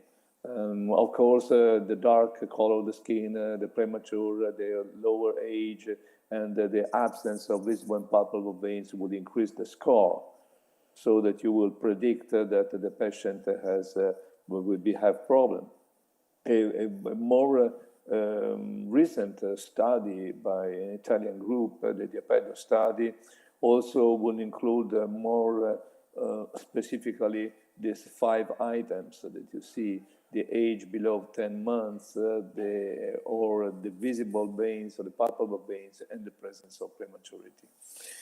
After this, there were also different DIVA score in adults, and the most famous is the A-DIVA by Van Loon, and that was also about the palpable appearance of the veins, the history of difficult intravenous access, the visibility of the vein, and also the diameter of the veins.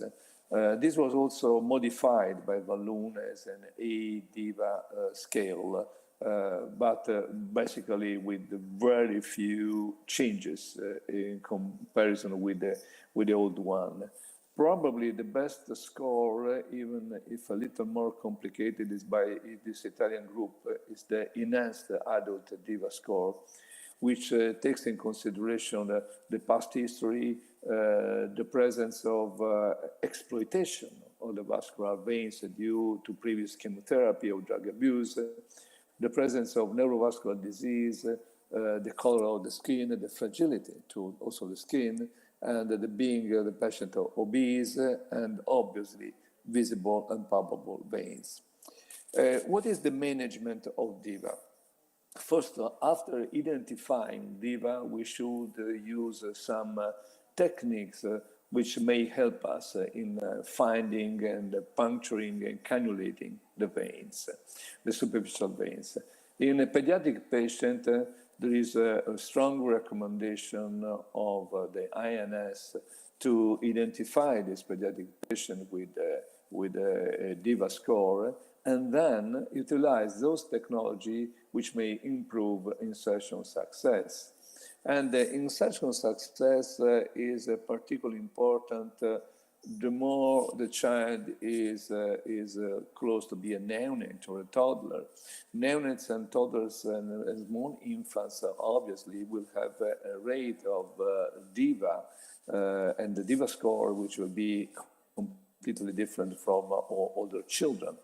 If you look at this table, you see that just the fact that the patient is premature and it is a 0.3, score 3, and if the color of the skin is dark, you already have a score of 4, which means a possible DIVA, difficult intravenous access. And to increase the success, we should use the appropriate tools of visualization. In neonates, this include the ultrasound that you see on the left, the transillumination that you see on the middle, and the near-infrared technology, which probably in neonates is the most interesting. The transillumination has many limits because it can be used only in very small neonates where a visible light device gives a transillumination of the tissue with increased possibility of locating the peripheral veins. Still, there are some limits and also some risk due to the fact that you should put the light device in close contact with the skin, so with the risk of thermal burns.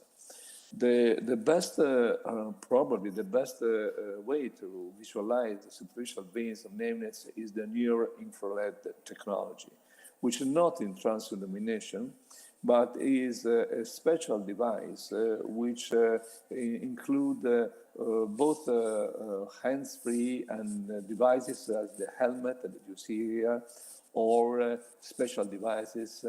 This is the helmet, which is the vein site, and they all are based on the same concept.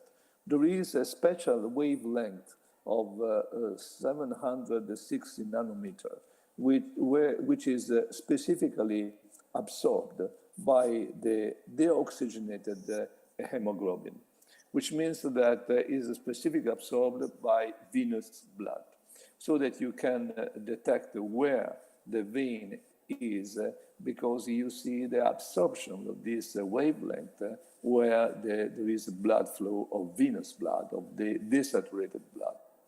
There are several devices. This is the vein viewer, this is the AccuVein, the vasculuminator, this is the vein site, which is probably the best because it leaves the hands of the operator quite free.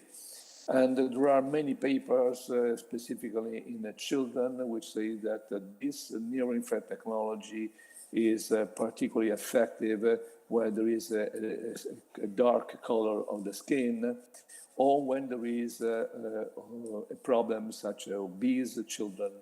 And I will not say that this near-infrared device should always be used, but they have proven to reduce the number of attempts, to increase the success, specifically in smaller children with some factors of difficult venous cannulation. In other words, we should use them when we expect some kind of difficulty, but not as a routine. There are several problems we still open because the training is not defined well, and the cost effectiveness is still under debate, and there is the limit of the vision of two dimensions. The other option, of course, is ultrasound, because near-infrared technology allows only visualization of superficial veins, which means less than 7 millimeters of depth. If you use ultrasound, you can also visualize deeper veins. And in children, of course, you must use ultrasound. And in this regard, there is an algorithm which has been devised by Gaveset, which is the Italian Association for Vascular Access. It is an app that can be downloaded absolutely free of charge, complimentary, from Apple Store or from Google Play, and it gives you some indication of what you should do. The children have a high rate of DIVA. It has been calculated that in emergency, probably 20% of the children will be a DIVA. And there are different options. One option, of course, is intraosseous access. And this has been used several times in children in emergency and is particularly useful probably for extra hospital care. But when the child gets to the emergency room of a big hospital, probably the best option is the ultrasound guidance for accessing the veins. But which kind of peripheral vascular access device should be used? There are different peripheral venous access devices. Most, the Australian and the European classification classify as a peripheral intravenous catheters or short peripheral catheters, long peripheral catheters, and midline catheters, depending on the length, which means that anything below 6 centimeters will be a short peripheral catheter, between 6 and 15 a long, and over 15 will be a midline catheters, which have different materials, but interestingly, they all they have all the possibility of being inserted by the ultrasound. And this is the current classification of peripheral venous access device according to the European recommendation of 2021. Short peripheral catheter, long peripheral catheter, and midline catheters. In children, we might be using ultrasound-guided short peripheral catheter or ultrasound-guided long peripheral catheters. Long peripheral catheters are probably better because they are a little longer, so they will be less prone to dislocation. And the caliber we use in children usually is 3 French. There are also some experience with ultrasound-guided short peripheral catheters. Since 15 years, there are a lot of papers showing that using ultrasound guidance for short peripheral catheters may be very effective, but it is effective only in the DIVA patients, both adults and children. All of these papers show practically the same things. Even this meta-analysis show that the real advantages of using an ultrasound-guided inserted short peripheral catheter can be seen, can be appreciated only when there is a DIVA, such an obese patient, or even children. And this ultrasound-guided technique can be used by nurses, physician, and also technician. And obviously, there must be an appropriate training. There is experience in children also of ultrasound-guided short peripheral catheters, but there are some limitations. Some experience in pediatric patients have not been positive, basically for one reason, that the depth of the vein and the diameter of the vein will affect the longevity of the ultrasound-guided short peripheral catheter. In other words, ultrasound-guided short peripheral catheters are easy to insert. The success, as in this paper, might be 90%, but they do not last very much. 50% are lost within 24 hours, or something less than 40%. And the deeper the vein, the shorter the duration of the line. Basically because there is a short catheter being inside the vein, and the risk of dislocation is high. Long peripheral catheters are much better. They've been used in neonates and in children. In neonates, we use 4 to 6 centimeters, which are not technically a long peripheral catheter, but they are in neonates. And in children, we use 8 centimeters long peripheral catheters, typically 3 French. There's been quite an experience in our center about this in children. So also in elective situation, the long peripheral catheter instead of ultrasound guidance may be interesting. It is interesting when the child is a diva or if the peripheral venous access device must stay in place for more than 1 week.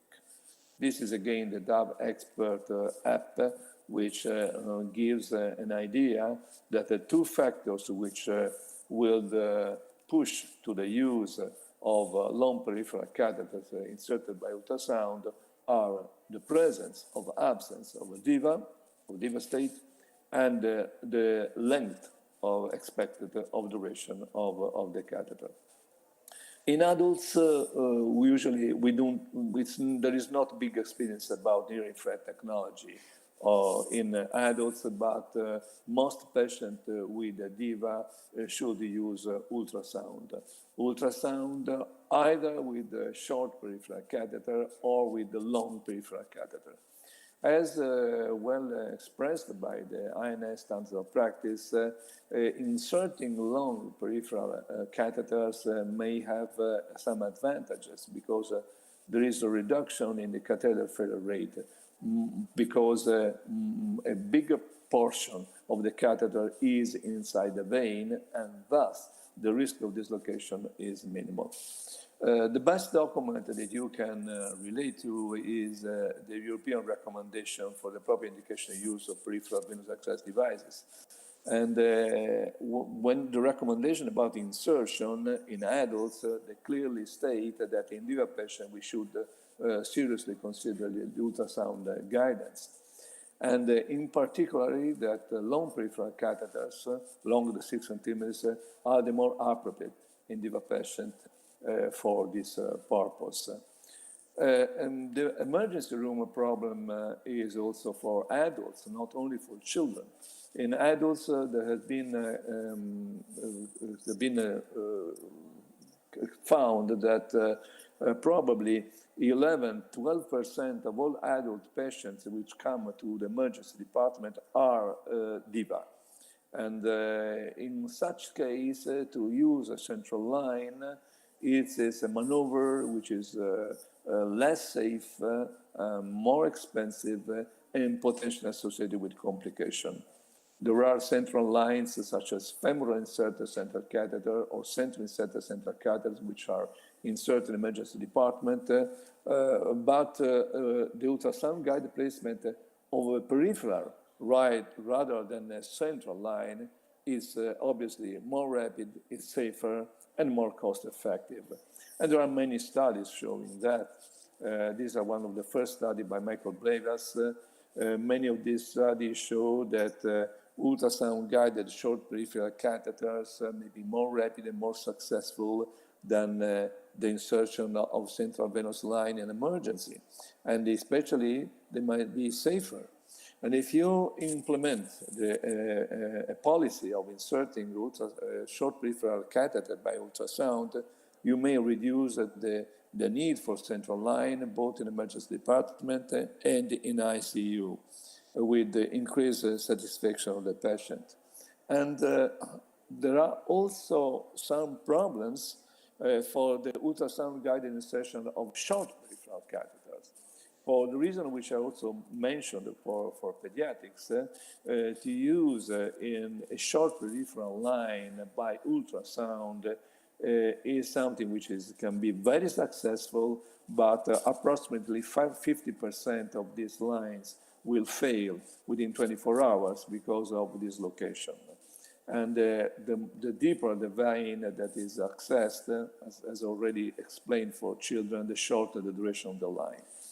So that's why more than 10 years ago, we started to use ultrasound first for short peripheral catheters and then for long peripheral catheters. The experience with the short peripheral catheters was quite disappointing because we had some 60% of peripheral lines which had to be removed within 24 hours due to complication, in spite of the fact that the access achieved by ultrasound was very successful. And the reason is that, first, the cannulas, the short peripheral cannulas, were not designed for an ultrasound-guided insertion, because most of them, I would say all of them, are designed as a catheter over needle technique. And the catheter over needle technique is not ideal for an ultrasound-guided function, because you have to locate simultaneously both the cannula and the needle together inside the vein. Also, these short cannulas are short and stiff, which means easy dislocation, easy infiltration, easy thrombosis. That's why we started to use long peripheral catheters placed by ultrasound in emergency, with several advantages. Nurses were trained to do that. The ultrasound would cope the problem, would resolve the problem of the DIVA patient. The insertion is very rapid because it's performed by a direct Seldinger technique, and the flow is good, and these are all power injectable devices. And the duration has been quite long. This is a long peripheral line in certain emergency in a cephalic vein. This is a long peripheral catheter inserted in emergency in a basilic vein. And there was already a big experience, of course, in a non-emergency situation. And also in non-emergency situation, there was the advantage of the long peripheral catheters, or mini-midline, as we call it in Europe, over short peripheral catheters. And we have a very good initial experience where we saw that the success rate of insertion by ultrasound was 100%. The median time of insertion was very short, 7 minutes, and that most lines stayed in place for more than 1 week. 75% of the lines stayed in place for 1 week, which is very important, and there were no dislocation. So the advantages of using long peripheral catheters in emergency are a lot. Even the cost is particularly low. The cost of a long peripheral cannula with a set for the Seldinger technique may cost in Italy around 10 euros or 10, 11 euros. We presented this experience several years ago. In emergency, we located the vein with the ultrasound. This is the basic kit consisting only of the syringe, the catheter, the guide wire, and the needle. We use ultrasound for doing a small local anesthesia. Then we place the catheter over ultrasound guidance, usually with in out-of-plane short axis approach, and then we insert the guide wire, we remove the needle, and then we insert the catheter over the guide wire. This is what is called the direct or simple Seldinger technique, which is very rapid if compared to the standard modified Seldinger technique, which is typical of midline or PICS. So at the very end, I think the ultrasound is here to stay. It's an incredible help in emergency. There are some questions which are open. For instance, in children, it's not clear whether we should do the intraocular device or an ultrasound-guided peripheral line. And also there are some, the insertion protocol should be defined. But for sure, we have to train emergency health operators. In our hospital, we have a small group of nurses which are particularly expert in inserting the ultrasound-guided long peripheral cannulas. And all DIVA patients which get to our hospital, rather than a central line, usually get a peripheral line by ultrasound, particularly if they're candidate to emergency CT scan. The only exception might be patients which have a specific indication for central lines, such as hemodynamic monitoring, or a patient with severe trauma, polytrauma. And this is the analysis of what we are doing. And in the DAVA expert, it's clearly stated that the DIVA adult patient getting to emergency should use ultrasound, should be coped with ultrasound, either for peripheral access or for central access. Also in elective situation, we use, there are some advantages of using long peripheral cannulas. It is true that long peripheral cannulas may cost 10 times more than short peripheral cannulas, but the difference in terms of the cost of insertion are not that much, because the cost of insertion of a short peripheral cannula is around 16 euros in my hospital, and the cost of insertion of long peripheral cannulas is around 25 euros. Which means that if a long peripheral cannula lasts as 2 or 3 or more short peripheral cannulas, there is already a great cost effectiveness. And also with regard of midline, long peripheral cannula are easier to insert, they are cheaper, and they're ideal for intra-hospital use. As I told you, we insert them both in the arm and in the forearm. Even when you have a dramatic DIVA patient like this with an exploited superficial veins situation, you typically find very good deep veins. So the indication in clinical practice for us, also outside emergency, is to use ultrasound-guided long peripheral cannula in any hospitalized patient which required a peripheral venous access for more than 1 week, or any DIVA patient. There are different types of midlines. The best, as I told you, are the ones with a simple setting technique. And the indication are, which are already explained to you, are clearly stated also in the European recommendation. Use long peripheral cannulas in DIVA patients or when expected duration is more than 1 week, as also reported in the app. So the take-home message is, first, DIVA is not an indication for central venous access. Central venous access should be inserted only when necessary, because peripheral venous access is safer and cheaper. The DIVA neonates usually are best managed by the neuroinfrared technology, which allows us to see the superficial veins, a few millimeters of depth. The DIVA children may be managed by intraosseous access in emergency or by ultrasound, which is useful both in emergency and in the election. Of course, he must be trained for both. He must be trained in intraosseous, he must be trained in ultrasound. On the contrary, in DIVA adults, neuroinfrared technology intraosseous have a very small role. They are best managed by ultrasound, and the long peripheral catheters are preferred. So remember to use algorithms for choosing the proper venous access device.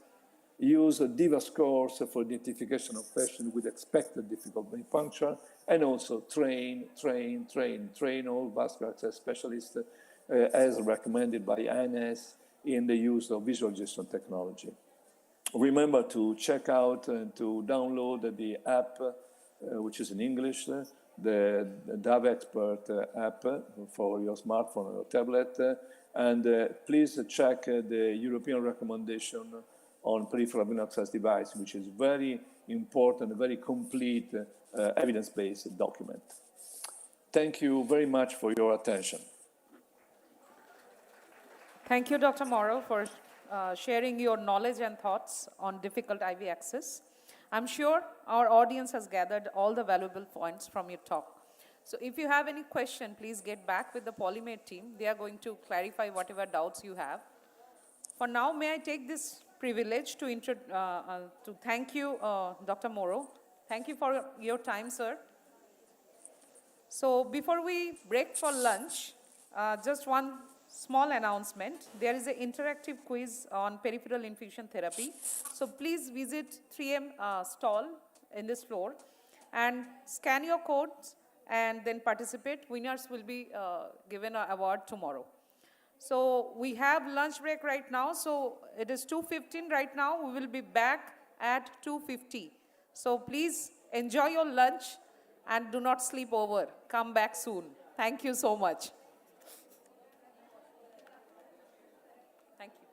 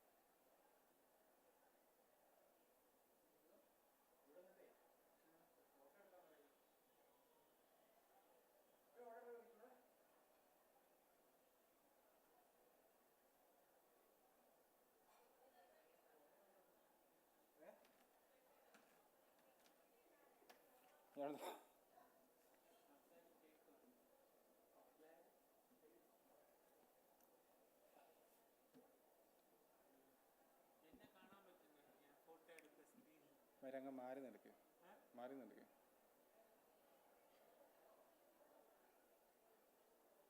ഇപ്പോഴും നിന്നെ കാണാൻ പറ്റും അല്ലേ?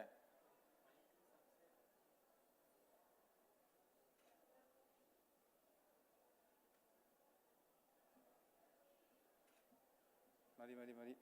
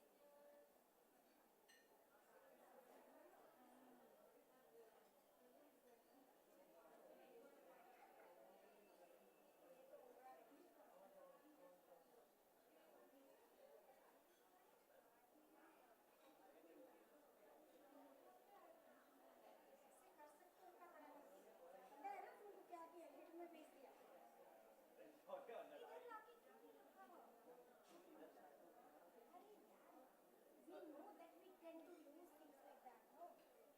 क्या फिर इसके नीचे रखना था लाके तो फिर अभी जीसी को भेज देंगे दोनों चीज सब जीसी को भेज करा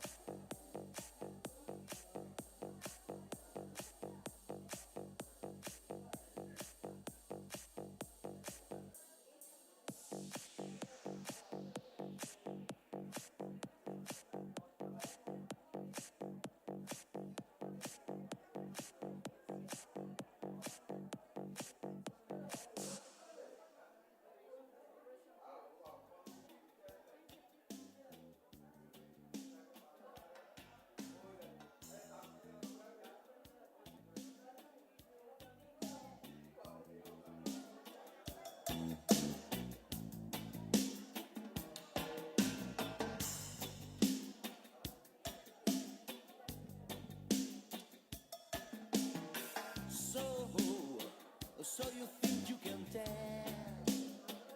from hell.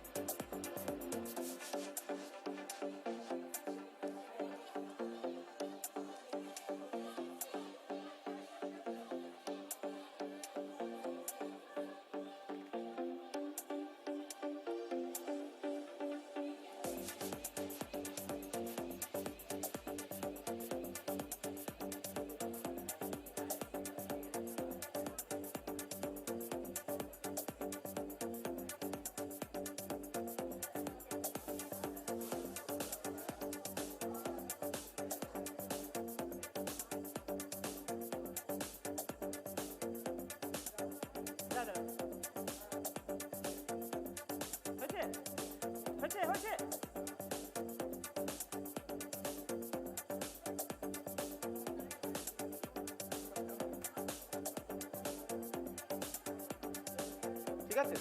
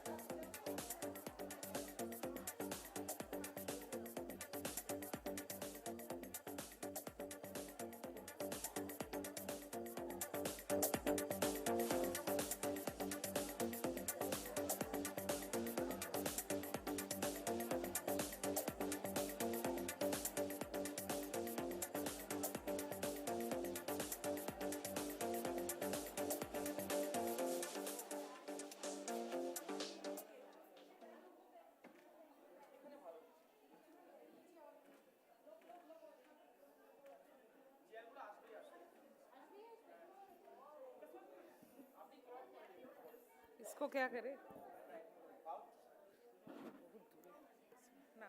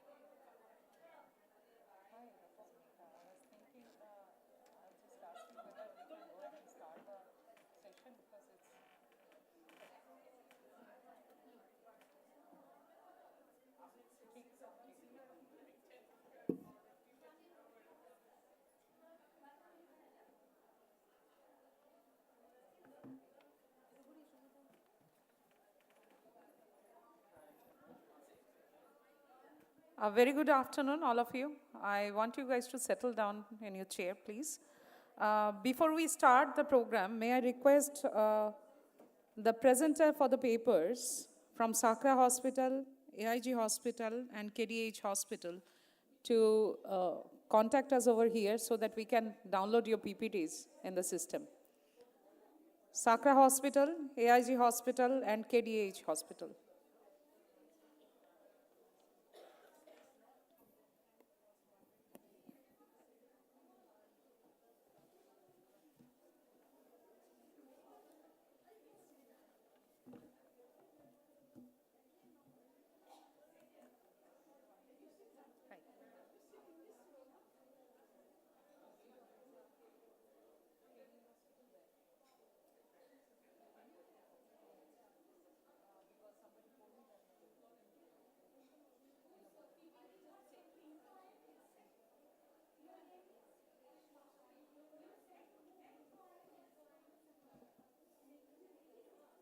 চশমাটা খুলে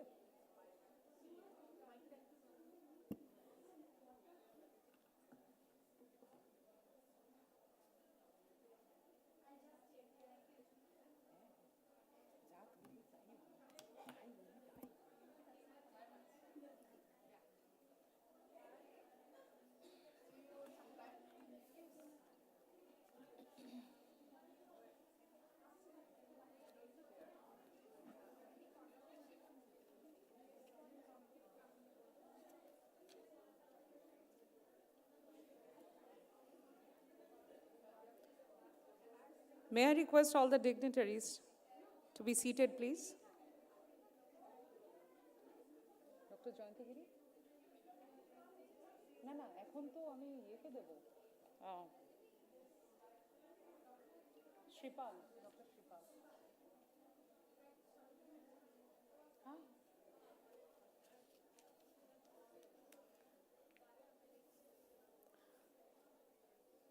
Welcome back to all the dignitaries post-lunch. Hope you have enjoyed your lunch as well as your networking and meeting your old friends from different parts of the cities. So hopefully we are not going to sleep after the post-lunch, right?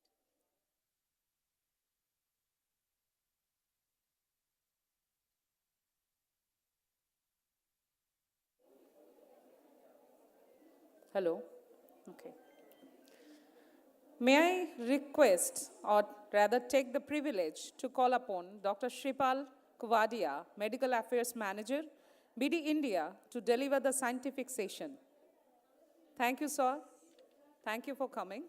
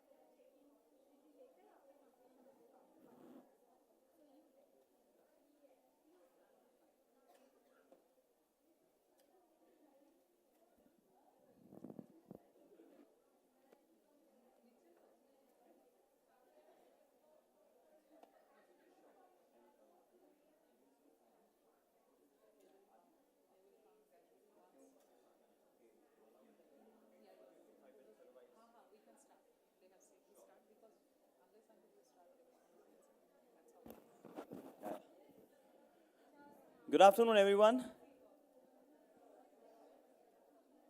Post-lunch session. Can I have everyone's good afternoon? Thank you. I can hear very loud and clear from the second half. From the front, I think a lot of people are outside. Can I have a good afternoon from everyone? Thank you. Thank you so much. Okay, I'll request everyone to please settle down, whoever is outside, on behalf of the organizing committee. Now just, yes, sure. I can start, right? Thank you so much. Again, good afternoon, everyone. All together once, very good afternoon. Thank you. Quick introduction, I am Dr. Shripal Kuvadia, Medical Affairs Manager from BD. So I'll be representing BD for next 5 minutes in this scientific session.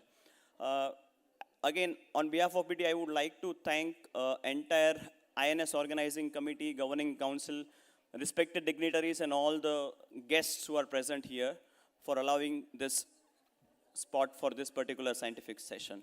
Now, BD's vision is advancing the world of health, as you can see. And in next 5 minutes, I want to talk about advancing the infusion technology from open to closed. Right, so that's what we will be talking about. Can I have next slide? So while we talk about infusion therapy, right, now insertion and maintenance of all the vascular access devices is very critical. And for that, we have heard this buzzword very commonly, right? That is, what is it? Care bundles, right? Now, when we talk about care bundles, there are a lot of care bundles available, and I will be just talking about few pointers which are key highlights or very common pointers of the care bundle. Next slide, please.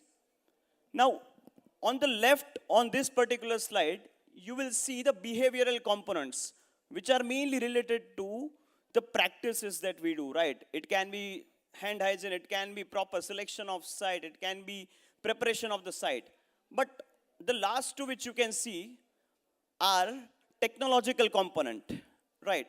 Now, again, we cannot improve our infusion therapy practices without better technologies.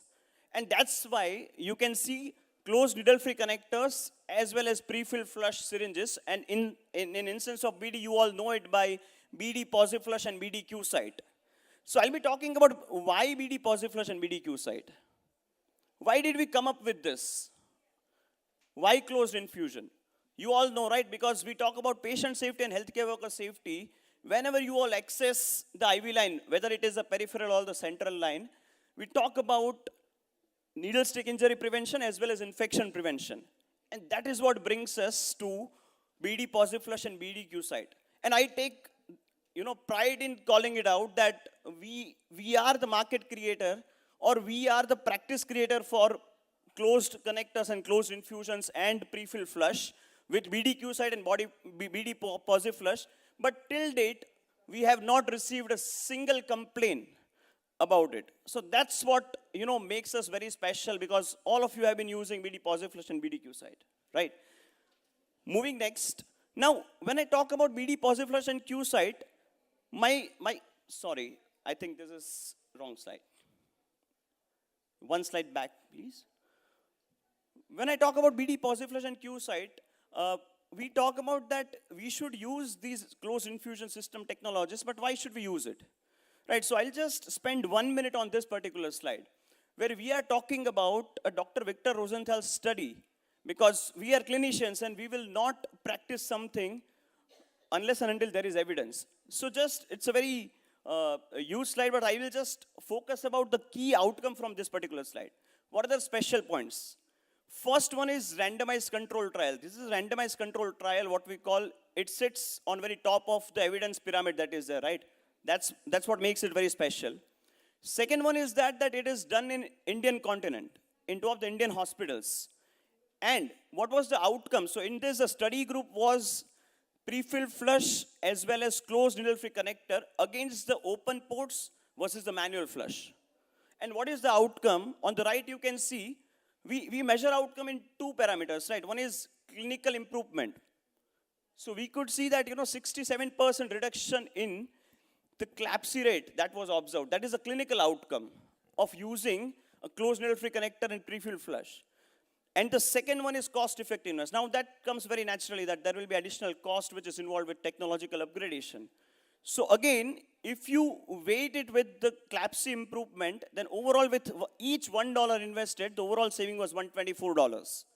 So that gives us both the parameters, cost effectiveness as well as clinical improvement, right? And now moving on to the next slide, which talks specifically about BD positive flush. Now, BD positive flush you all have been using, and you know that, with a lot of trainings and everything is required along with appropriate usage of the equipment, there are a lot of things which are very special about BD positive flush, but I will talk about very few pointers. The first one is BD Positive Flush is the only pre-filled flush available in market which is proven to reduce collapse rates in studies. Right, so that's the very first key pointers about Positive Flush. The second pointer is the sterility assurance level that we claim.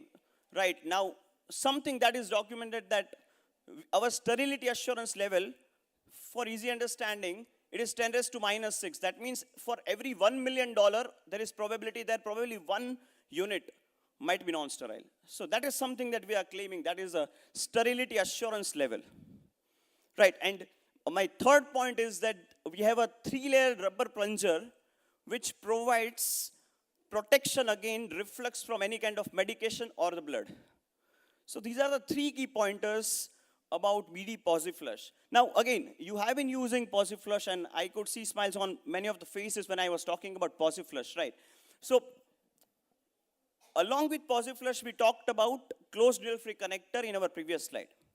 Now when we want to advance from open to closed infusion, my next slide is about very few key pointers about why BDQ site. You have heard BDQ site and used it, right? Now, for closed needle-free connector, first of all, we want to eliminate the usage of stopcock. Can I have next slide, please? We want to eliminate usage of stopcocks or open ports or the caps, right? The reason being, you all know, multiple manipulation and infection prevention practices, and that's why we shifted to BDQ site. But again, in closed needle-free connector also, there are certain studies and recommendations which talk about split septum one. And that's where BDQ site comes very handy. And you can look at this line, which is a quote from the CDC recommendation, which talks about that split septum needle-free connector should be preferred over mechanical valves. So that brings me to the very first pointer of the Q site, that there are no moving objects within the lumen of the Q site. So that is a clear housing. So it is providing a superior infection prevention practices in terms of technology. The second one is it is having clear housing. That is why you can identify any of the complications very earlier. And third one is the surface is very easy to clean, because we know that scrub the hub is again very important parameter when it comes to, we are upgrading the technology, but that is also coming very handy.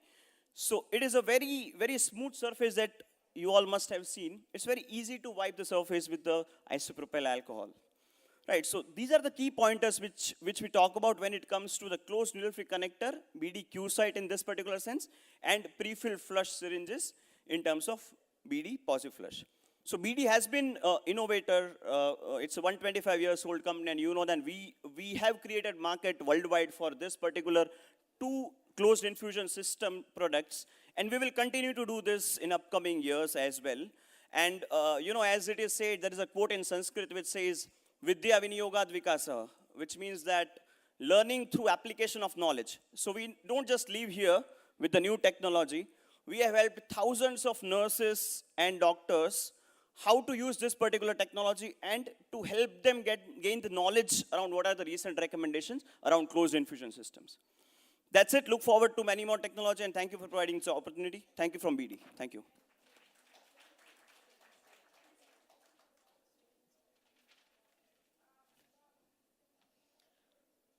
Ladies and gentlemen, may I request Dr. Saroja to give a moment of, for a token of appreciation to Dr. Kuvadia.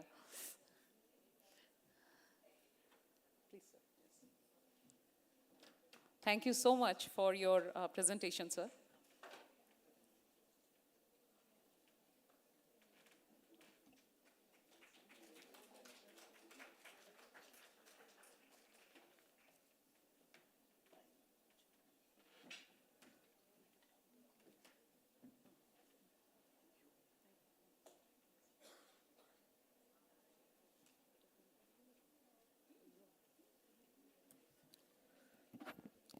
For the next session, we have Ms. Neelam Deshwal, Dr. Jyoti Clara, and Ms. Bindu George with us to provide a comprehensive and insightful overview of the Infuse project, discussing valuable lessons and considerations for broader audience.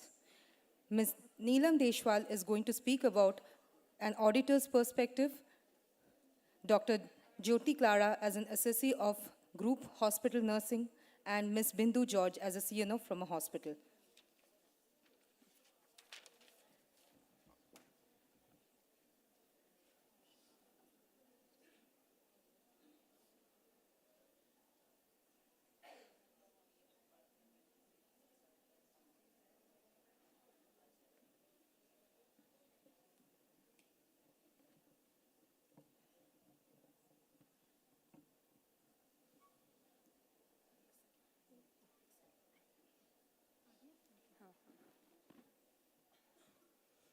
Hi, a very good afternoon, and I would like to thank the organization committee and the INS for giving me this opportunity.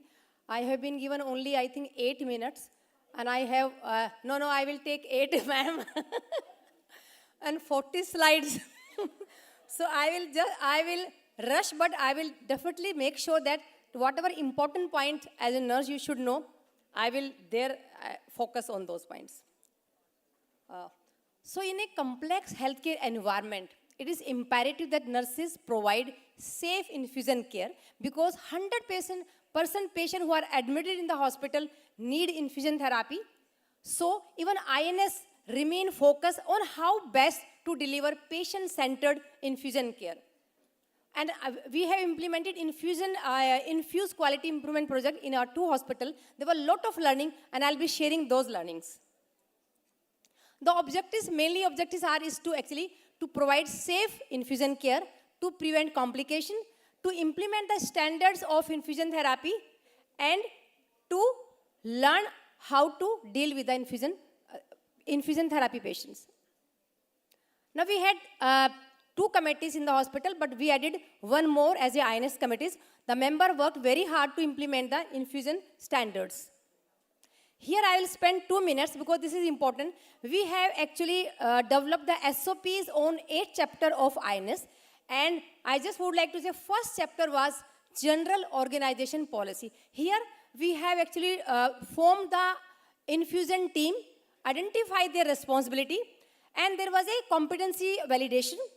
Product evaluation was important. Whatever product nurses are using for VAD need to be evaluated for integrity or any defect. Then there was an informed consent if has to be taken, and all the latex product to be removed from the area, and the nurses should actually report any adverse or any serious events. Second was infection preventions and compliance. Here I will not go into details, but hand hygiene is important, sharp management, BAW management, and the most important is that durable medical equipment disinfection the nurses should know.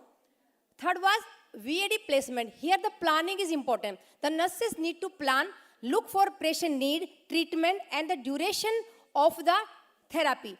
Here we talk about only 3 SPC, that is short peripheral catheter, midline, and CVD. The most important part of SOP is the next, site care and maintenance. Here the nurses must know the administration set, when to change, which filter rate administration set to be used for therapy.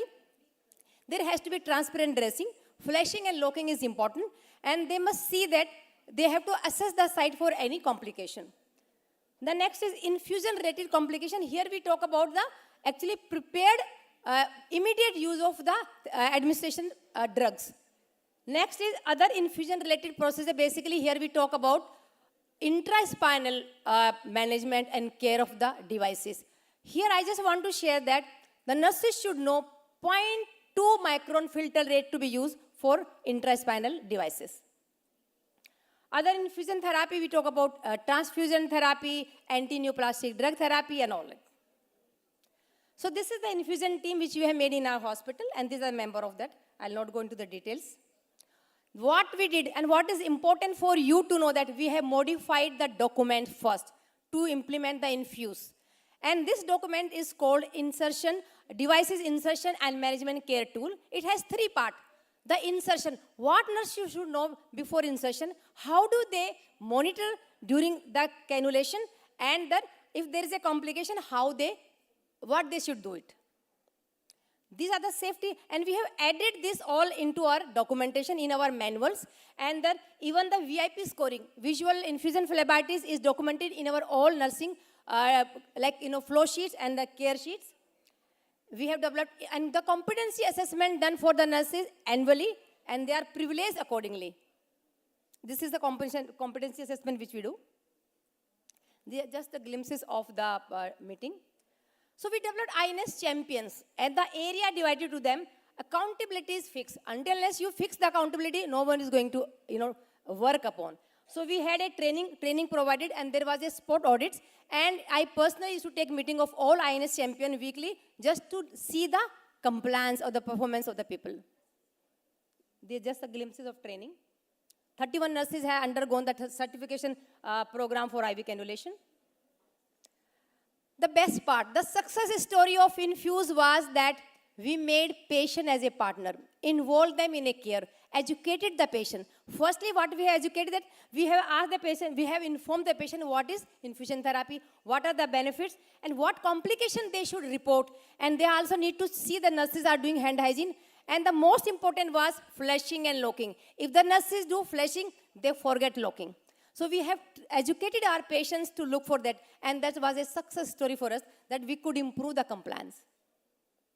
These are some few more initiatives that, we have trained the nurses on IV cannulations. Drug calculation was difficult for the nurses to remember. So what we did that, we have put that into the patient file for their reference. Whenever the nurses are giving IV fluids, they generally don't enter the new fluids. So we have trained them to enter the new fluids so that they can avoid the overloading of the fluids. We have developed we had a dedicated area for medication preparation and medication receiving. And we have some video also, technique of central line dressing. And then there was a IV cannulation technique. We have developed the videos. These are actually the area where we have a medication receiving or a preparation. To ensure that, to prevent the, extravasation, we have separate extravasation kit. And the CQA form, they are supposed to report any complication. As a PEN Fortis, we have started one new initiative called Spandan. Spandan means aapke dil ki baat mein jaanu. So there are 4 topics which we covered, and IV cannulation is one among them. Nurses are actually educated on how to communicate to the patient during IV cannulation, so that they involve the patient in care. Here, I don't know whether we have time, but I have a small video, and the credit goes to Captain Kandhya here, who has actually developed 5 golden rule of medication, which we have implemented in our hospital, and we have prevented many, many medication error.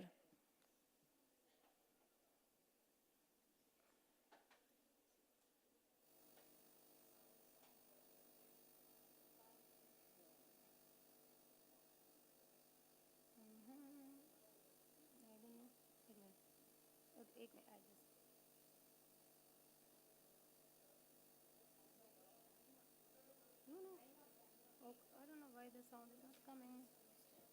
You close the sound? No. So very good. तो full है. Then why not coming? I don't know. It's a very good video, भाई. Sound टा की यहाँ पे लगाना पड़ेगा शायद. Sound के किच्छु अच्छे. Okay. No, it's not happening. थोड़ा बहुत तो sound यहाँ पे था. बिना sound के दिखा दो. So now we are going to learn about the medication process, in which we will be following the 5 golden rules of medication. The first step is to bring the file to the patient's room. The second step is to identify the patient correctly with the name and UHI. The third step is to bring the medication to the eye.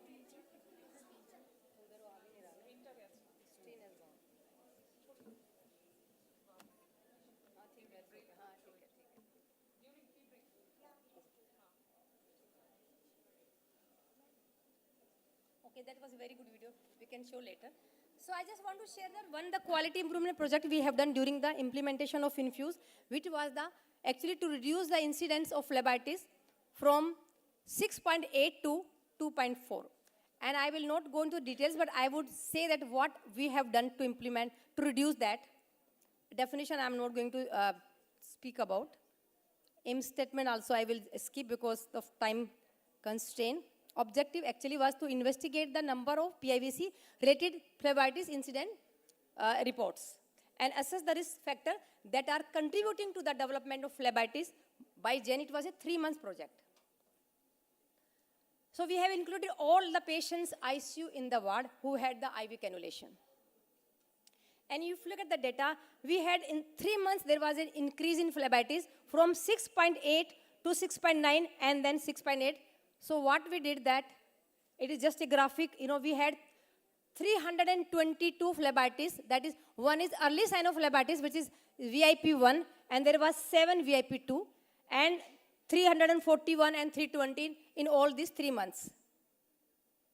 So what we did, we developed the audit tool, and we started auditing, monthly audit of all, point prevalence audit for all the patients. So this is the fishbone diagram, which you will see that there was 4 factors.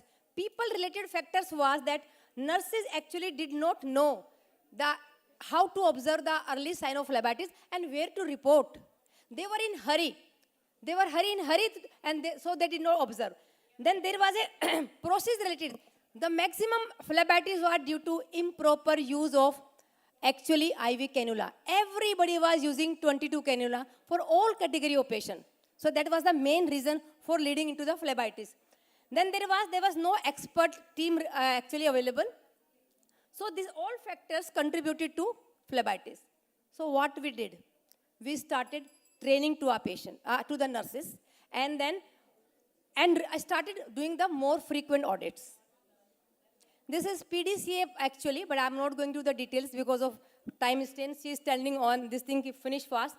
But only thing, the audit, assessment, and the education, and removing that 22 cannula has helped us to prevent the phlebitis. And one more very important thing which we did was that this monthly, actually, initiation of phlebitis register. Here again, I would like to thank Captain Sandhya, who has guided us to implement this register. This has got 16 parameters, included patient details, who has actually inserted the cannula, and whose company cannula was actually we have used. How many days was cannula was in situ when you had removed? And what was the reason of insertion? What was the reason of removal? And then what was the tenure of the nurses who has actually inserted the cannula? So this, when we started monitoring, we could find that we actually reduced the number of phlebitis in our hospital. We had pre and post test. You can see that result. From 69 to 92% was the training effectiveness.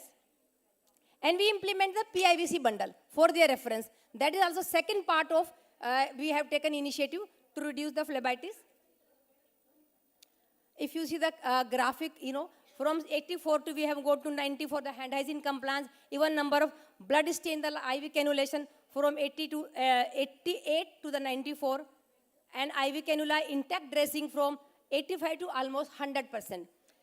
Even closed port with extension was from 83 to 96%. Flashing and locking has improved almost 100%. And you can see the result from 6.5 to 2.4, we have reduced the 342, now 60 to 70 phlebitis in a month. This is the outcome that, we have been able to actually reduce and sustain. So thank you so much. I think I have done the justice to your time. Thank you so much. Thank you so much, Captain Neelam, for sharing your views from an auditor's perspective. Now I request Dr. Jyoti Clara to share her experience and insights as an SSC. Wait.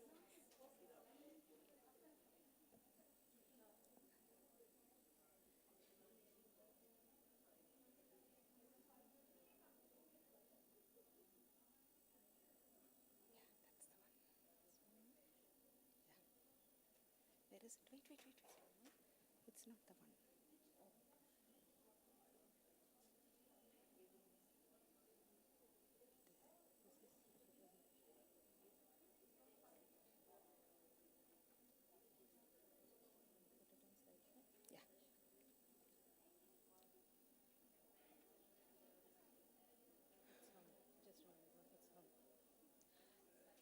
So post-lunch, I think Neelam has given a good dessert. Now I'm going to top it up, and I assure that I will keep up to the time.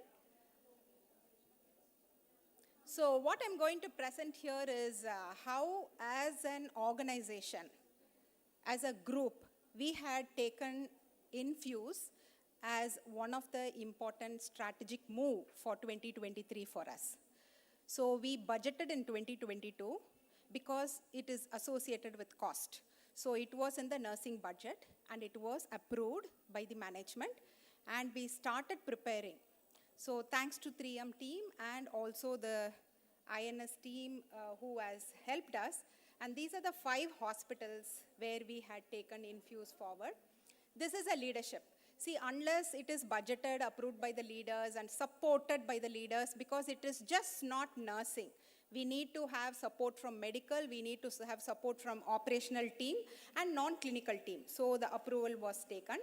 And these are the experts. Like we parked it under HIC nurses, and they also had nursing managers as champions with them. So I just wanted to give recognition for them, so I put their names. So all of them were involved. The great advantage for us was, like, based on our philosophy, we thought it would fulfill our nursing philosophy. So we can relate INS standards to professionalism, expertise, and advocacy. So that is where we also ensured empowerment will be a base which will help our nurses to fulfill the philosophy of our nursing. Now, we also have something called as Centers of Nursing Excellence in few of the specialization in each of the hospital. So we thought this particular measure would actually complement, and it did. So it has improved the clinical outcome of each of the specializations that we have considered to be as a cone, that is Center of Nursing Excellence. Now, how did the journey start? It started off in July 2022, because we got the budget approved by June, but it was released later. And then by the time we did a groundwork. Advantage of taking such programs for a group is, each of the group, there is a champion. They all came together. We divided our work. So it is a shared responsibility. All the SOPs were divided. Each of the unit worked. We came together, revised it. So cross-verification. So finally, we developed a complete IHH-IN SOP for Infuse, which is common to all the hospitals. But there were individual differences in each of the hospital, which was specified, related to the infrastructure and related to the organization structure, which is at the ground level, functional level. And then we had, in August 2022, we had put in a analysis to know where are we, where are we lacking, and we did. It was surprising. I thought, as a group head nursing, we were doing fantastically well. But after putting each of the objective element to test, we found that we had a lack in certain important areas. So then we started QIPs, specific QIPs on areas of gap. This was not common to the group. Some of the QIPs traveled along the group. Some were very specific to the units. And that is how we entered. And then we had, from November 2022 to November 2023, we cleared all the assessments. And this was the certification, duration, and the journey for us as a group. So what did we learn in this journey? In this journey, what we learned was working together, a common goal. There were learning from each other. Synergy was there between nursing team. And we understood that what works well for one unit would not work the same way for the other unit. However, there were strategies which was fitting well for all the units, which is as a common one. But however, we were able to streamline the policy. These are some of the glimpses of the Infuse training. It was a rigorous training. We had developed a lot of champions. So nurses were very happy. Some of them who excelled well, their names were put on the nurses' wall. We have an individual nurses' wall, like 10 feet to 8 feet in the hospital, owned by nurses in each of the hospital in a common area. So we had fixed their names also in the wall, which is something very nice. So every 6 months they will also be rotated, and many of them will be coming popularly on the screen, and they will know that they have contributed to the award. Now, we had achieved this through certain goals we have kept, and I'm not going to go into it. You have been listening a lot, you will be listening a lot, and these are related, and Neelam has actually given a great head-on on all the aspects. So, few aspects that we have changed are mentioned here. It is very clear and evident for you. I'm not going into it. And then what we did was we had a surveillance and monitoring, and we divided the entire aspect into like quality indicator, nursing sensitive quality indicator. And then we had also done QIPs on areas we are lacking, and maybe some of the objective elements were not there as well. And then we had the audits done. This is a very important slide. I would like to say, if anybody wants to go for Infuse, consider this as your challenge. Like for us, it was a challenge. Probably for you, it will be a different challenge. Like implementation of Save IV, especially hub cleaning. So there were a lot of debates, there were a lot of discussions on this. Use of preloaded sterile syringes. So this was another one. Self-reporting of double pricks, very challenging.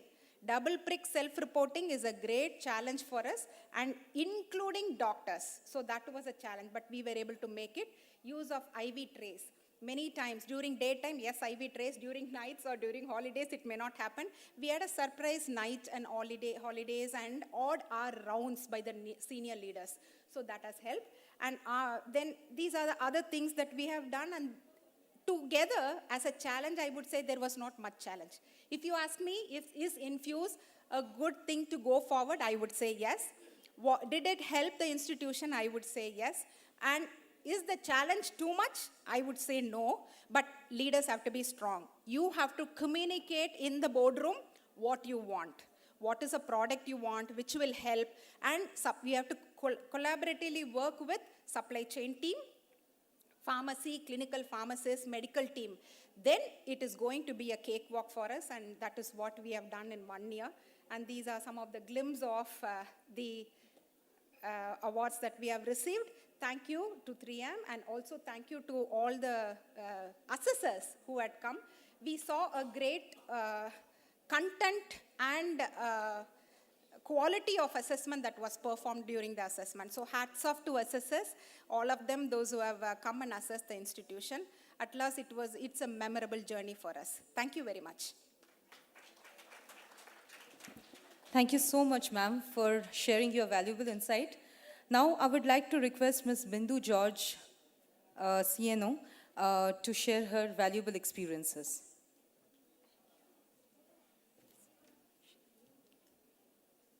I don't have slides. Good afternoon, everyone. I know that look. I get all your puppy eyes shouting to me, can you please get out of the stage at the earliest? Yes, I shall. But I shall just share with you the journey that we had at AIG hospitals on Infuse. And I will take you probably 3 minutes. The preparation, the idea was in 2019 actually for us to go through Infuse program. It took us 2 months because we were having very high turnover of the nurses. We still continue to have high turnover, but I will thank the kind of education programs that we run for the nurses to take off like that. And another thing was, very soon COVID struck, so it was shelved. I actually considered it was a blessing for us because, okay, for some time we will have respite. But then we just shelved it temporarily. We never put it off forever. Once things started improving, we went back and brought it out of the shelf. And then 2022, March was our Infuse accreditation inspection. Sino was our inspector, and we had a wonderful inspection that day. What I have realized in the preparation of Infuse accreditation program was that the manual gives us, there is no other textbook or guidelines probably that could give this kind of specific detailing of how you can set up your infusion nursing team, or IV medication, fluids, whatever. You can consider everything that is cannula related into those standards. So what happened was we created a 60-strong IV cannulation team. We termed it as IV cannulation team, Infuse team, basically. And what we noticed is even through the training, we were losing these champions to foreign countries, to central government, state governments. Some of them simply chose to go away. So now, currently, 50% of my 1,500, 1,600 nurses are actually Infuse champions. So thanks to my education team who has regularly put up workshop for through mannequins, so that was my first IV cannulation mannequin in the name of Infuse that we got to purchase, and it has come up very strongly now. What I would like to suggest to those who would want to go for Infuse, this manual is excellent. If we can implement every point, I think we stand the best in the world with regard to infusion therapy. Thank you very much.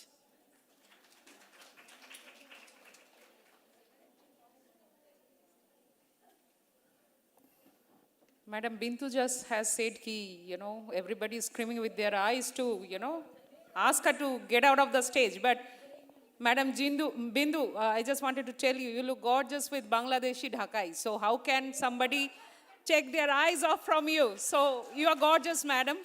So I guess nobody is taking their eyes off from you. So may I request all the three speakers, so please come on the dais, and may I request Ms. Upama De to give a token of appreciation to our esteemed speakers.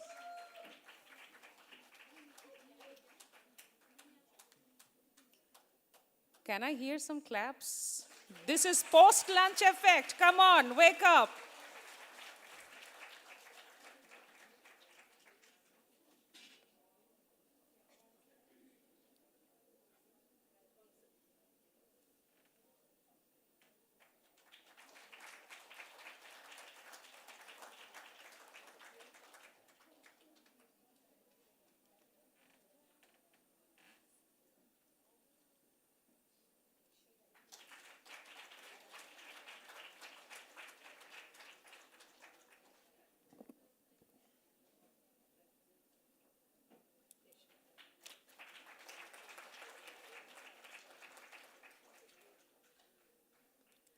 Thank you so much, everyone, for the lovely session. Now, let us explore a topic that is reshaping the landscape of healthcare, the importance of technology in infusion therapy. In an era marked by rapid enhancements, the technology has emerged as a catalyst for transforming the way we approach and administer infusion treatment. May I request our evergreen and dynamic Colonel Venu Sharma, Senior Director Nursing, Max Healthcare Institute.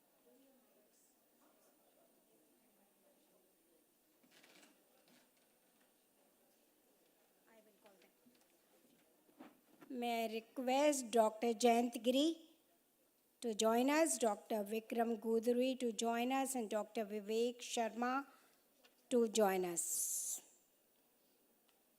Hand mics.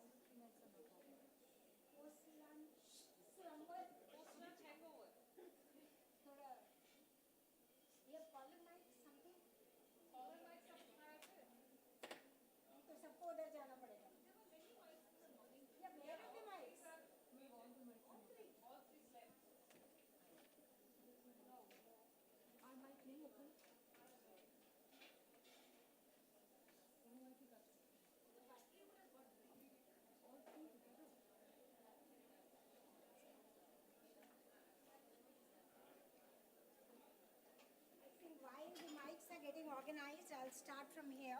Yes. So we have with us three gentlemen. There's no women power on this stage other than me. So we have Dr. Jangpura, Director Medical Affairs, BD Medical Asia Region. We have Dr. Vikram Gudri, Scientific Affairs and Education Leader Asia. So they're all big guys, not India, beyond India. We have Dr. Vivek, whose credentials I don't have, but he's marketing head for BBRON India. The topic we're talking about and discussing is technology. Our country is progressing well in technology, and we keep hearing so many technological advancements in every single field: communication, banking, education, all across. Also in healthcare. Everywhere you hear digitalization. I am going to have the next 30 minutes asking all the three gentlemen on the dais, is technology relevant to the nursing profession? Is technology advancement going to make any changes for our dear nurses who are in this group? The questions are going to evolve around what solutions we have, but before that, let me put across a few pointers on our challenges in terms of managing patients and why do we want technological solutions. Our challenges: shortage of nurses, hence nurse-patient ratios always skewed. In our SOPs, we write 1:5, 1:6 on a floor. In the critical care, 1:1 or 1:1.5. In real world, it's only a dream at times. When there are high volumes, high occupancy, epidemics, seasonal illnesses going up like dengue, COVID times, H1N1, we struggle with nursing numbers. So one challenge is always nursing time. Where is the time? Number 2 challenge: more fresh graduates joining the profession. There is no time for onboarding them the optimal way. For a fresh graduate, it takes 3 to 6 months' time to be patient ready in terms of the basic skills and knowledge. We do not have the luxury of 3 to 6 months. Most hospitals have to manage in 30 days or less than 30 days, and by the time they have to take over patients. Hence, they need more solutions there. Another challenge: nurses have a lot of documentation. Thanks to Nursing Excellence, NABH, ISO, JCI, and many such assessments, quality assessments. So we have so much of documentation. There were a couple of time ocean studies we conducted which say that nearly 45 to 50% of the nursing time goes in documentation. You ask the doctors, they will always say nurses are always on the computer or on the register writing something.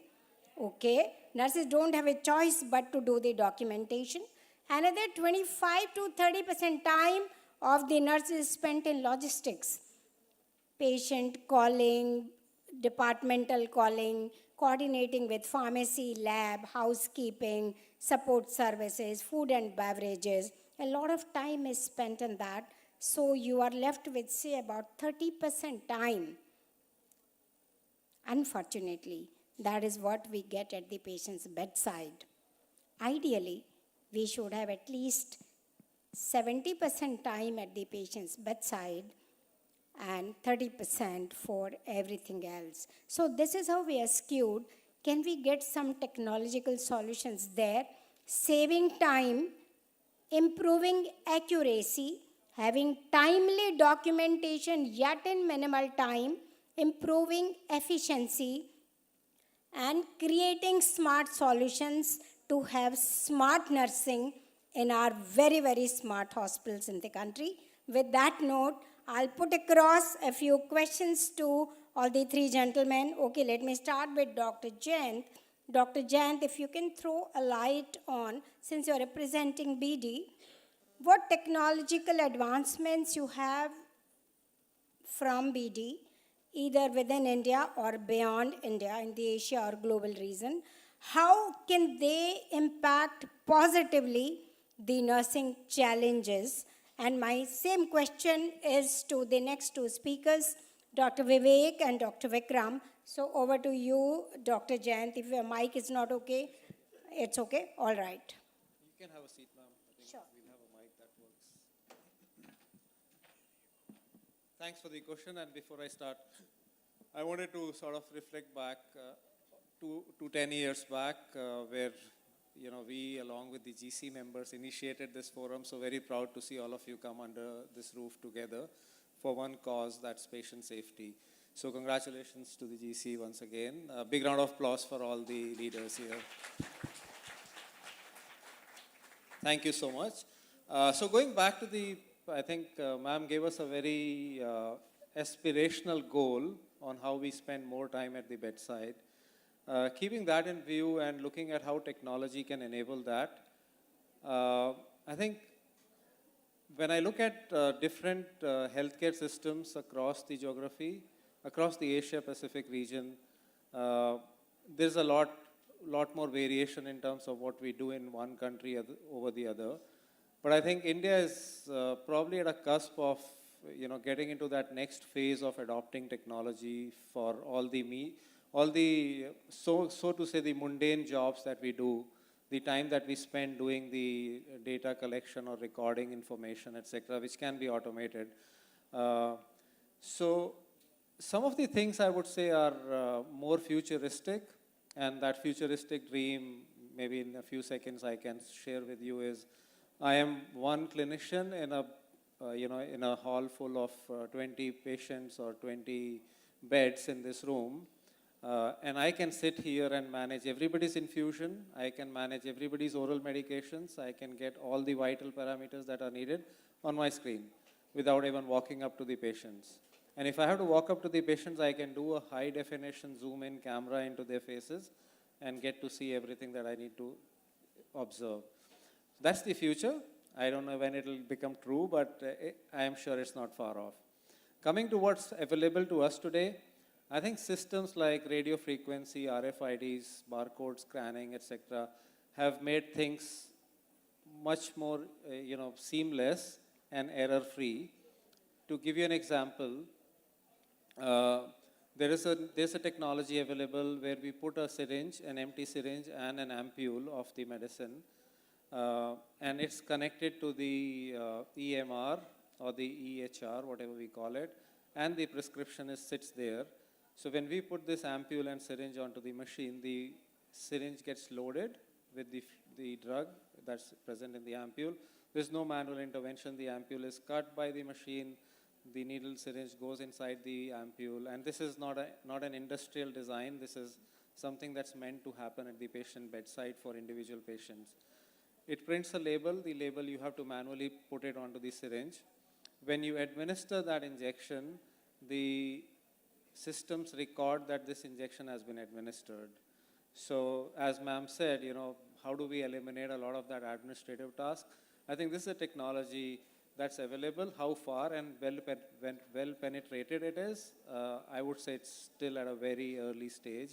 But yes, there will be a time when this will just leapfrog and you'll see this happening at every bedside. So with that, I'll keep it short and pass it over to Dr. Vivek. Thank you so much. So let me, talk about BBRON as an organization and what digital technologies or advancement BBRON gets to the healthcare sector.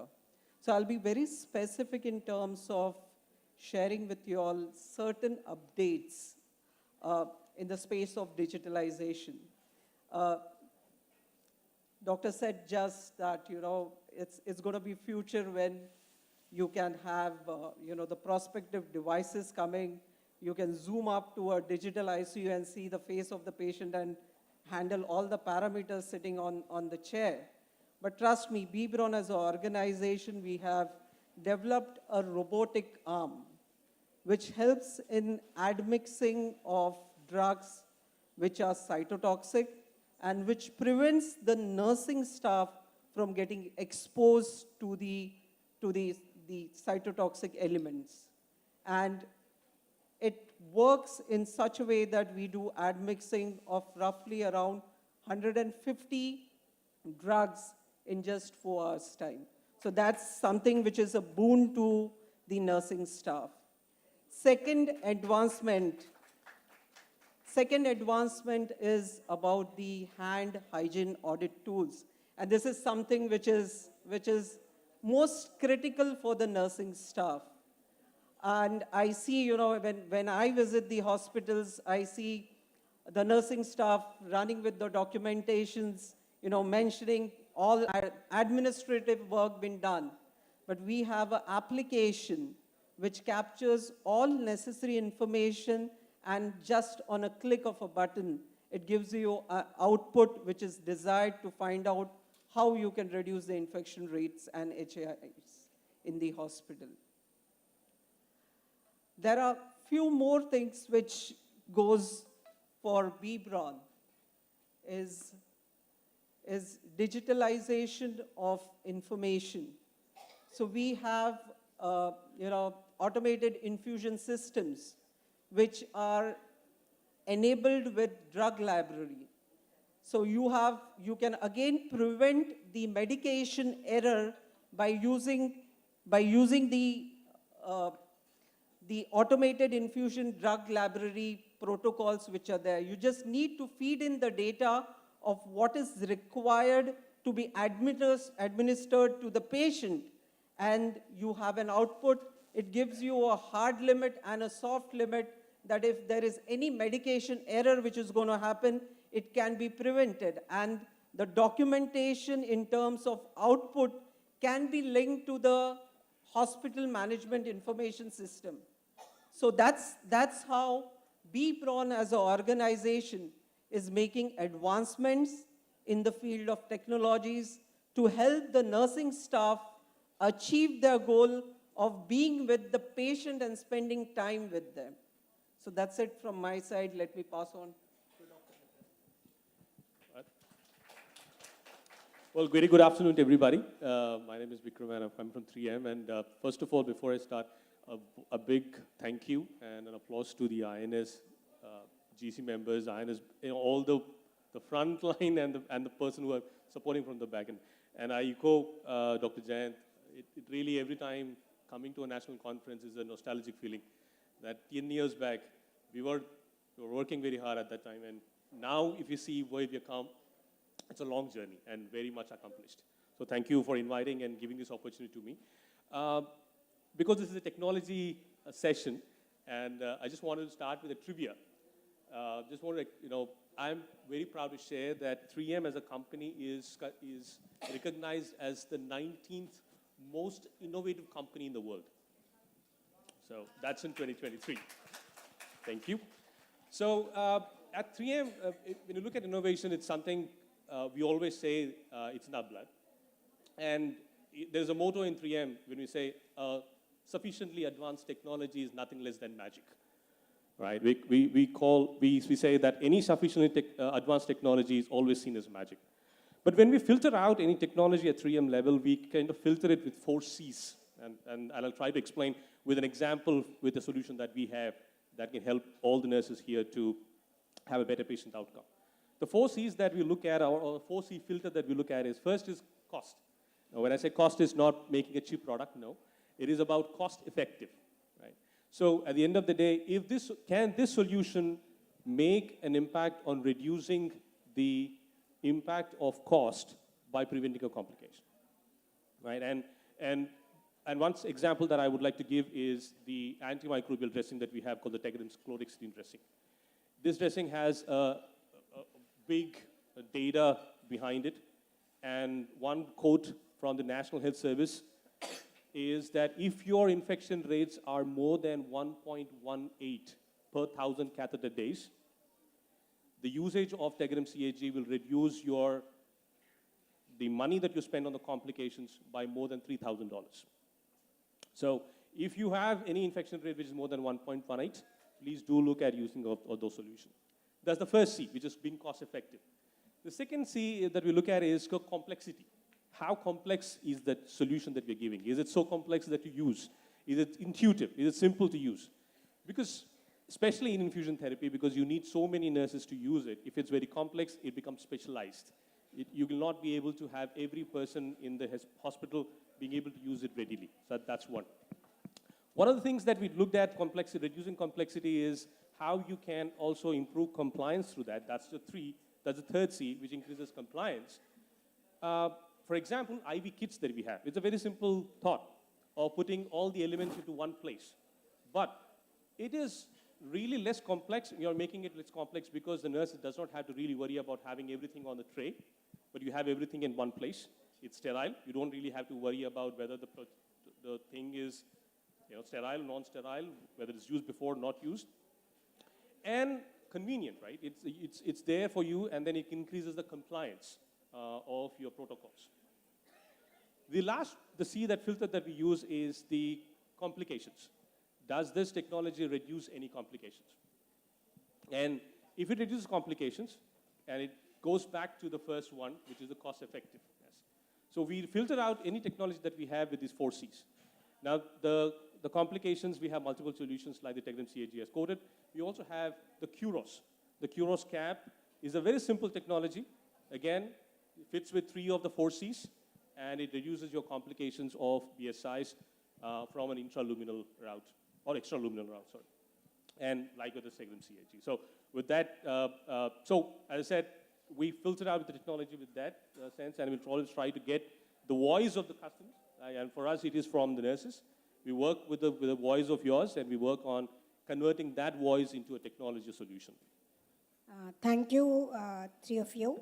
My next question is on, since nurses have a lot of time going into managing dashboards, there are KPIs, quality performance indicators, incident reports, lot of RCAs, and lot of audits. Partly one of you mentioned it, but what can be done in managing the dashboards and incident dashboards more efficiently through technology? Do you think any of you have any solutions in this regard? A quick one. Yeah. Yes, there are possible solutions. If you see over a period of last 1 decade, you get to hear about artificial intelligence, and every hospital follows multiple audit tools. Can it be integrated into a system which becomes easier for the nursing staff to fill in through a digital medium? And that's where a dashboard is applicable, or dashboard will be visible at a click. Okay. Anything else you wish to add, Dr. Vikram? Quick 3 points that I would like to add here. One, you have heard about Infuse program. 3 eminent speakers have shared their experience about Infuse. I think one of the things that we are looking at as next step is, most of the time when you have this checklist, it is a manual work at this time that you are trying to look into the data. But is there a way that we can actually make an algorithm which can give you the trends out of the data that you have from the Infuse? That's one. The 2 other technologies from 3M that's not very active in India at this time though, but I just want to share that with you so that you know about this. We have 2 big technologies. One is the HIS itself, the Hospital Information System. 3M has an independent HIS. Not many of the people do know that. The good thing about that HIS is integrated with what we call as an M-modal technology. It's a voice-assisted AI technology. What it does essentially is that when a physician is talking to a patient, you don't really have to worry about documentation. It's a computer-assisted patient documentation, or we all call CAPD. The conversation itself is documented as the clinical documentation. Now you can create, you can edit, you can review, you can sign off, and everything done is with the conversation-generated AI. So I think if one thing that we can probably bring forth to India in future is that definitely I feel can reduce a lot of time that nurses spend on documentation. All right. I would say that technology should bring the clinicians, which is nurses and doctors, to the patient room at the patient's bedside whether it is vital parameters, whether it is medication, everything must happen, must be verified, must be administered, must be documented at the patient's bedside. Some of the hospitals, including the one where I work, Max Healthcare, we have initiated something called as nursing automation, where we have a QR code on every smartphone of every nurse. She goes to the patient room. With that, she can scan through the QR code the patient's ID band. It opens a certain field on her smartphone. We have started with about 6 different checklists. One is on vital parameters, one is on risk assessment, initial assessment, one is on patient room disinfection checklist, very basics. What happens in today's time, nurses do all of these activities.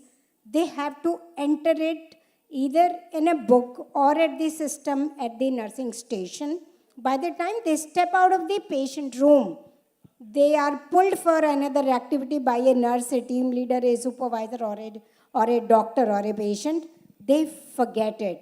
So the timely entry, the accuracy of it is all highly compromised. Keeping that in view, this nursing automation is adding a lot of real value. They take the vital parameters. The patient has the assurance that it is my parameters done here and entered right here without any mistakes, without losing time, and within 30 seconds, these elements or parameters or stats are available to supervisors, are also available to doctors to see. These are things which are required. So my suggestion to all the technology partners, industry partners sitting here is that whatever innovations in technology you are bringing, voice of nurses must be considered, taken into account when you are developing something. Yes, all others in the hospital are important,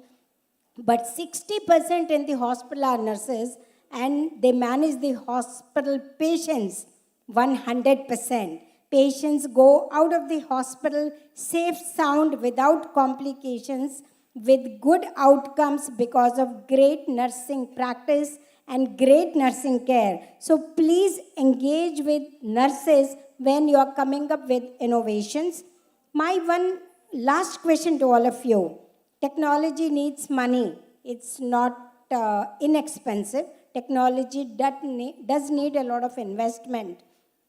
Will the hospital invest in technology which is going to improve the nursing practice?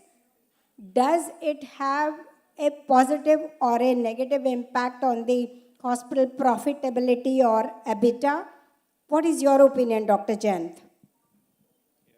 Thank you, Bab. I think that's a difficult thing to justify, especially for clinicians, because we always believe and spend most of the time thinking best about the patient. We are not into the mode of doing calculations and showing profitability for the hospital. But I think the ask is changing, and we'll have to adapt to the change.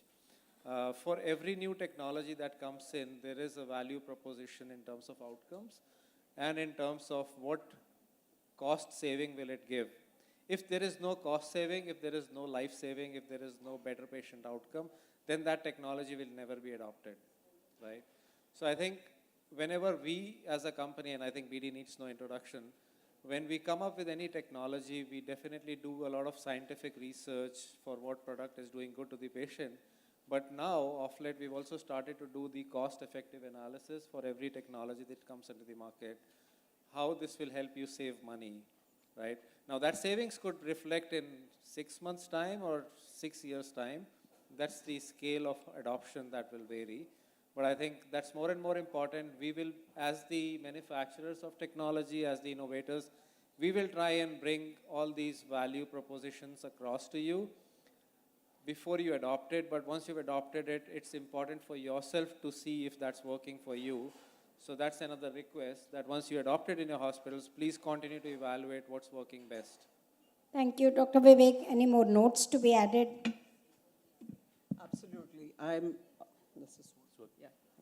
So I'm aligned to what Dr. Jain said, most important is to understand the health technology assessment tools which are available in the domain. Understand, is this technology going to add value to the patient outcomes, and also from a perspective of whether it will lead to cost saving to the hospital. So it's going to be a balance between the cost for the hospital and a definite outcome to the patients. So I'm sure moving forward, hospitals will surely love to adopt the new technologies coming in, because finally it is going to benefit the patients and help them increase their profit margins as well. Thank you. Dr. Vikram, anything to be added? I probably would take it a different spin, and I will give you probably take, the should we advance with technology? I think the answers, there are multiple examples which tell you why we shouldn't. I think one glaring example is Kodak. Right? And if we do not evolve ourselves to the technology and imbibe technology into ourselves, I think there will be a time that we get obliterated. So I think it's not about if and when, but it's about we must and why. Okay, my last question is to the audience, which is majority is nurses. Is technology, do you consider technology a boon or burden? Boon or burden? No burden? Burden is there. There is somebody says burden is there. So my flavor to the experience, I may say, when these are young nurses, the millennial nurses, the fresh graduates, people in their 20s, they're all highly excited about everything we wish to launch on the technology platform. They're the ones who come forward and say, yes, ma'am, we want to do it. We want to try it out. People who are somewhere between 35 and 40, at times they think it's a little burden. Why should I learn something? I have always done it this way. Registers are better. Manual entry is better. Why do I take part in HIS? Why do I need to learn? They are the ones who take a longer time. The people who are beyond 50, beyond 60, I am passionate about technology. I want to learn every single thing in India, beyond India, and likewise, all the front rows, the nursing leaders, the GC, all are beyond 50. They are passionate about technology. So everyone who's part of developing technology, here and in the audience, I can see Mr. Sandeep and many more people, and so many of our technology partners who have these stalls outside. Please be reassured you develop a good technology for safe patient care, for safety of healthcare professionals, which is effective, which is going to improve accuracy, efficiency, saves time, makes our life better. We'll be the first one to adopt it, and that's from the audience. Thank you, all of you. Thank you. A sincere thank you to our esteemed panelists for your insightful contributions. Yes, and expertise in elucidating the importance of technology in infusion therapy. May I request Colonel Binu Sharma to present the token of gratitude to our panelists, please.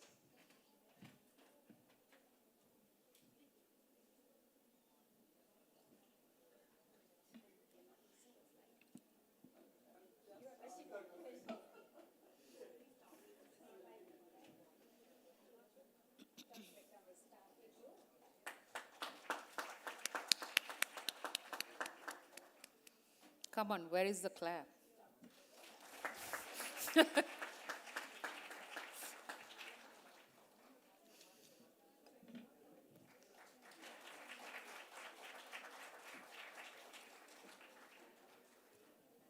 Thank you, madam, and thank you, the panelists.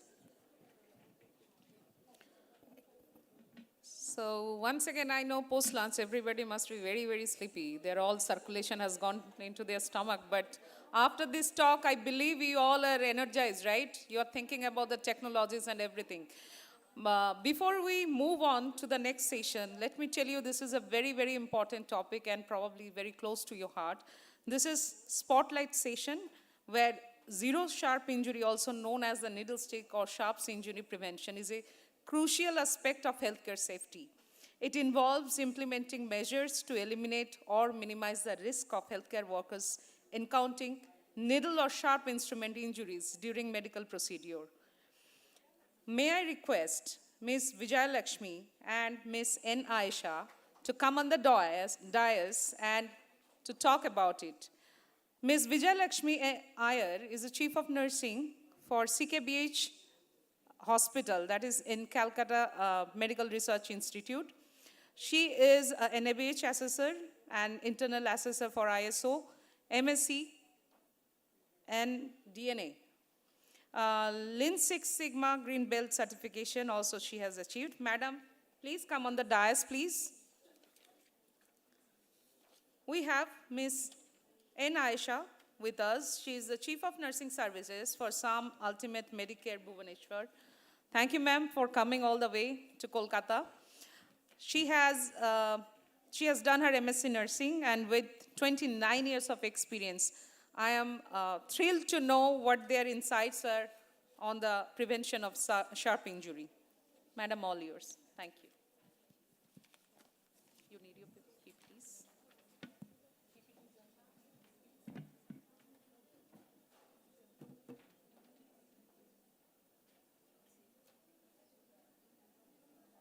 Good afternoon, everyone. I think they're very good.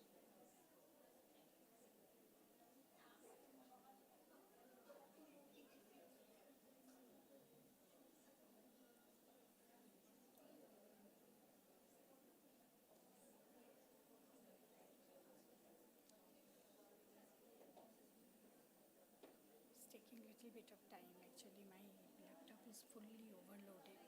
So it is uploading. You have to click this one. Which one? Just slides. It's still uploading. Should not go for not responding. It will take a little bit of time.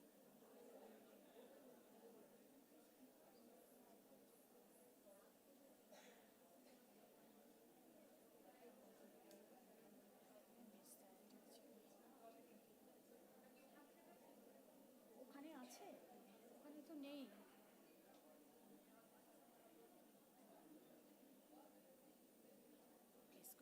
Yes. Good afternoon, everyone. At the outset, I take this opportunity to thank the organizers for giving me a chance. We have been hearing from morning from all the eminent speakers. It is now my turn. As the title says, it is the spotlight on healthcare worker safety.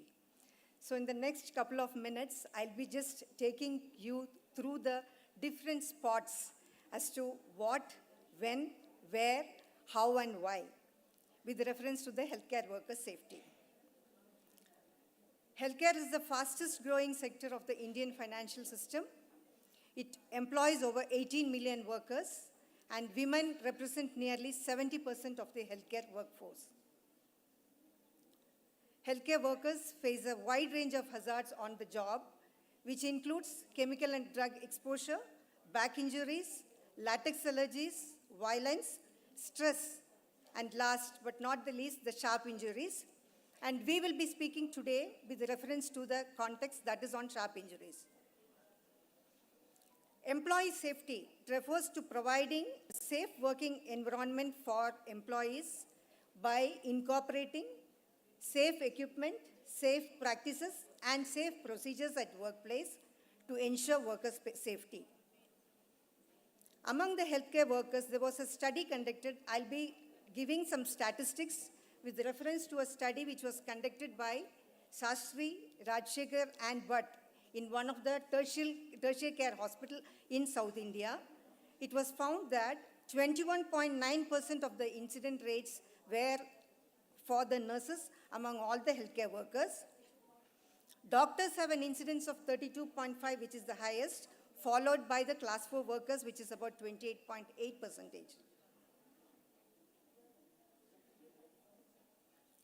Now, what is healthcare worker safety, especially with reference to the NSIs?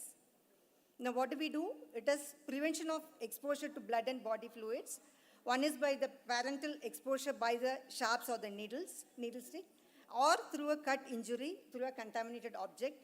So how we prevent is through the usage of safety devices and following the CDC guidelines.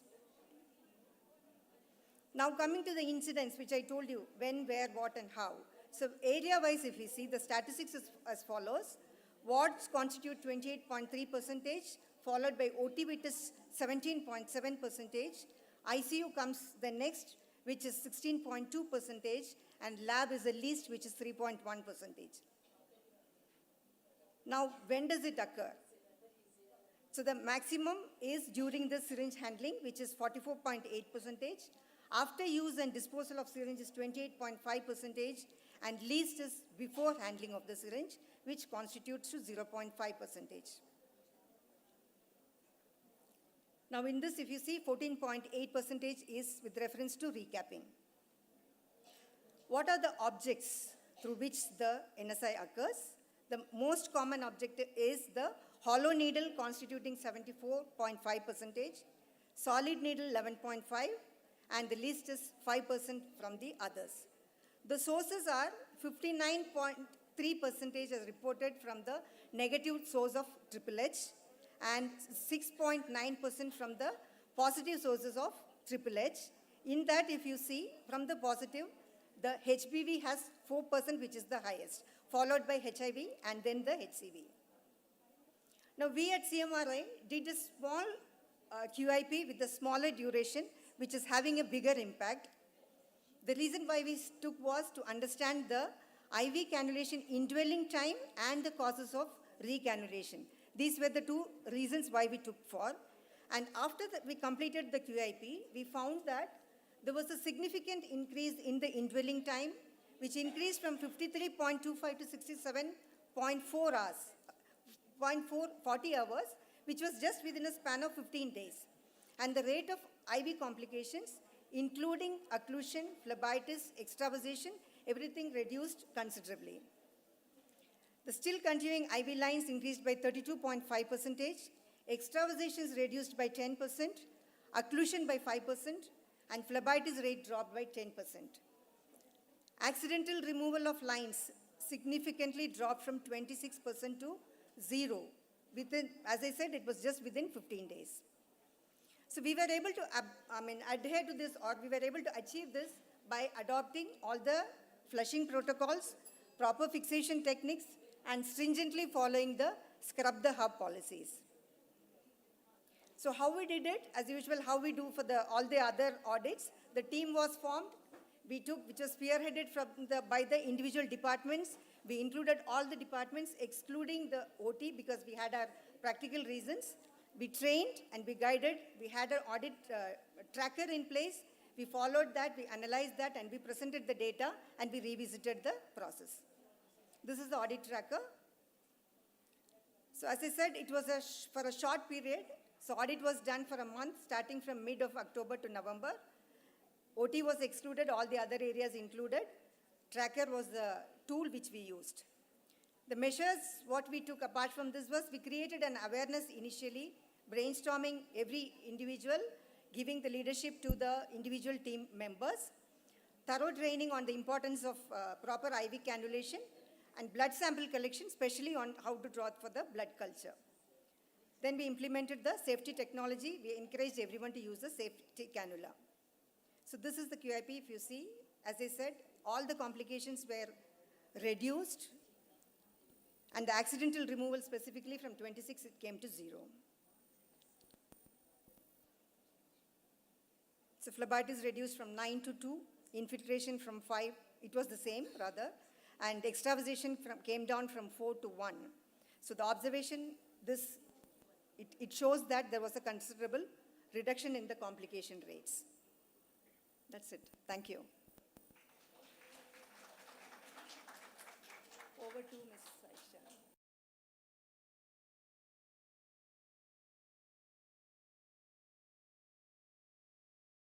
Thank you, Madam. May I request Madam Aisha to come on the podium? Just a minute. Thank you, ma'am. I'll just put on your PPT. With These only you are having a full presentation. Your team slides. Thank you. All the best. Good evening, all. I can understand it is 4 p.m. post lunch. Like ma'am presented all datas. It was like hospital datas, their quality initiative programs. We are here to discuss about. See, we are the healthcare providers. Like, our safety is much more important. So unless and until you are safe, you are not going to take care of the patients. So my topic begins now.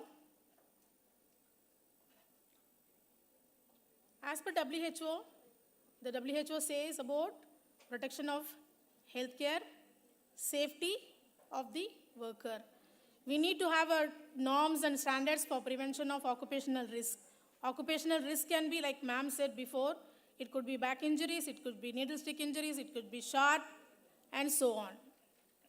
So we need to support countries to develop and implement occupational health programs for the health workers at the national level. So it is not the hospital-wide or the state-wide. They say about the whole nation should have these healthcare facilities. So I'm vouched for this line that the nation is going to take an initiative on how the safety of the employee is going to be taken care. By the way, why healthcare worker safety is important? Whenever we say patients are important, patient safety is important, we are here to reduce the loss. Yes, ma'am spoke about EBITDA, and previous speakers spoke about margins and how we are going to convince our CEOs, how a hospital is going to be benefited. Yes? So why healthcare worker safety is important? Nobody thinks. What all I have discussed now could be your hospital administrator, CEO, they are there in top management. Nobody knows the importance of, could be a nurse who had 1 year of experience who had a needle prick. Yes?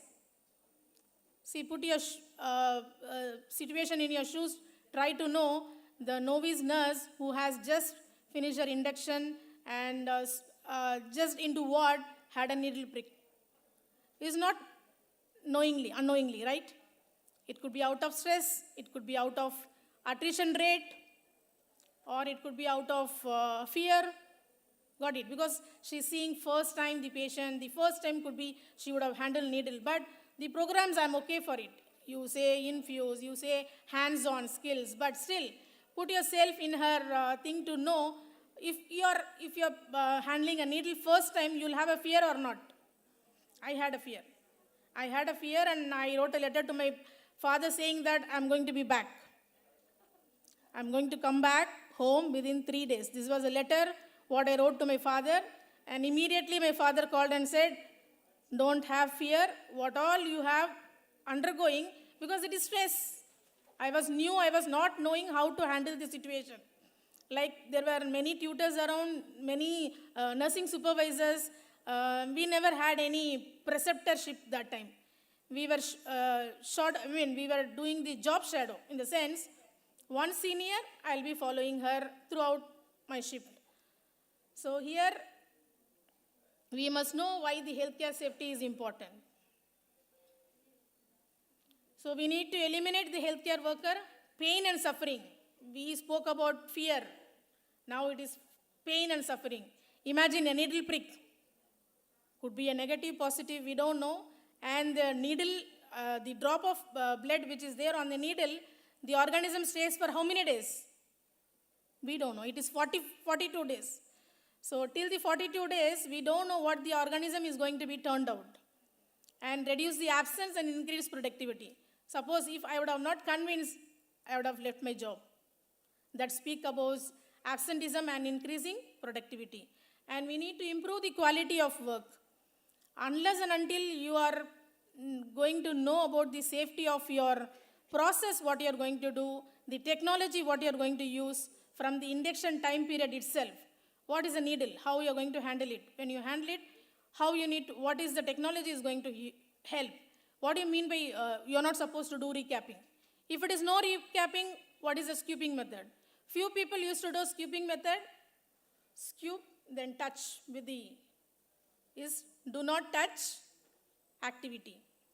increase the motivation and commitment of the employees. We need to motivate them in a manner that no needle stick, it means no harm. You're going to get the previous speaker spoke about increment. It could be a matter of writing in their performance appraisal. See, for example, a nurse on a lifetime period, no needle stick, it is an achievement, yes? Achieve compliance to the legislation. See, there are many things. Once a needle stick injury has happened, there are many things to know about the patient's serology, the nurse, whether she had hepatitis B vaccination, what is a titer, when we need to repeat. All this comes as a compliance to legislation. I have few researchers which is not based on India, it is abroad. A study conducted in 2014, an evidence-based practice approach to sharp injuries prevention in a primary care. And the result is 4 registered nurses from the evidence-based nursing community of each clinic where they were tested to evaluate the extent for which the sharp prevention was practiced. And the 56 healthcare workers were audited, and the exact MC NIMAS test determined that there was a statistically significant difference in the pre and post intervention. It means pre and post they had an intervention on easy accessibility of sharp box, that is less than 0.01, and disposable point of use, the point where they use is less than 0.01.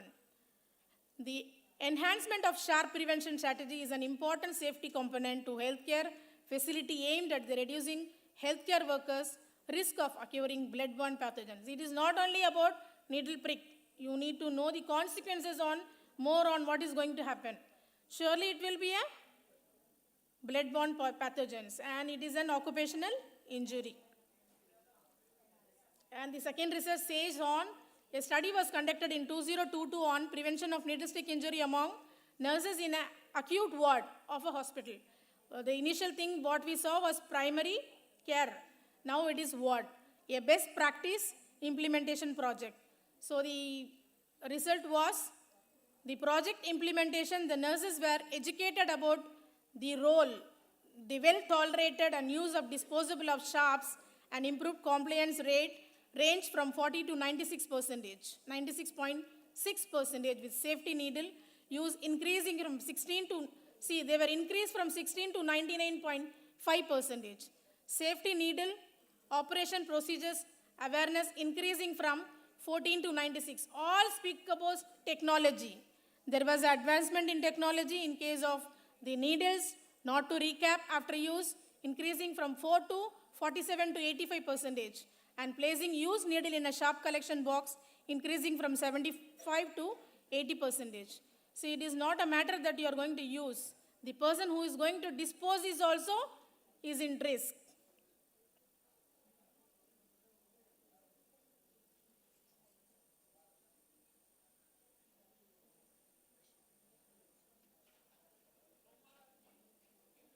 So what are the employees should follow? So we saw about their pain, fear, absenteeism, they don't want to continue, and their health benefits. So the employee should follow what all things? Needle should not be recapped, very important. Use items should be placed immediately in a designated puncture-resistant container that is easily accessible at the point of care. It is not that just open lid, whenever you want to put your hand, you can do it. No, it is designated in a manner that once you put in, you cannot manipulate. Healthcare workers should cover open skin areas or lesions on hands or arms with a dry dressing all the time. Hand hygiene is still essential. So do not forget about hand hygiene. So consultation is necessary if the dressing interferes with these procedures. Eyes, nose, and mouth should be protected if splashes with blood and body fluid are anticipated. We are seeing about the sharps and the body and body fluid splashes also comes under a healthcare worker safety. So you need to cover eyes, mouth, and nose. Immediately perform first aid. So what is the first aid method? In case of needle stick injury, you need to Report first, wash the finger under the running water and report to ER. First aid is very important. Flushing of eyes, nose or mouth with running water if they have been exposed. Broken skin should be rinsed thoroughly, not to squeeze, and no soap solution should be used. Report the incident and exposure immediately to your employer. See, as a staff, you need to inform your in charge or the supervisor and to the higher authorities level. You cannot go directly inform your employer. Follow the instructions for further treatment and follow for medical professionals whenever it is necessary. So how the technology is going to help us on safety device usage? Technology is good or bad? It's going to help us. So it is good. As we are going to learn it in a proper manner, it is not going to do any harm. So when you learn it, learn properly so that there will not be no harm. So there are syringes. There are syringes whenever you give, there is a protection device where you are not going to touch the needle and it can be discarded. Same manner, there are pre-filled syringes available. Once you give the injection, it has self-retracting. You cannot do any manipulation. Use and throw it. And this is about aspiration of sample. Usually it is done in case of ultrasound guided biopsies. It has a device where the needle you are not going to touch, and the person who is helping the assisted procedure will not be getting harm out of it. And this you might have seen before. There are needles where we are going to aspirate, which has blunt. There are no sharp injuries. You need to just, you're going to take a solution for diluting or whatever it is. It has a blunt end. There will not be no sharp injuries. And once we spoke about all Infuse, RISE and other programs. Once you put a Venflon in, there is no manipulation. You're not going to do anything. The stellate is going to be out. That is the technology. Some slides we saw during the blood culture withdrawal, there were injuries. So this is a technology where we are going to use on whenever there is a blood culture ordered, you're going to draw the sample goes directly into your culture bottle, so that no needle will be handled. Once the blood culture is done, you're going to discard it. There is a data about device associated with percutaneous injuries by the percentage, total percutaneous injuries reported. So mostly it is disposable syringes 24.5%, and others is 30%, and remaining pre-filled, so on.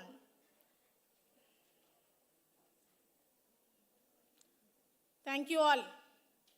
So only one request, whenever you do a process or a procedure, do it with 100% safety, where your safety is first taken care, then the patient safety is taken care. Thank you. Thank you, ma'am. Your insights has been invaluable, contributing to a deeper understanding of the challenges that we face every day, and also the solutions in ensuring the well-being of those who tirelessly serve the healthcare sector. Any questions from the audience to the speakers are welcome now. Yes, mic. Can anyone give a microphone? Oh. Aisha, just want to find out which year did you graduate? Just like that. I'll tell you, I graduated in 1969. You were not born. 1994, I completed my nursing. Okay, I just want to tell you, when I was graduating from College of Nursing, Delhi, we had the mentors in the clinical area. One teacher for 5 students. Then, of course, there was shortage of faculty, so 1 to 7 or 1 to 10 was never there. So I do not know, what is the name of your college you graduated from? Apollo College of Nursing. Apollo College of Nursing. That means you didn't have enough teachers to mentor you. in It Apollo was not College of about teacher. I spoke about preceptorship program where the mentor and mentee concept. We never had on those days. Okay. Anyway, those days also we never left our students or those who graduated without the supervision of the senior ward sister or a staff nurse. I have Abanti with me standing, and when you were talking about this, immediately we looked at each other, that how come that they did not have that kind of training which we were having much before you were even born. Ma'am, it was not about training. No, was even not training, given in even the preceptorship, the nurse never worked independently for 1 month. It was fear. It was fear. It was not about No, something ma'am, else. just let me Fear. complete this, just because the time is less. Number one, this was the question in my mind, that somehow some kind of supervision was not given to the people during that time, the area where you're working, which we continue giving even till today, number one. Could be, Number ma'am. two is, it depends upon institution to institution. I will not give a global comment for the whole country, but it depends upon institution to institution, and we know about it, Number two is that it is very surprising and very happy also to note that you say that if a student or if a nurse has a needle prick injury, does not have a needle prick injury, then you give some award or something like that, I mean, just in your talk you were mentioning some kind of incentive, some kind of, patting up that you were good, you saved yourself and all that, safety measures. Very nice. We cannot, I mean, I'm talking from the government sector and I'm talking from the private sector. I had a private sector association long back with Sarabjit and then Tangam and Usha and then of course Renu and everybody, and I learned a lot from them, because whenever they invited, every time I learned a lot from them, from the private sector, and I worked, not in the clinical area maybe like you, but definitely clinical attached area. But awards for such kind of things, do we need to recommend? Because it's safety of the nurse is very important. So is the safety of anybody else. But we have to think about these things. I'll just give you an example. Sure. The nurses we as students were posted in Safdarjung CSR. We were taught how to flush the needles, because those days boiling or sterilization was there. And now you are very lucky to work in such modern hospital. Let me tell you, BD was the one which started with that diabetic injection, and we entered into the government. I tell all 3M and other people who are sponsoring us that they should really enter into the government. The syringes which we use in government, the things which we use in government are much, much different of what you are doing in the private sector. I am aware of that because I can compare both. In this Safdarjung hospital, we as students, and we had to start from flushing of needle to sterilizer, big sterilizer, and sterilize everything, and also dispatch. That process was taught to us to learn for 1 week. Did you do that, Avanti? We all did that. We did get puncture of the needles and all on our hand, but we did not realize, they talked about safety. We went and told our ma'am, but we did not know until I had some eye problem after 25 years, and the doctor told me to go for ELISA. And believe me or not, I did not sleep all night, thinking that I have pricked myself so many times. I quite agree with you. But, for these kind of things, we need to make students, our teachers and staff and nursing inductee to be careful, to be safe, rather than for everything we give them award. No. I mean, it's good. It's my suggestion. Sure, ma'am. I just thought, because these are very important. These are part and parcel of life, You will have to be careful. And of course, the syringes and all what you are talking about, what you are discussing about, probably we also need to have blend of the government things, a bit of it. So sometimes do a comparative study. I mean, you quoted a study which is done abroad, but let's do there are a lot of studies available. Needle prick studies are available, plenty. Go to Chandigarh, go to CMC Vellore, go to RAK College of Nursing. Plenty of needle prick studies are available. You have to just pick it up. Thank you. But Thank just you. thought of, don't feel that things were not there and things are not there. Things were there in a different manner and a more strict manner, let me tell you, One teacher observing only 10 eyes and two eyes are observing only 10 students. We knew everything of our students, what they were doing. And in the induction also, the mentor was there as a ward sister or a senior staff nurse. She or he worked with the students in the clinical area. Please pick up those small things, good small things, and see that your staff nurses and ward sisters help the new inductee so that you do not have fear of these kind. Thank you so ma'am. much. Thank you so much, ma'am, for your valuable input. Now, may I request Madam Ashma Bhattacharya to kindly come on the dais to felicitate our esteemed speakers.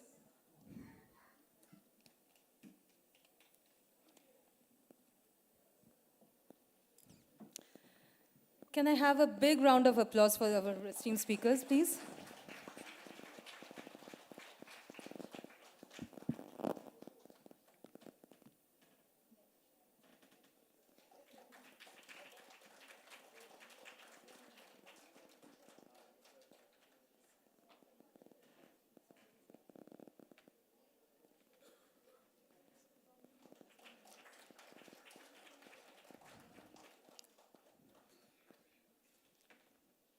Thank you, ma'am. Ladies and gentlemen, it's time for a well-deserved refreshing tea break. Please take this opportunity to network, recharge, and savor some refreshments. We will reconvene in 10 minutes for the next session, our paper presentation. Post-tea break, we request the paper presenters to be present in the front row of the audience for your presentations. Thank you.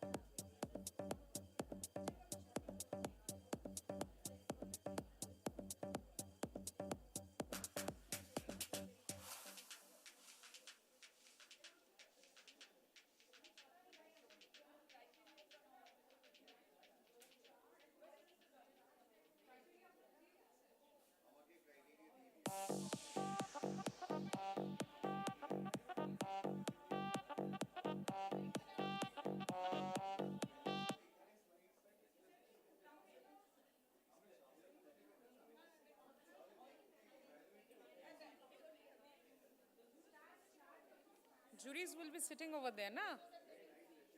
Dr. Shubhra.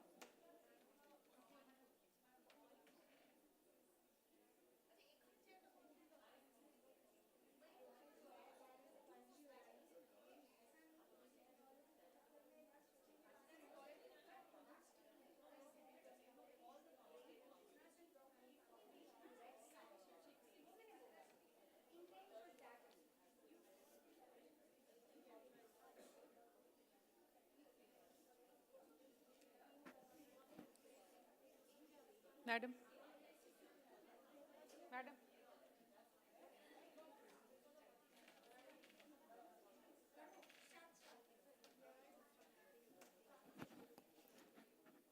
May I request all the delegates to come back and settle down? May I request all the delegates to settle down in their chairs, please? Welcome back. It is with great pleasure that I stand before you today to introduce a series of presentations from all over India that promises to be both enlightening and thought-provoking. As we embark on this intellectual journey, let us call upon our minds to the innovative idea and findings that will be shared. It is my honor to introduce the chairperson for the paper presentation, Ms. Claire de Mello. She is one of the NABH Principal Assessor, member of the Governing Council Board of Infusion Nursing Council since 2011. We welcome you, ma'am, for chairing the exciting paper presentation session.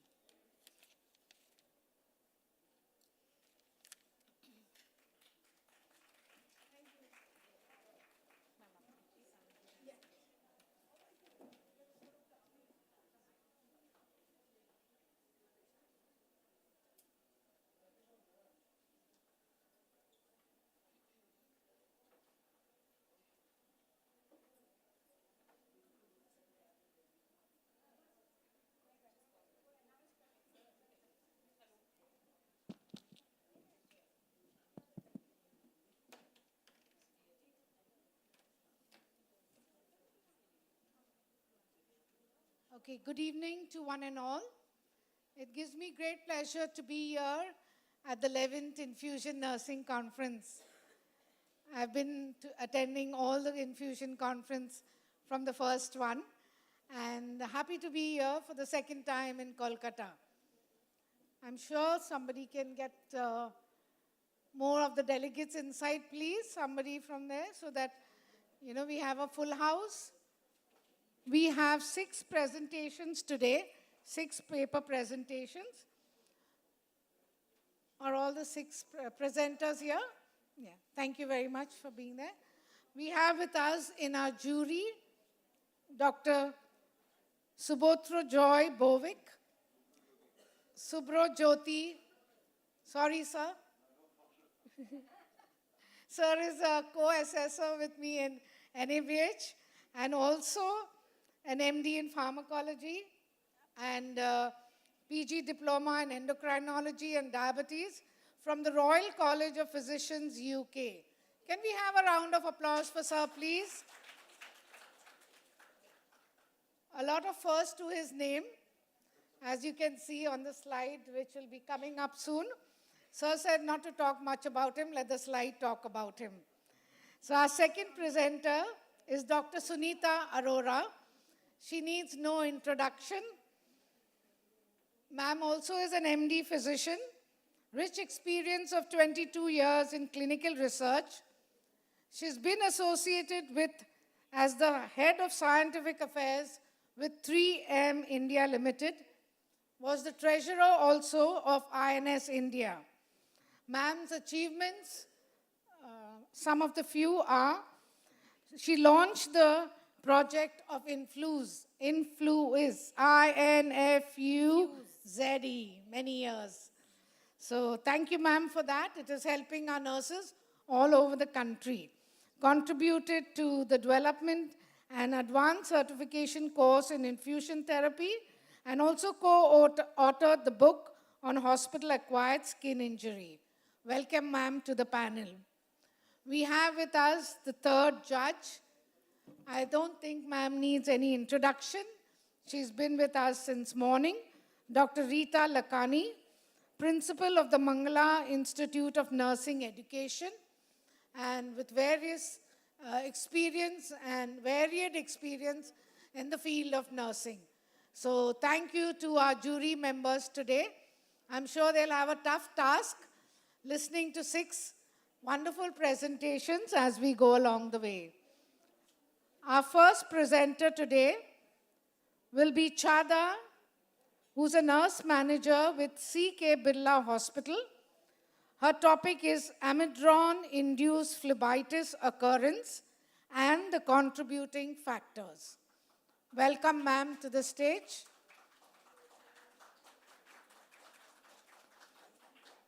She's done her BSc in nursing, has also 22 years of clinical experience in nursing, auditing, education, and administrative contribution.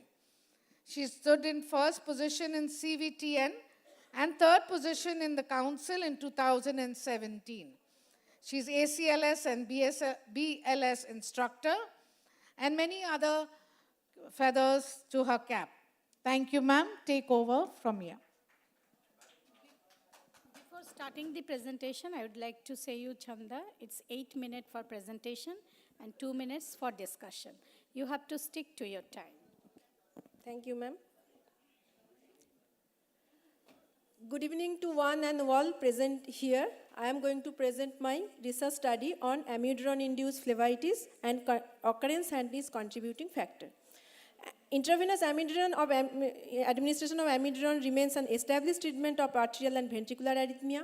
It is an irritant of peripheral blood vessel. It's having the inhibiting tendency to precipitate when entered into the bloodstream. The global incidence of amidron-induced phlebitis has been reported ranging from 5% to 85% from different studies, whereas INS 2021 standard recommended that peripheral intravenous catheter-related phlebitis incidence should not be more than 5%. So administration via central venous catheter may be preferred. However, this route is not more complicated and not feasible in emergency situation.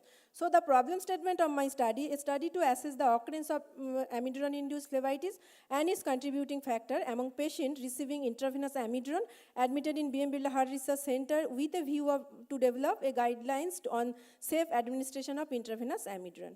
So objective of my study to assess the occurrence of amidron-induced phlebitis, to assess contributing factor for development of such type of phlebitis, to find the association between the contributing factor and the phlebitis, and to develop a guidelines on safe administration of amidron infusion.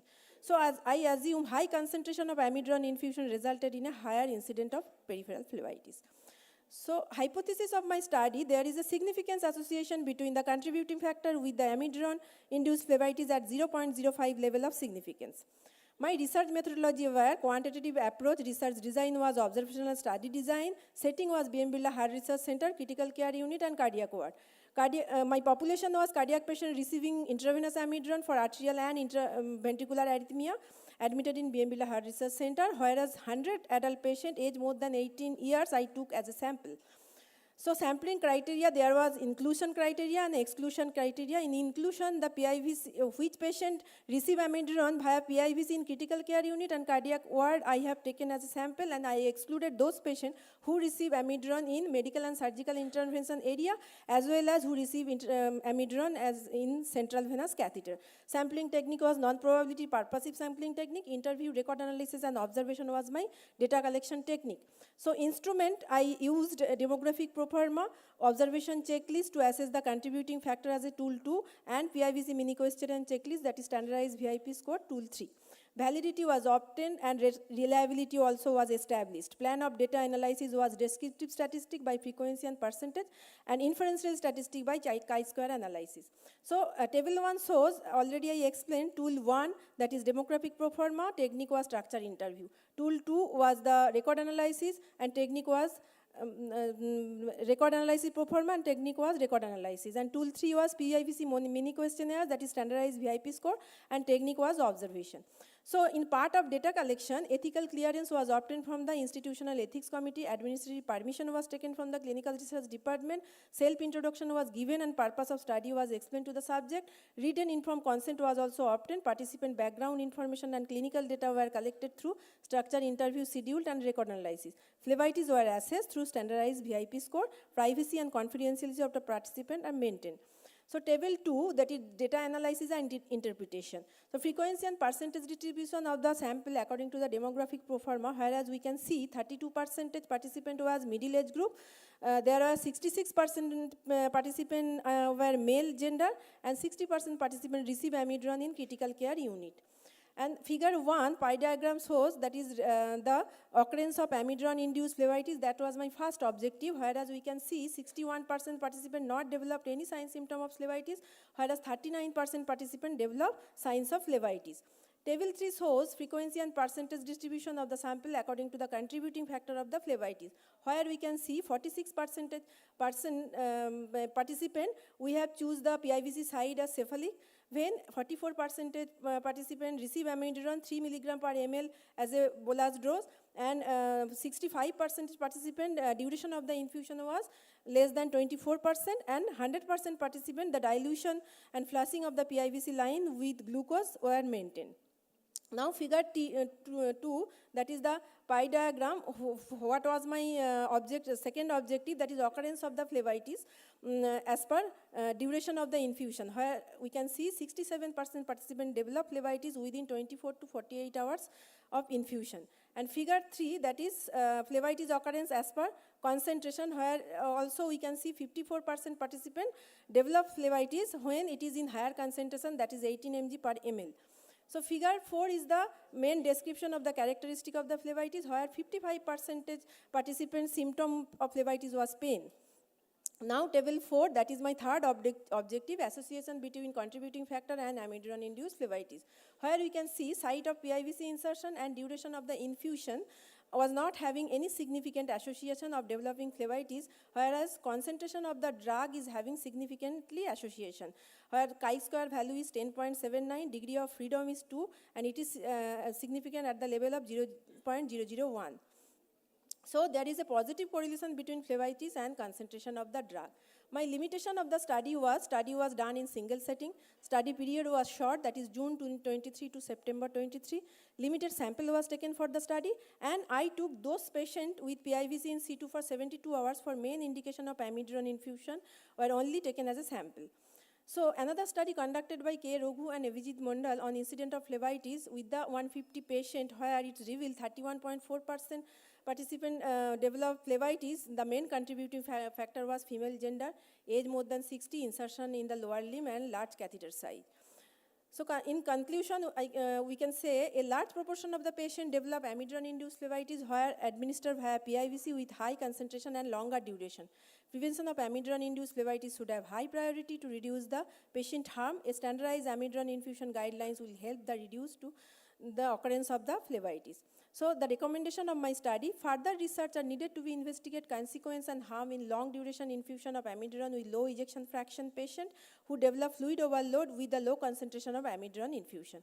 A study can be done by use of central venous catheter for amiodarone infusion. A standardized practice guideline may be used for further study to reduce amiodarone-induced phlebitis.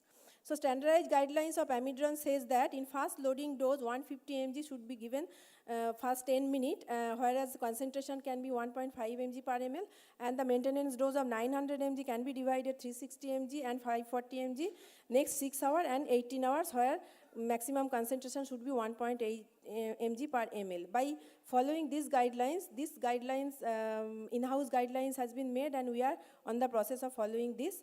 So these all are my reference of the study. So thank you so much. Thank you very much. That was really informative. I'm sure all of us can go back and use it in the workplace, especially nurses in the critical care and cardiac ICU. Thank you, ma'am, for your contribution. Thank you so much, ma'am. Thank you. Can we ask some questions? Yeah, sure. So, great study. Thank you. I have few questions. Basically, when you talk about amiodarone, cause that particular phlebitis, have you also done the analysis of what were the concomitant medications which were given through that particular route? Because there could be other medications which might have precipitated this phlebitis. So, information about what concomitant medications were being used. Do you have any data on that, please? Sir, actually, for conducting this study, I have chosen those sample whose PIVC is inserted for only indication of amiodarone. Only for amiodarone. Yes. So There are they no did other not get any other? No. Yes. Okay. That's why I choose purposive sampling technique. Purposeful sampling technique. Purposefully, I took those samples. Okay. And the other thing was that when you talk about objectives, when we usually divide objectives as primary and secondary objectives, what was your primary objectives? Because you have 4 objectives in your study. So what was your primary objective?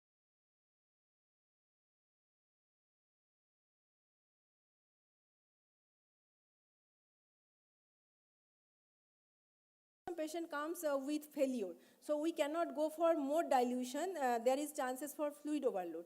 So in that case, we are bound to sometimes start with the high concentration. So my recommendation is, if there is low ejection fraction patient, better to go for central venous catheter. And if it is not like that, patient is not under failure due to another reason, arrhythmia happens. So in that case, we can go for lower concentration. That was the loading dose of 1.5 milligram per ml, and in maintenance dose, that is 1.5 milligram per ml. So dilution will be 500 ml in case of maintenance, and with 100 ml in case of bolus. Thank you very much. Any question?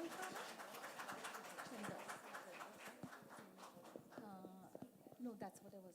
So you have taken both male and female patients, right? Yes, ma'am.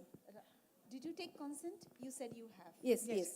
And you also said that you have taken patients who were perhaps having either atrial problems or ventricular problems. 60 years. Did you have time to take consent from those patients who had ventricular problems? Did you take it from the patients, or did you take it No, ma'am. from... Actually, I have prepared one abstraction data sheet, and I have circulated that data sheet, and as well as I was as a primary observer, given that data sheet to the educators and in charge of the unit, and told that any patient started with amiodarone for the indication of ventricular and arterial arrhythmia, they are supposed to take all the data, and I will also observe. Next day, we are going and taking the consent, not at the time of So study. basically, that's not an informed consent, because this kind of studies have been done where, you take a permission from the intensivist or from the hospital administration and do the studies. And then perhaps, it's like the ethical committee is informed that you won't be taking an informed consent. I have one more question for you.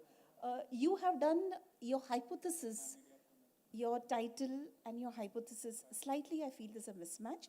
Nonetheless, I respect it. I wanted to understand that you wanted to associate the various contributing factors which are causing phlebitis when you're giving amiodarone. Yes. Don't you think, when you did one research review, you found gender was there? Yes. You found age was there. Yes. You also, you have not written, but I have experienced even patients who have got comorbidities. When it varies, it causes problem. I have found this problem more in diabetic patients, in elderly people who have fragile. So I thought even these were the associated factors which Demographic perhaps data could have also enhanced should your have- study. Yes, ma'am. Yes. Okay, I also feel that, many times we give flush of glucose. Yes, ma'am. Okay, I feel there are times that when you flush 25, 50% glucose, 10%, whichever, even that is going to be one contributing factor. Yes, ma'am. So I wouldn't know whether you have standardized all these things to understand the cause of, the cause and effect relationship. Actually, Did I make myself clear, or did I confuse you? One more time, ma'am. The question. You want. So I also personally feel, beside the other contributing factors that I've told you, Yes, ma'am. even glucose is also one contributing factor. So it depends upon which percent of glucose you'll have used and how fast you have flushed it. Yes, ma'am. Okay, that also would have been a contributing factor. Yes. So these are basically all confounding confounding variables which are influencing your cause and effect Yes, relationship. yes. So once you standardize certain thing or you study, you actually find out the right relationship. Yes, yes, yes. Ma'am. Which I would say it's a lovely study. Add on to it before you go and publish it. I'm sure you'll be having the data. Yes, ma'am. Lovely. Yes, ma'am. Thank you so much. Thank you very much. Thank you so much, ma'am, for the May I? suggestion. It's a very good study. Yeah. It's a very have good one more study. question, please. Sorry. So I'm saying, was there any specific reasons that you did the study only in ICU and not in the wards? Actually, no, ma'am. It was in critical ward and critical care unit and cardiac ward both. But I did not took the sample from interventional area, that is in cath lab and OT, because I don't have that access also, and it is not possible also. Would you call your study absolutely purely a quantitative study?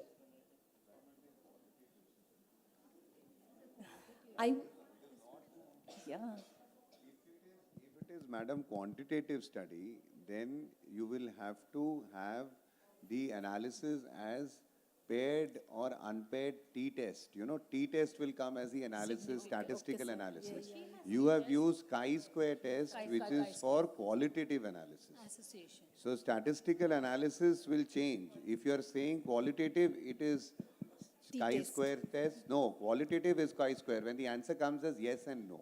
And if it is quantitative, then it will come as a t-test. So you will have to correct that thing.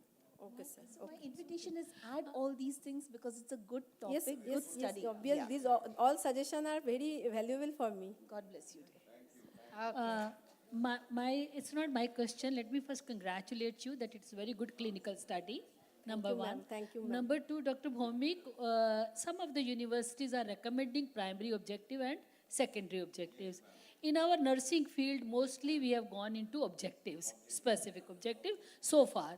But I know some of the MBA students whom I am guiding and all that, they go for primary objective and secondary objective, and so is the medical group. They go for primary objective and secondary objective. So this is the variation, not because of any reason, but this is the trend. So if the universities now ask about the primary objective and the secondary objective, the aim will be converted into primary objective and then the secondary objectives will be there.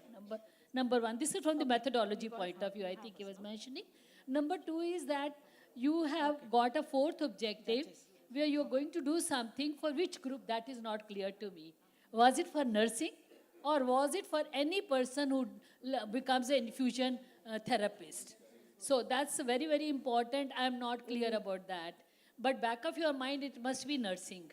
No, ma'am, not only for nursing. Oh. Actually, things is that on what basis I did this study, on indication of the amidron, different consultant is having different advice. So we are strict with that advice. So no, is this study being done for infusion nurses? Or you are doing for infusion therapist, anybody who becomes an infusion therapist? Anybody. So please clarify that in operational definition somewhere. Okay, ma'am. If you have done, good. But if you have not done, please do it because I was feeling very uncomfortable for whom is this study. That's a methodology point of view I'm talking. In association, I think, is it a typological error? You have written 0.001. It must be 0.01, but you can correct if there is something. You have written 0.0001, not significant. Yes. Okay, just check that. Can I have your previous slide, please? Now you said conclusion you leave it because now it is not for nursing. So I cannot specific point out. No, go for the recommendations which you have done. No, not the Which limitation. one, ma'am? The one slide before reference. Once, second last. Okay. Now you said that this therapy, this procedure, this process, you are going to apply this or you are going to use it?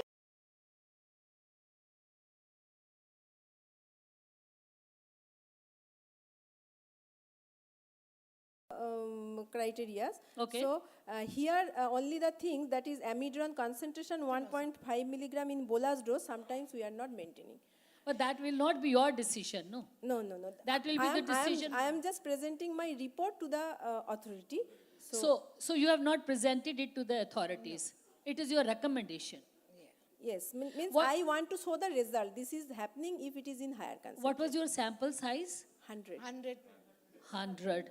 Chalo, 100 is a good sample size if the pharmacology specialists agree. Yes. But I think it will be a good idea to see that if you can implement it and find out the results. Take it further. Thank you so much. Thank you so much, man. Thank you so much. Thank you so much. For shortage of time, we'll have to curtail just 2 questions after each session.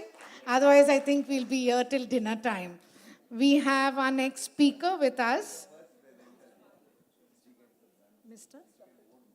Mr. Mario. You're putting it up on the screen. I'll tell.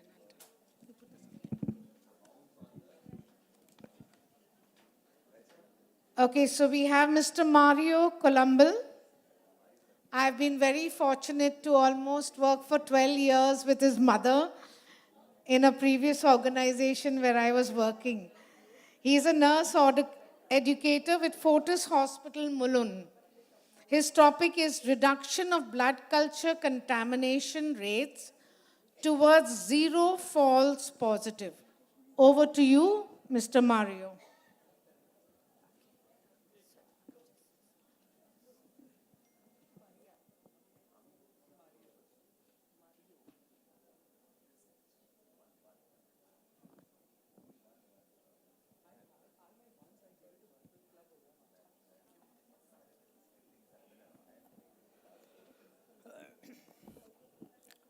Good evening, everyone.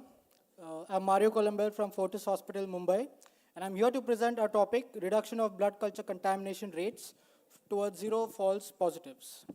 So blood culture contamination leads to unwanted treatment and it increases the hospital stay. During our hospital between September to Jan 22, we had around an average of monthly 38 contaminations, and 2 of such incidences even led to the patients being treated with wrong antibiotics. Obviously, no one likes needles, and redos, blood culture redos, patients are not happy, and it affects their patient satisfaction. Also, the operational level, the nurses have a tough time doing redos, again searching for articles, so that's again a problem for them. And most of these blood culture contamination bottles cost around rupees 500. And we did a time motion study where the nurses spent around 22.73 minutes in collecting per sample. Few more issues we highlighted on are, there was a significant increase in our monthly blood culture contamination rates ranging from 3.8 to 5.3. There was poor compliance to standardized techniques. Our nurses were not clinically competent enough, and they used to use syringes with no closed technique methods. And sometimes unavailability of articles led to compromise on sterility, and contamination leads to retesting and wastage of blood culture bottles. So we aim to reduce the contamination rate from 5% to less than 3%, with the main objectives being to identify the rate and the causative factors of the contaminations, to assess the nurses' knowledge and their skills related to blood culture collection, and to introduce close collection techniques and to assess its effectiveness. Obviously, the measure was number of blood culture contaminated samples divided by the total number of blood culture samples into 100.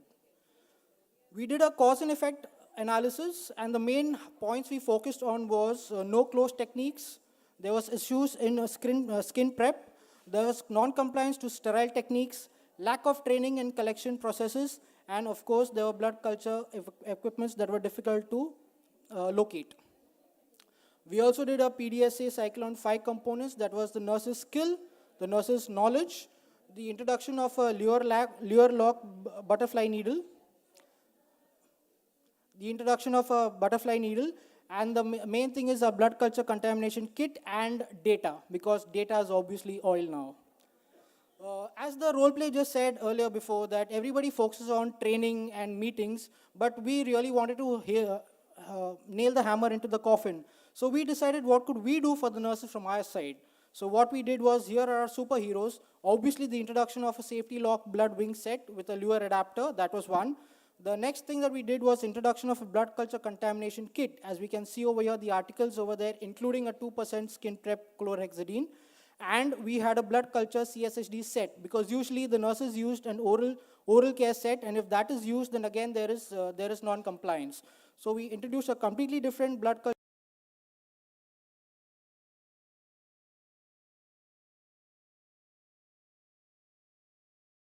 standardized checklist, and lots of training. So after all this hard work and efforts, and of course bombarding our problems with so many things, all these things translated into our blood culture contamination rates reduced from 5.3% to 1.3%. We ran a t-test on the nurses' knowledge and their competency pre and post test. So again, that emphasized that there was an increase in nurses' knowledge. There was zero incidence. What we liked was there was zero incidence of patients being treated with unwanted antibiotics due to false positives, blood culture results. And patients were happy because there were no unnecessary redos. Our operational level nurses were happy, the lab staff were happy because there was no unnecessary redos. And this entire process cost around 89 rupees per patient. So we know any process that we put in place that saves even a little bit of money, our hospital management is completely happy with those things. So we did an entire SIPOC, and here are the results over here. So our rates reduced from 5.3 to 1.3%, as we can see gradually. Problems, yes, of course, human beings are resistant to change, even though if it is for the betterment. So we really had to emphasize on the need of the nurses following our processes.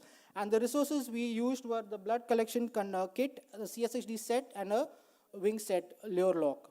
The benefits, obviously, we had an improved process system in place. The redos were reduced, so there was a reduced workload on the nurses and the lab staffs. And as I mentioned, we also had cost. So this entire study was critical to cost, it was critical to time, and also increased our clinical excellence. So our doctors were happy, our clinicians were happy, and even the top management were happy with this study. Conclusion, to conclude, the blood culture contaminants were reduced from 5% to 3%, and with antimicrobial stewardship now slowly snowballing into reality, our study over here really complements this AMS stewardship in preventing the patient's exposure to unnecessary antibiotics. Thank you. Thank you, INS, for giving us this opportunity to present our study over here, and thank you, audience. Thank you, Mr. Mario. I'm sure it was very comprehensive. I'll take just one question from the jury, if you don't mind, just for the logistics of time. Or if you don't have a question, we go on to the next. I mean, excellent study, but a statement like zero incidences of unwanted antibiotics from false positive blood culture results. So, I mean, this is remarkable because if you can show this, then the ICMR will adopt this. I wanted to understand what was your baseline percentage of false positive blood culture report. You did not show that data. How many antimicrobial stewardship programs are running in parallel with this particular? I'm sure you have an antimicrobial stewardship program. Yes, right? we are getting that into place. So what was your baseline false positive blood culture report where unwanted antibiotics were given? So as I mentioned, what really hit us were there were actually two incidences. So we had the contaminations going on, and we were above the American Society of Microbiology percentage of 3%. We were around 5.3%. But what really hit us was the two incidences where patients were treated with wrong antibiotics. And that kind of initiated us to get this study going. Two incidents were treated with wrong antibiotics because of false positive blood culture report. Being a clinician, it's very difficult to accept this. I would rather say it is the non-compliance of the clinical practice to write the correct antibiotic. So when you write sweeping statements like this, you must have data to back up. That's sure. I too had the same query, but okay. So thank you, Mr. Mario, once again. Thank you, everyone. Thank you. Our next speaker is Ms. Reshma. I don't have anything. Can we have a slide, please? Ms. Reshma's slide.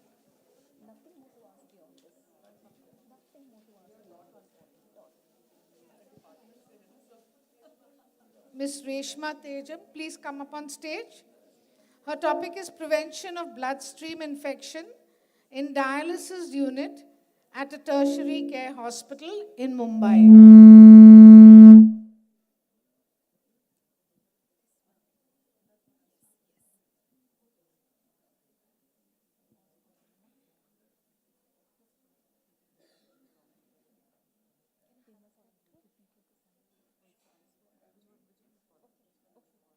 As we can.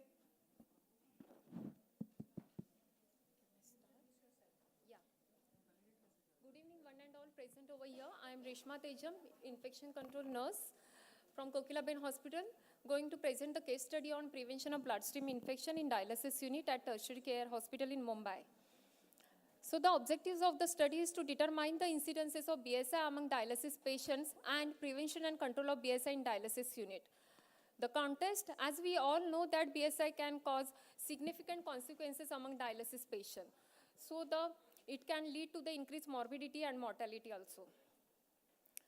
About our study, this was a prospective observational study of 1 year of time. We have included all patients admitted in dialysis daycare unit and who all are diagnosed for dialysis procedure-related bloodstream infection.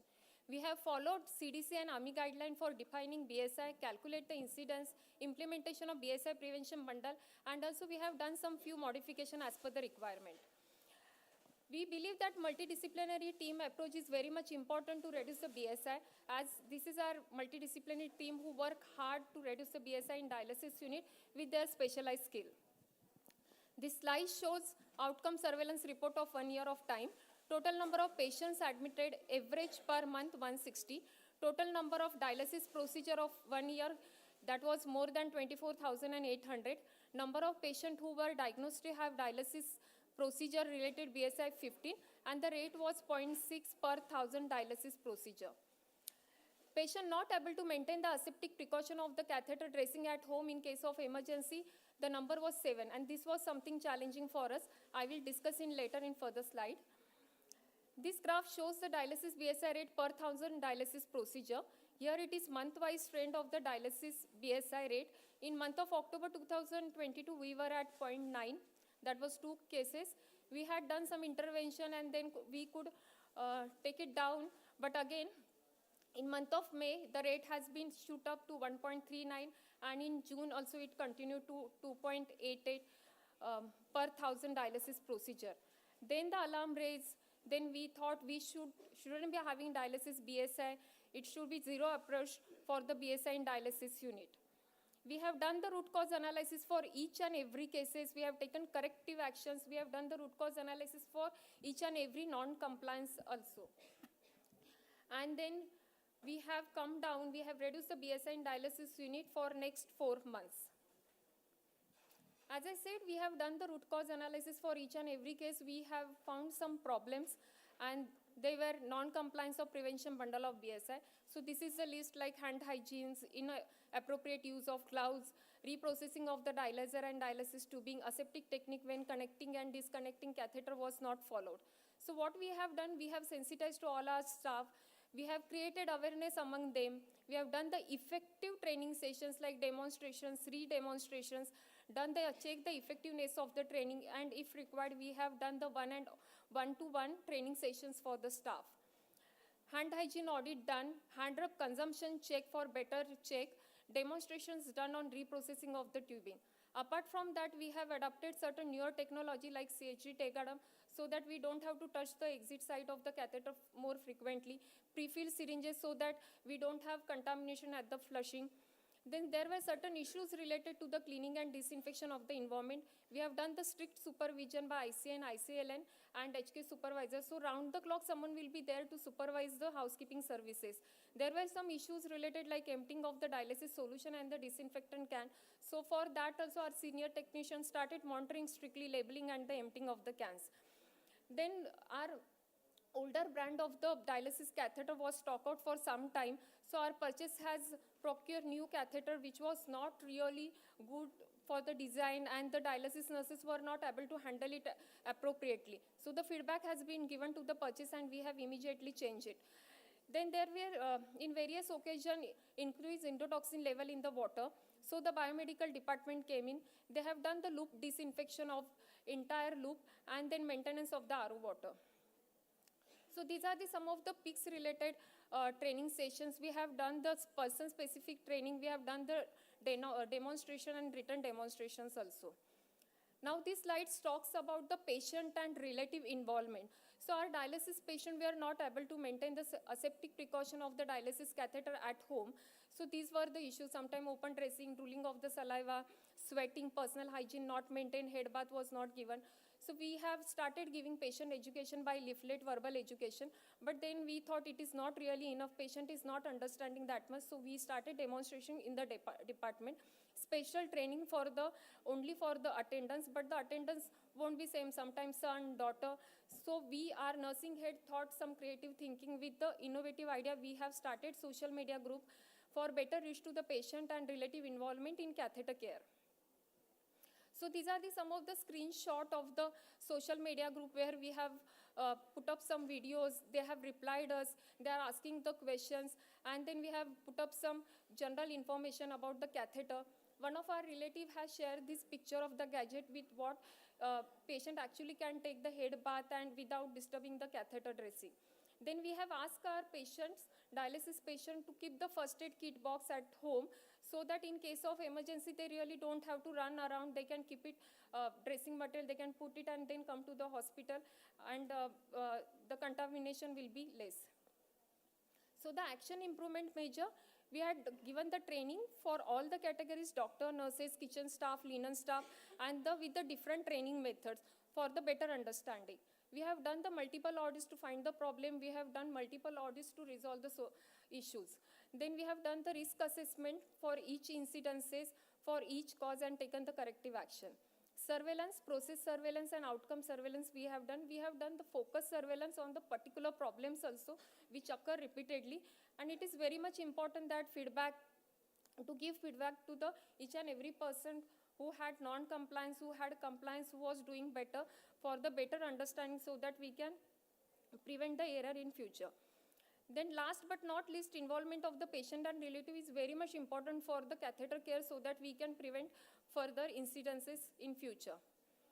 This is the dialysis catheter maintenance form we are using in dialysis unit so that we can detect the problem early and get it resolved. These are some of the pics where we have given the feedback of the surveillance to our staff, and then if required, corrective actions been taken. So the conclusion of our presentation is that there was a significant reduction in BSI rate. In last quarter, we are having 0 BSI for 4 months. The rate of BSI has been comparable with international benchmark. Active, dynamic, and multidisciplinary approach was taken for root cause analysis, corrective and preventive action. Patient and relative involvement in catheter care to prevent BSI is crucial.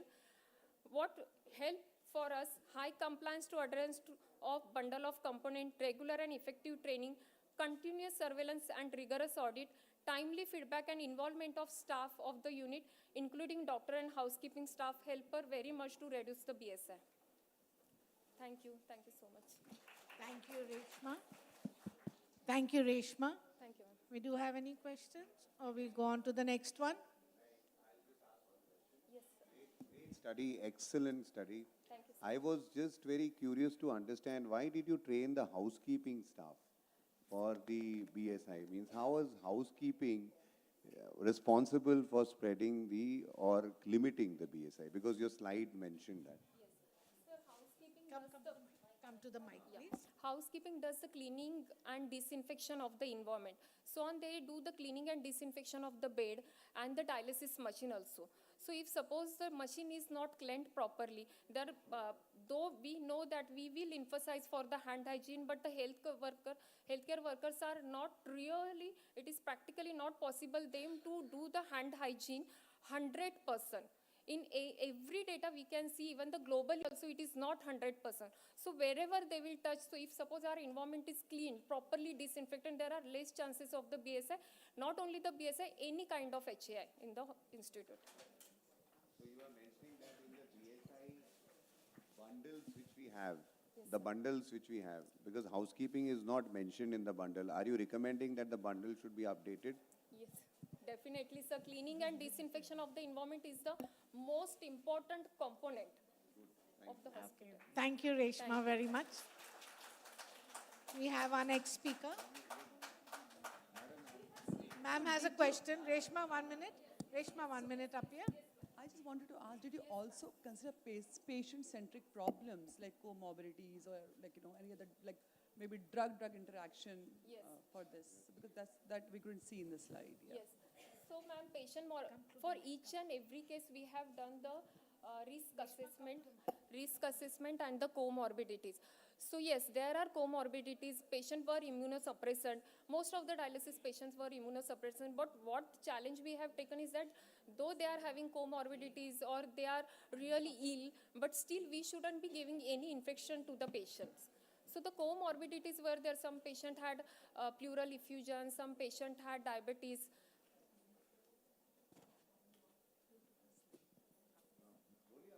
Achha. Some patient will have diabetes, so many other comorbidities will be there. But still we need to protect our patient. We shouldn't be giving extra infection to the patient and land up the patient into the trouble. Okay, thank you very much, Reshma. The next topic we have is a study to understand the effectiveness of monodrop usage of IV fluid for medication, for blood transfusion in a ward area in Sakra World Hospital, Bangalore by Ms. Lema. Over to you, Ms. Lema. You want me to adjust the mic?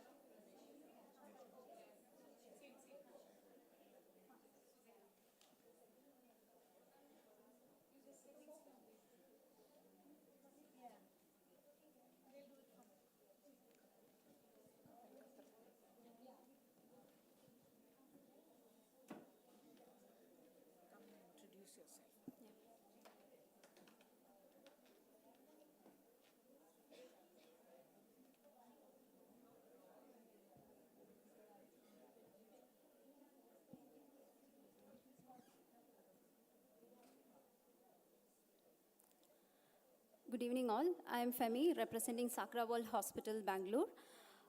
Thank you INS committee for selecting us paper presentation. And my topic is to find out the effectiveness of IV fluids, antibiotic by the usage of new technology that is called monodrop. Next. Can you please move on to next slide? Yeah. As an in charge of a ward, I used to visit all my patients and have a meeting along with the staffs.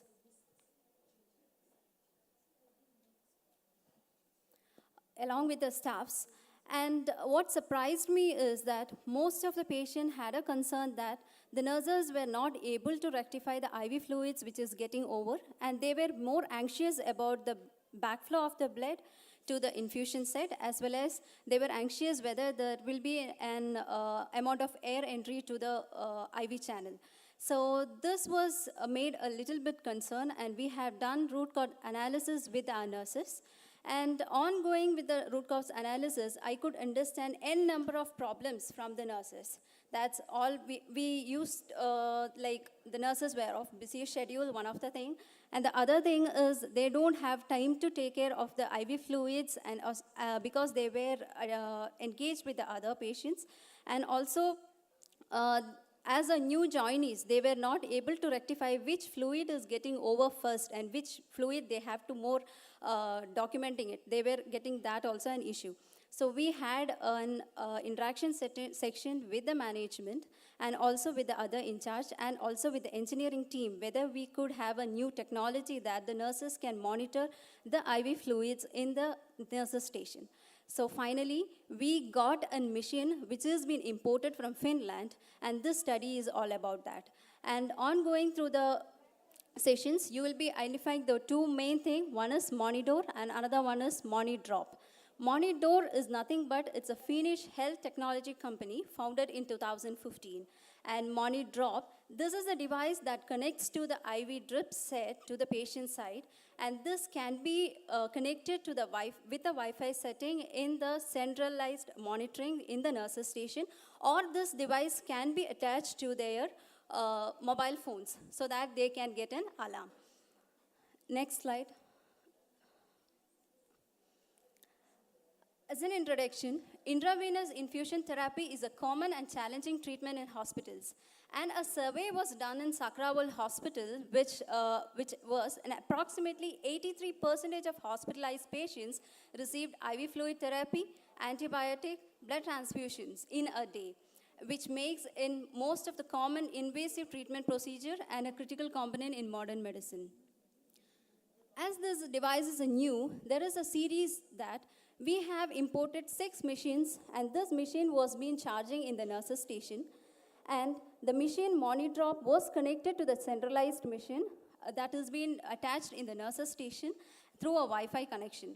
The nurse was able to set the room number of the patient, room number where the patient is located, and then what type of IV fluids was going on, whether it is in blood transfusion or it can be an antibiotic. That was already set by our engineering team.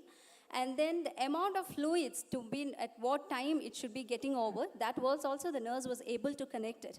And then the monidrop device was connected to the IV fluid or the line, and that was controlled by the roller clamp that we all know. Objective of the study was to enhance patient safety by delivering more accurate gravity IV therapy, which will improve overall quality of care. Methodology. A web-based survey was conducted from June 12th to June 18th to estimate the impact of monitor effects in nurses' time use, and a sample size of 17 nurses were there, which was conducted in 5A ward, that was an orthosurgical ward in Sakrawal Hospital. The results were very much surprising for us, that the nurses were able to avoid 154 routine visits were avoided in the bedside, and 143 end of infusion was detected. 138 line blockage was avoided, that was very much satisfying. 175 significant deviation of flow rate was being noted in the nurses station, and overall of 22 hours of time was saved for this 17 nurses. And the benefit was calculated for 7-day measurement period by the default of 2 evening and 1 night shift. And I was surprised that the nurses were able to identify the end of the fluids in the night shift, which was they were not able to manage it before. As a conclusion, monidrop was used from March 8, 2023 onwards for the purpose of delivering IV antibiotics, IV fluids, and especially for blood transfusion. It helped nurses to flow the infusion treatment progress and its end time. The end time was detected when it was about 6 ml per hour. The nurses were getting an alarm in the centralized monitor, and that was when the nurses were able to go to the bedside to disconnect it. And settings of the amount of fluid was considered as a very good feature. It is easy to see how much fluid is left and how much fluid is infused. So they were able to have an accurate intake and output chart, which we were needed. And then before the fluid ends, the assigned nurse will get an alarm in the central monitor when the fluid level is 6 ml and visit the patient's side. Disconnect the fluids before completely empty, hence prevent backflow of blood, which decreases the patient anxiety. A pilot study was performed in 5A ward and found that nurses as well as the patients were satisfied. Monitor device frees nurses' time and reduce routine activities associated with the gravity-based intravenous infusion. A feedback was collected from the patient side as staff and also from the staff. As we all know, patients are always welcoming the technology. So patients were excited to see a new technology. Staff comes by themselves to connect, disconnect, and staff was also been very much happy because they were using it hand-friendly. It saved their time, and alarm was also there. Nursing practice, the study was expanded to other ward areas in Sakrawal Hospital to improve the patient and staff satisfaction. Thank you. A video clipping has also been added. Can you please show it? Before the slide. Before the slide, there is a video clipping. Can you please? Yeah. Brother. Yeah.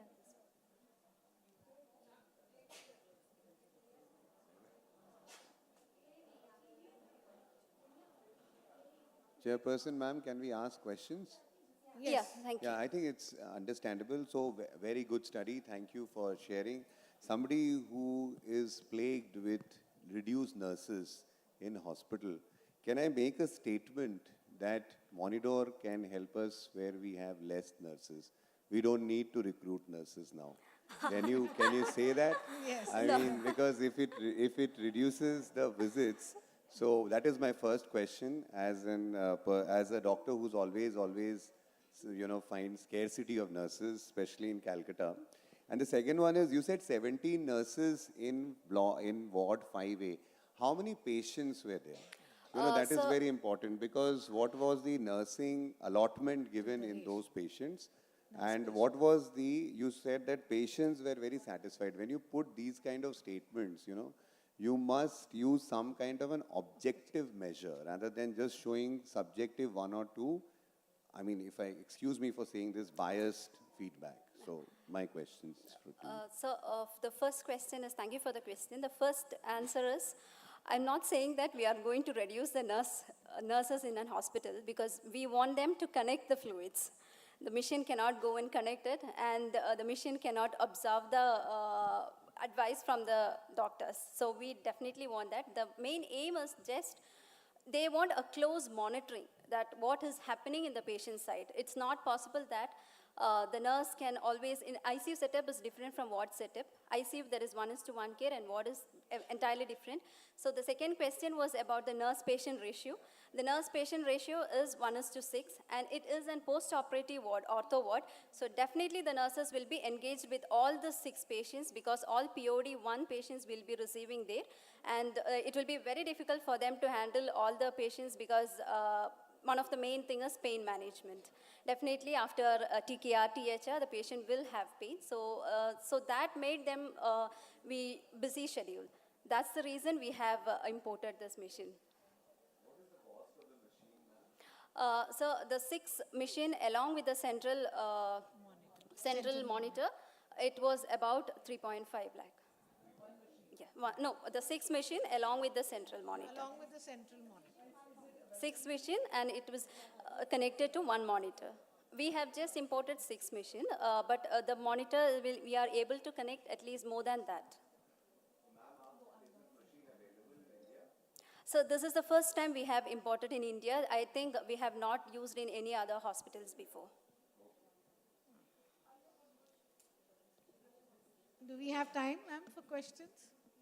One question? Yes, please, only one. Make it short, please.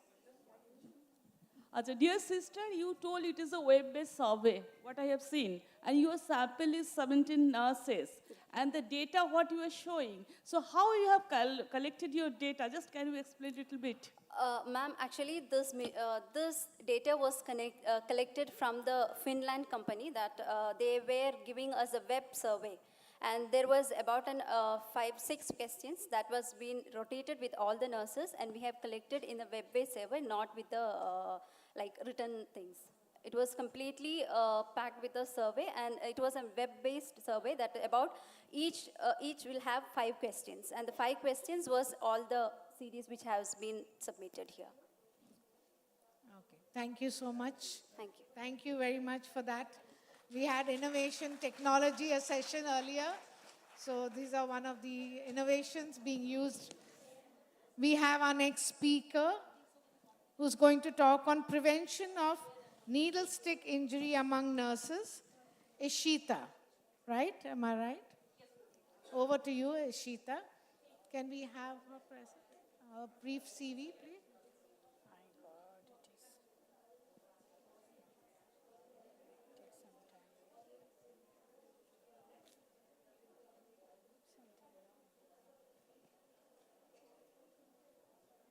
It's running from morning, no ma'am, so it's hanging a bit. It's okay, it's okay. Can you take the mic and start talking about yourself? Just take the mic by the time ma'am sets up your presentation. Okay, good evening all. I know all of you are eagerly waiting to rush out of this auditorium. So before the presentation come live over here. So my study or my quality improvement project that I've taken is something related to mothers, and I think most of us are mothers here. What do mothers do? Mothers always think about their family, and they sacrifice their love, their safety, many things. So can you guess what I'm going to talk about is about nurses' safety, that is our needle stick injury.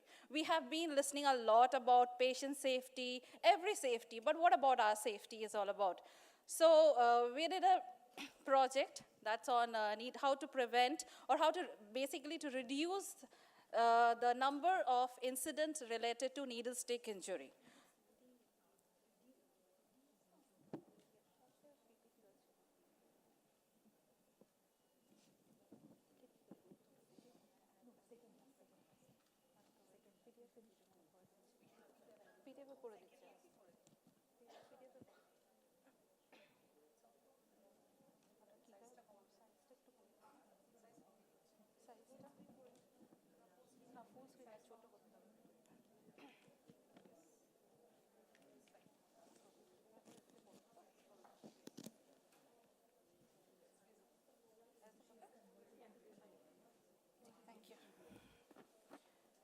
Okay, so the topic was Quality Improvement Project on Prevention of Needle Stick Injury among nurses working in AIG Hospital, Gachibowli, Hyderabad.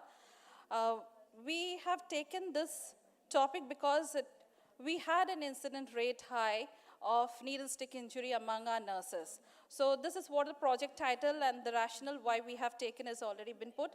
Our goal was only to reduce the incident by 50% and followed by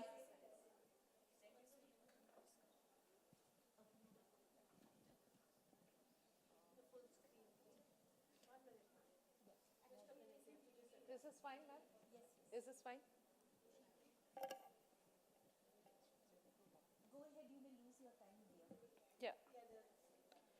Okay, so that was a thing. Our goal was to reduce the incident by 50% and followed by, that's a desire that it reduces to 0%.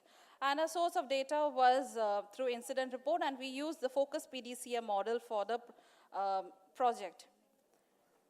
So coming to F, part of focus, we found out the incident, what was the incident of a needle stick injury, and you can see the trend was going high up. So around the first 6 months, we had 18 incidents of needle stick injury among the nurses. So it was a burning issue, and I didn't want further my novice nurses or any of my nurses to get this needle stick injury, so we formed a team. And the team consists of a medical director, an infection control nurse, the chief nursing officer, and all the clinical instructors come the quality nurses of the department. So this was the current status when we started this project in the month of June. Till Jan to June, we have the data. Now, our hospital is a specialized hospital of gastro and hepatology, and we get a lot of patients with serology positive, like hepatitis B positive and HbSAg positive patients. So we have done just to find out which were the procedures that led to this incident of needle stick injury. I personally had interview with each and every of these nurses who had undergone this needle stick injury to find out what was there actually. So we had the verbatim recorded of theirs. That helped me to understand what was that going on behind. Then we also found out, sometimes we think about the nurse's safety, patient safety, everything, but ultimately it is also linking the cost of the organization, because the organization is bearing their cost for the blood tests, their medicines, their reports, their vaccinations, etc. So this was the cost that we have in our hospital. We had the cost of one one nurse who had got a needle stick injury with HIV positive patient, and if her titers are low and she started on a treatment. So this was the cost burden to the organization. We had to uncover the roots, and as you can see the fishbone, my recapping became the highest root of needle stick injury. The assessment before performing a procedure, the nurse's lack of assessment, like what are the things I require and how is my patient's condition, this was missing majorly in every aspects of the needle stick injury that we have come across. So what we did, and the focus S is selecting a process. So we have seen that a lot of errors or a lot of these incidents happens because of a process. So we are not only focusing into training our nurses, but also we are sitting back and thinking what is a process, how we can help our nurses. So we did training, we have come across, like conducting workshops and all. So one of particular area, I'll tell you, my endoscopy area, we have on an average of 600 plus endoscopy, or the gastro department runs with that many procedures. And it's a huge, heavy procedures that they do. The anesthetist puts the scalp vein, secures it and goes. But what happens at the end is the nurse who is supporting or holding the patient at the bed, so often what happens with the jerk, or when the patient gets, comes out of the moderate sedation, shakes, and that needle goes in. It's quite very surprising when I was finding, they said, ma'am, we just hold it the hand of the patient just to keep it, but when they jerk, that securing device was not strong enough, and that got pricked. And I had this incident of, in 1 week, 3 of my nurses in the same department had it. So I had to buy in my anesthetist teams, so I had to go literally talk to the head and say, can we secure it in this way? So initially they were saying, we don't have time. So I said, your team member is at risk. Will you not do for her or him? So then they said, okay, fine. So it took time. I won't say it is a magic. It's still happening. It is ongoing. I have to keep on reminding them, are you securing your scalp veins properly? So yes, in the past 3 months, the incident in that area has reduced. We had to do proactively. I have to buy in my purchase team, my medical directors, to get some innovative devices that will prevent or reduce the rate of needle stick injuries. And also we have done a lot of audits to check on our practices that our nurses were doing. Coming to the PDCA model, so this was my charter that I discussed with my management on these, and the stakeholders are there, that who is the person who will help me. So I was happy that, the whole team, it was a multidisciplinary team, when we approached, they agreed that, okay, fine, we will do it. But I must tell you, all the 6 are not implemented, but few of the 50% is implemented. So one very innovative thing that we started is a pledge. I will show you the picture. So before the shifting of the shift duty, my nurses in every floor will gather, and they'll take a pledge that I will not recap the needle, and also my patients will be safe from fall. So these were the one. So in coming to D, what is my actions that I did? Yes, we have reformed our induction module. We have built up a lot of OSCE stations, completely giving exactly every item for every new nurses to do on hands-on practice. And I think many of you knew the novice nurses that comes, they may not have seen those technology or new devices. So we give them, everyone, to have the first on-hand experience on that. We have started a NSI prevention workshop where we have a half-day program, and I'll just bring it to you. So one innovative thing what we do in the project is my tales. I don't know whether it will play here or not. This is the tales of my nurses who had undergone needle stick injury. I had 5 nurses from 5 different languages: Tamil, Telugu, Bengali, Hindi, Oriya. These nurses who have come all across the country, and they're working in my organization, and they have undergone needle stick injury. So I had taken a verbal consent, and I asked them, will you share your story of how you did it? So initially they were very hesitant, but I think, what I feel is, we all know that we have to wear a helmet and go, but still we have road traffic accident, we still have hand injuries. Our nurses knows that they don't need to recap, but still it's happening. Why it's happening? If you love yourself, you will never do it. If you love your family, and that's what the sense I wanted to inculcate in my workshop over there. We have the audit tools, and this is the pledge that you can see, the nurses. It's been 6 months that we have started this pledge, and our fall rate, our pressure ulcer rate, and our needle stick injury rates have gradually come down, because that reminds them that I have to be very careful when I'm taking care of the patient.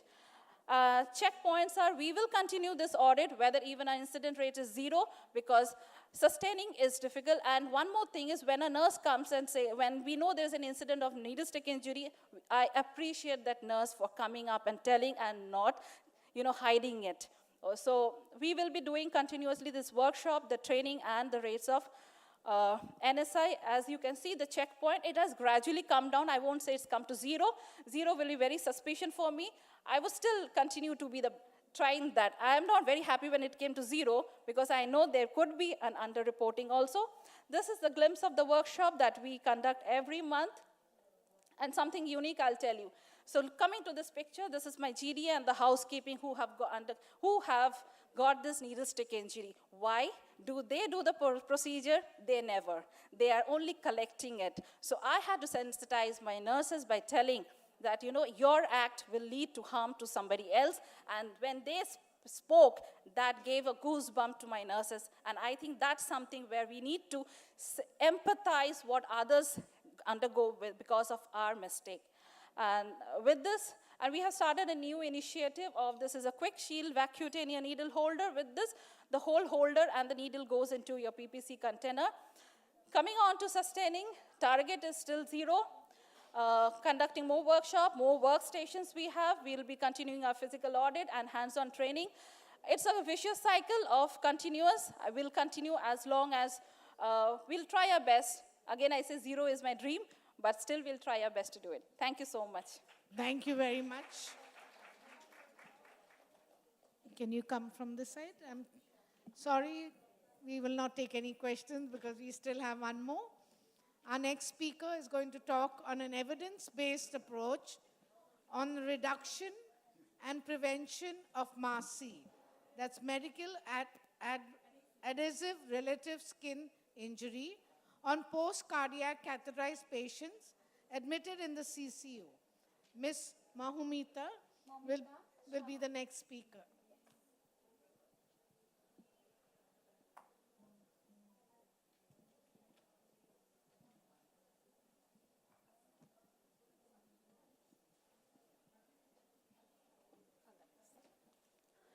A very good evening to everyone. Thank you for inviting me here today. I would like to give a special thanks to my Chief Nursing Officer, Ms. Dolly Vishwas Madam, for giving me a wonderful opportunities, and I am also honored to be present in the day of 11th INS National Conference 2023. So according to Infusion Therapy Standard of Practice, 3rd edition 2022, there is a clear concept of vascular access device requirement, and also we are using adhesive dressing. So Fortis Hospital Anpur don't have any issue regarding intravenous, that means peripheral device securement related, adhesive dressing related. So, but we are having issues regarding post-cardiac catheterization adhesive dressing related. So I will quickly take you into my project, that is quality improvement project on evidence-based approach on reduction and prevention of MASI, that is medical adhesive related skin injury and post-cardiac catheterization patient who got admitted in coronary care unit. So medical adhesive related skin injury or MASI is a common type of skin injury often seen in inpatient care settings and in vulnerable population with fragile skin condition. In Fortis Hospital Anpur, MASI is commonly associated with post-cardiac catheterization dressing, that is after PTCA. In the month of March 2022, the rate of MASI was 0.15, which was increased up to 0.73 in the month of May 2022, which have negative effect and subsequent impacts on recovery of the patients and quality of healthcare. Aims and objectives of my project were to reduce the incidences of MASI by modifying the application of pressure dressing, improve the staff knowledge on MASI prevention, improve the accuracy of MASI preventive care implementation, and obviously to maintain the patient safety. Keeping in mind the objectives of my project, Ishikawa model was used to analyze the root cause of developing MASI, where main end we can see the lack of knowledge, lack of supervision by the in charges, staff negligence on finger movement after the pressure dressing, and improper delegation of the duties. From methods end, we have found non-adherence to the skin inspection, not using a barrier film, non-adherence to changing and cleaning the dressing site. From the material end, we have seen low quality of products, non-availability of safety products or materials, and from the measurement ends, we have seen shift handover or poor combination, over tightening of the pressure dressing, and poor dressing removal technique. So on the focus of awareness drive, we have conducted one baseline audit where compliance showed 83% only, and findings were identification of vulnerable category were lacking, poor skin inspection, non-availability of the safety materials, low quality of dressing materials, and poor dressing removal technique, which lead to skin peeling 22%, skin tear 33%, skin stripping 11%, and blister 33%. And most commonly, MASI occurred day 1 after post-PTCA, more than half of the cases, that is 77%. After seeing this root cause analysis and baseline audit compliance, nursing admin team adopted PDSA tool to carry out the project, where plan were to identify the specific strategies to reduce the MRC, training of the staff, and brainstorming with the quality team circle, meeting with this coronary care unit and cath lab in charges, and regular checks on the safety items, and obviously audits and surveillance on the MRC reduction and prevention strategies. To carry out of this plan, we have taken 65 nursing staff and 462 patients who got admitted during our project period. And design, we have adopted pre-test and post-test to assess the nursing staff knowledge, and we have found the compliance was 52%. Tool, we have required sequai, from where we got to know about the incidences, and the duration, whole duration is March 2020 to August 2022, and settings were cath lab and coronary care unit. And we have included all the patients who got admitted after post-cardiac catheterization in the coronary care unit, and we have excluded OPD and ward. So in this approach and intervention slide, we have seen that we have generated each problem against each solution and responsibilities and timeline too. Number one problem was non-adherence to the skin inspection, where solution showed training given to the inspect the skin status each and every shift from the responsible person, where education team and respective departmental in charge, and it's ongoing and continuous. Number two problem was staff negligence and lack of knowledge on the application of pressure dressing. Similarly here, education team and respective department in charge counsel the staff every moment, and also training and handhold there for the knowledge purpose. Third problems were poor dressing removal technique. Similarly here also, training given to them for the dressing removal technique. And fourth were non-availability of the branded and the good quality of products. Here we have discussed with the purchase team to bring the safety device and good or high quality of the products. This responsible person was me, and it's closed. And implementation of the good quality of pressure dressing or the barrier dressing like Fixamol or stretchable dressing or Kevlon sprays worked as a skin barrier film. So we have implemented the barrier film before applying the pressure dressing after the sheath removal to reduce and prevent MRC. Here in this slide, in the graph number 3 and graph number 4, we can see that around 690 patients were admitted in the coronary care unit after the study period, that is June 2022 to October 2022.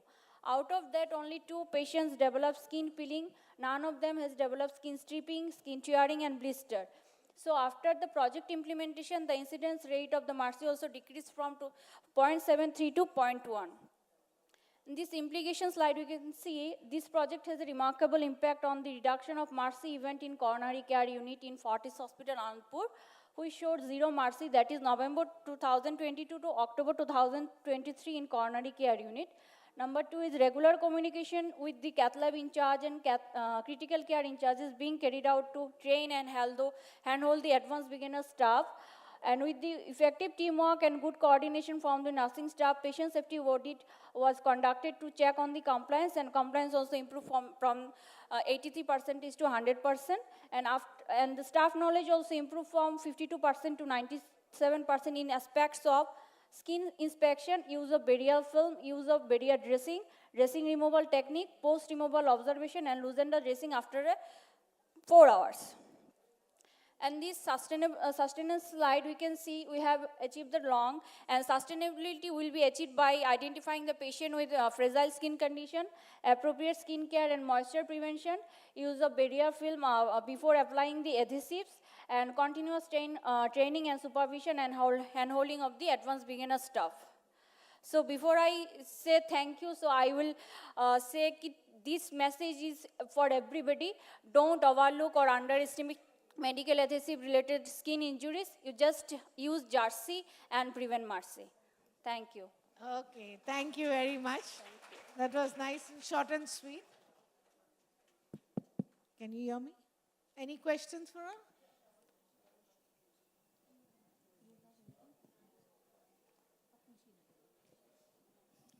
Very good presentation. I wanted to ask you this 462 sample size. How did you calculate the sample size for this study? These 462 patients, we have getting the census from every month from the respective departmental in charge, and from the month of March 2022 to May 2022, the whole patient who got admitted after cardiac catheterization in the coronary care unit, that is the sample size, the 462.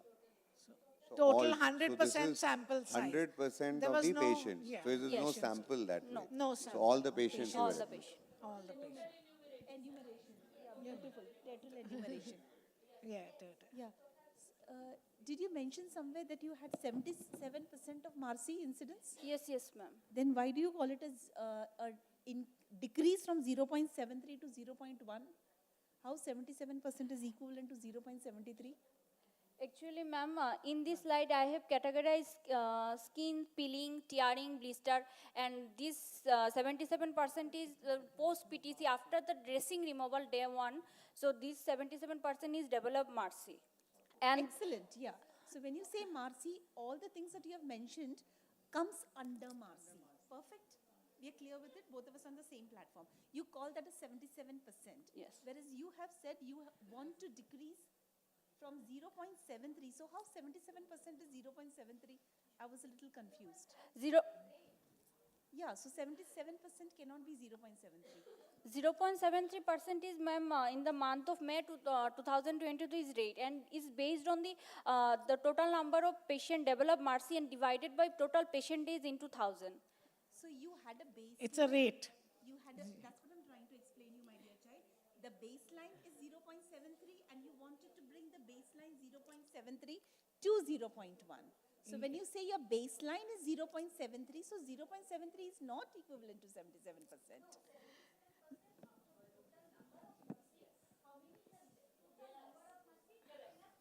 Yeah. No, my dear child. All that is. Yes, that correct. No, no.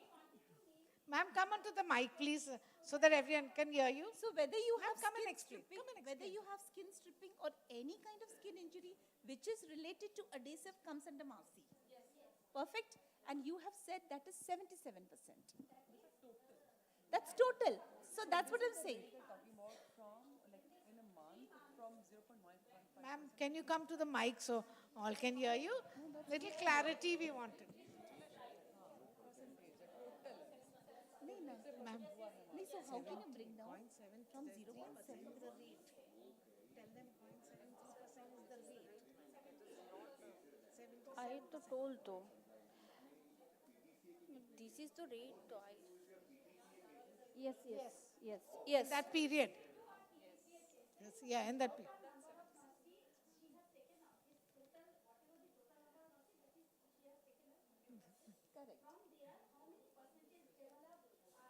Exactly.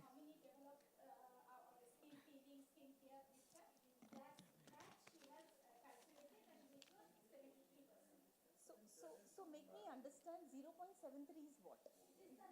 Rate, ma'am. It's the rate. Rate of MARSI. Yeah. Yes. If you count the total amount of patients that had it over the number of patient days into 1,000 is a rate. Yes, this is the rate, ma'am.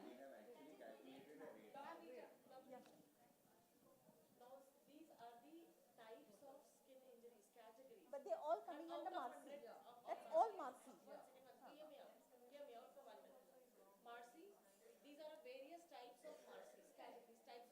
They're not types of MARSI. This is MARSI. This is all MARSI. Yeah. Perfect, perfect. 77% is one specific category, one specific type. Which specific type it is? No. Day one of post-purposive, so 75% is more than half. So 77% occurred on day one. That is 77%, which is occurred on day one. Can you tell the formula of calculating the rate? It is not. Yes. Total number of MARSI developed in the month divided by total number of patient days in 2000. This is the rate in the May 2000. Patient days, we are getting the data of every month from MRD department, from where we got to know the every month patient days.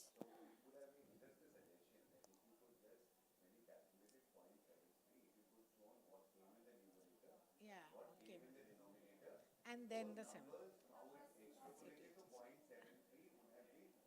A little more clear. Yes, I have mentioned in this slide. 77% develop MARSI on day one, it's a massive number. Yes, yes, And ma'am. how did this all come down to 0.73 as your calculation?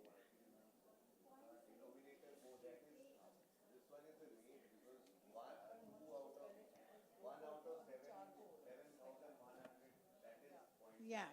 Yes. That's why. Just one case here and there, that's why it was 0.7. Then it came correct.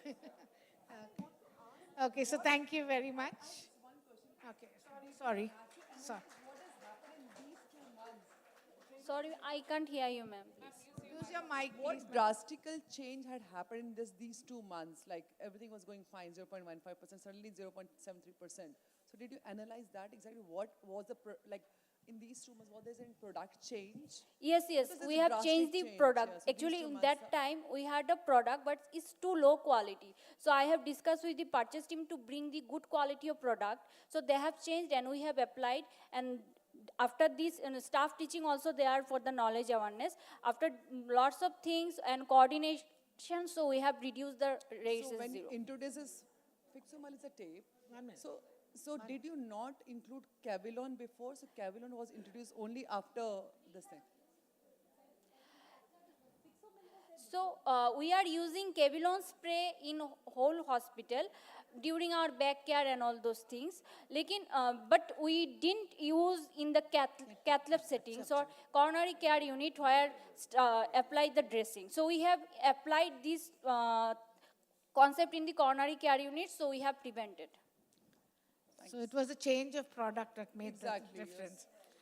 So again, your innovation. Certain pressure is there from the office to reduce the cost, and they kind of introduce the not so good quality products, so, which leads to these kind of problems. Yeah. Thank you. Thank you. Good study. So we've done with all the 6 presentations. Thank you. I'm very, very grateful to all of them. I think they've taken a immense trouble over so many months, and there's been a teamwork in presenting it to you. So thank you to all the presenters. Can we have a round of applause for all our presenters, please? Since we've had a debate of 3 judges here, we will be announcing the results only tomorrow during our award ceremony, after they come together on the consensus of who's the winner. So that's it for today.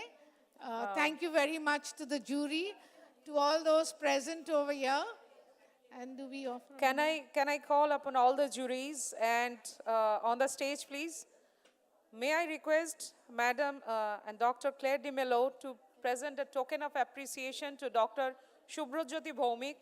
May I request Madam Piali Bose to present a token of appreciation to Dr. Sunita Arora. May I request Ms. Vijayalakshmi to present a appreciation token to Madam De Mello.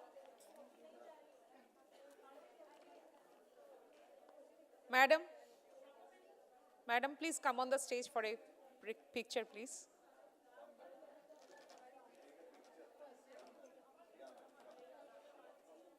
May I request Madam De Mello to present a token of appreciation to Dr. Subhrajyoti, please.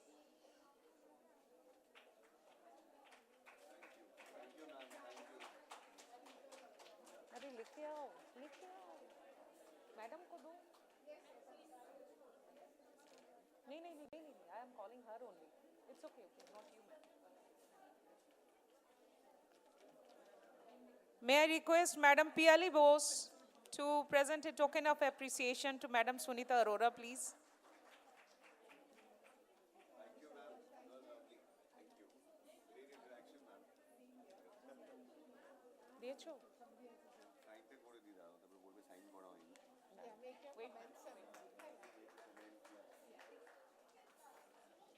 May I request Madam Vijayalakshmi to present a token of appreciation to Madam De Mello, please. Madam,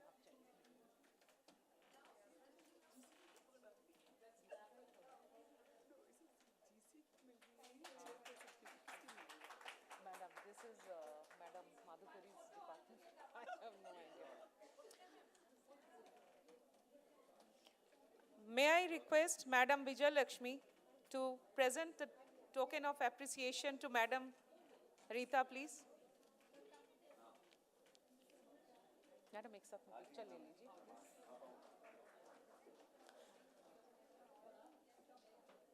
I thank all the presenters for the wonderful research presentation for today. I believe all of our delegates have, gathered their insights on this. As we wrap up this insightful day, may I call upon all the presenters on the dais, please, for a group picture? May I call upon all the presenters who are here to take a group picture with the juries and chairperson, please? Momita.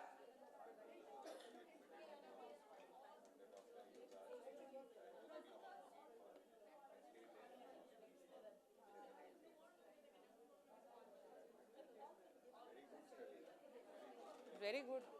Chanda, darun hoyeche. Ekটু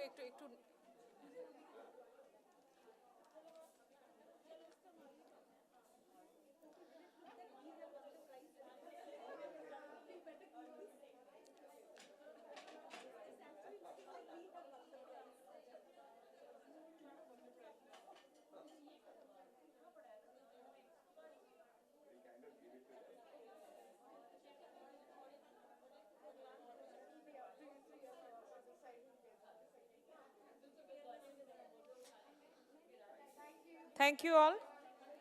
As we wrap up this insightful day of discussions and shared knowledge, let us carry forward the inspiration and insights gained. Tomorrow holds the promise of future, enriching our understanding and fostering collaboration.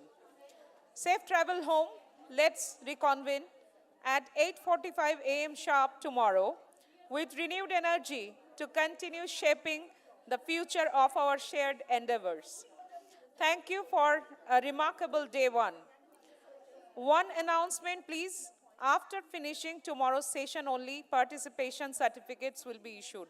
It will be not before that. Thank you so much for your cooperation.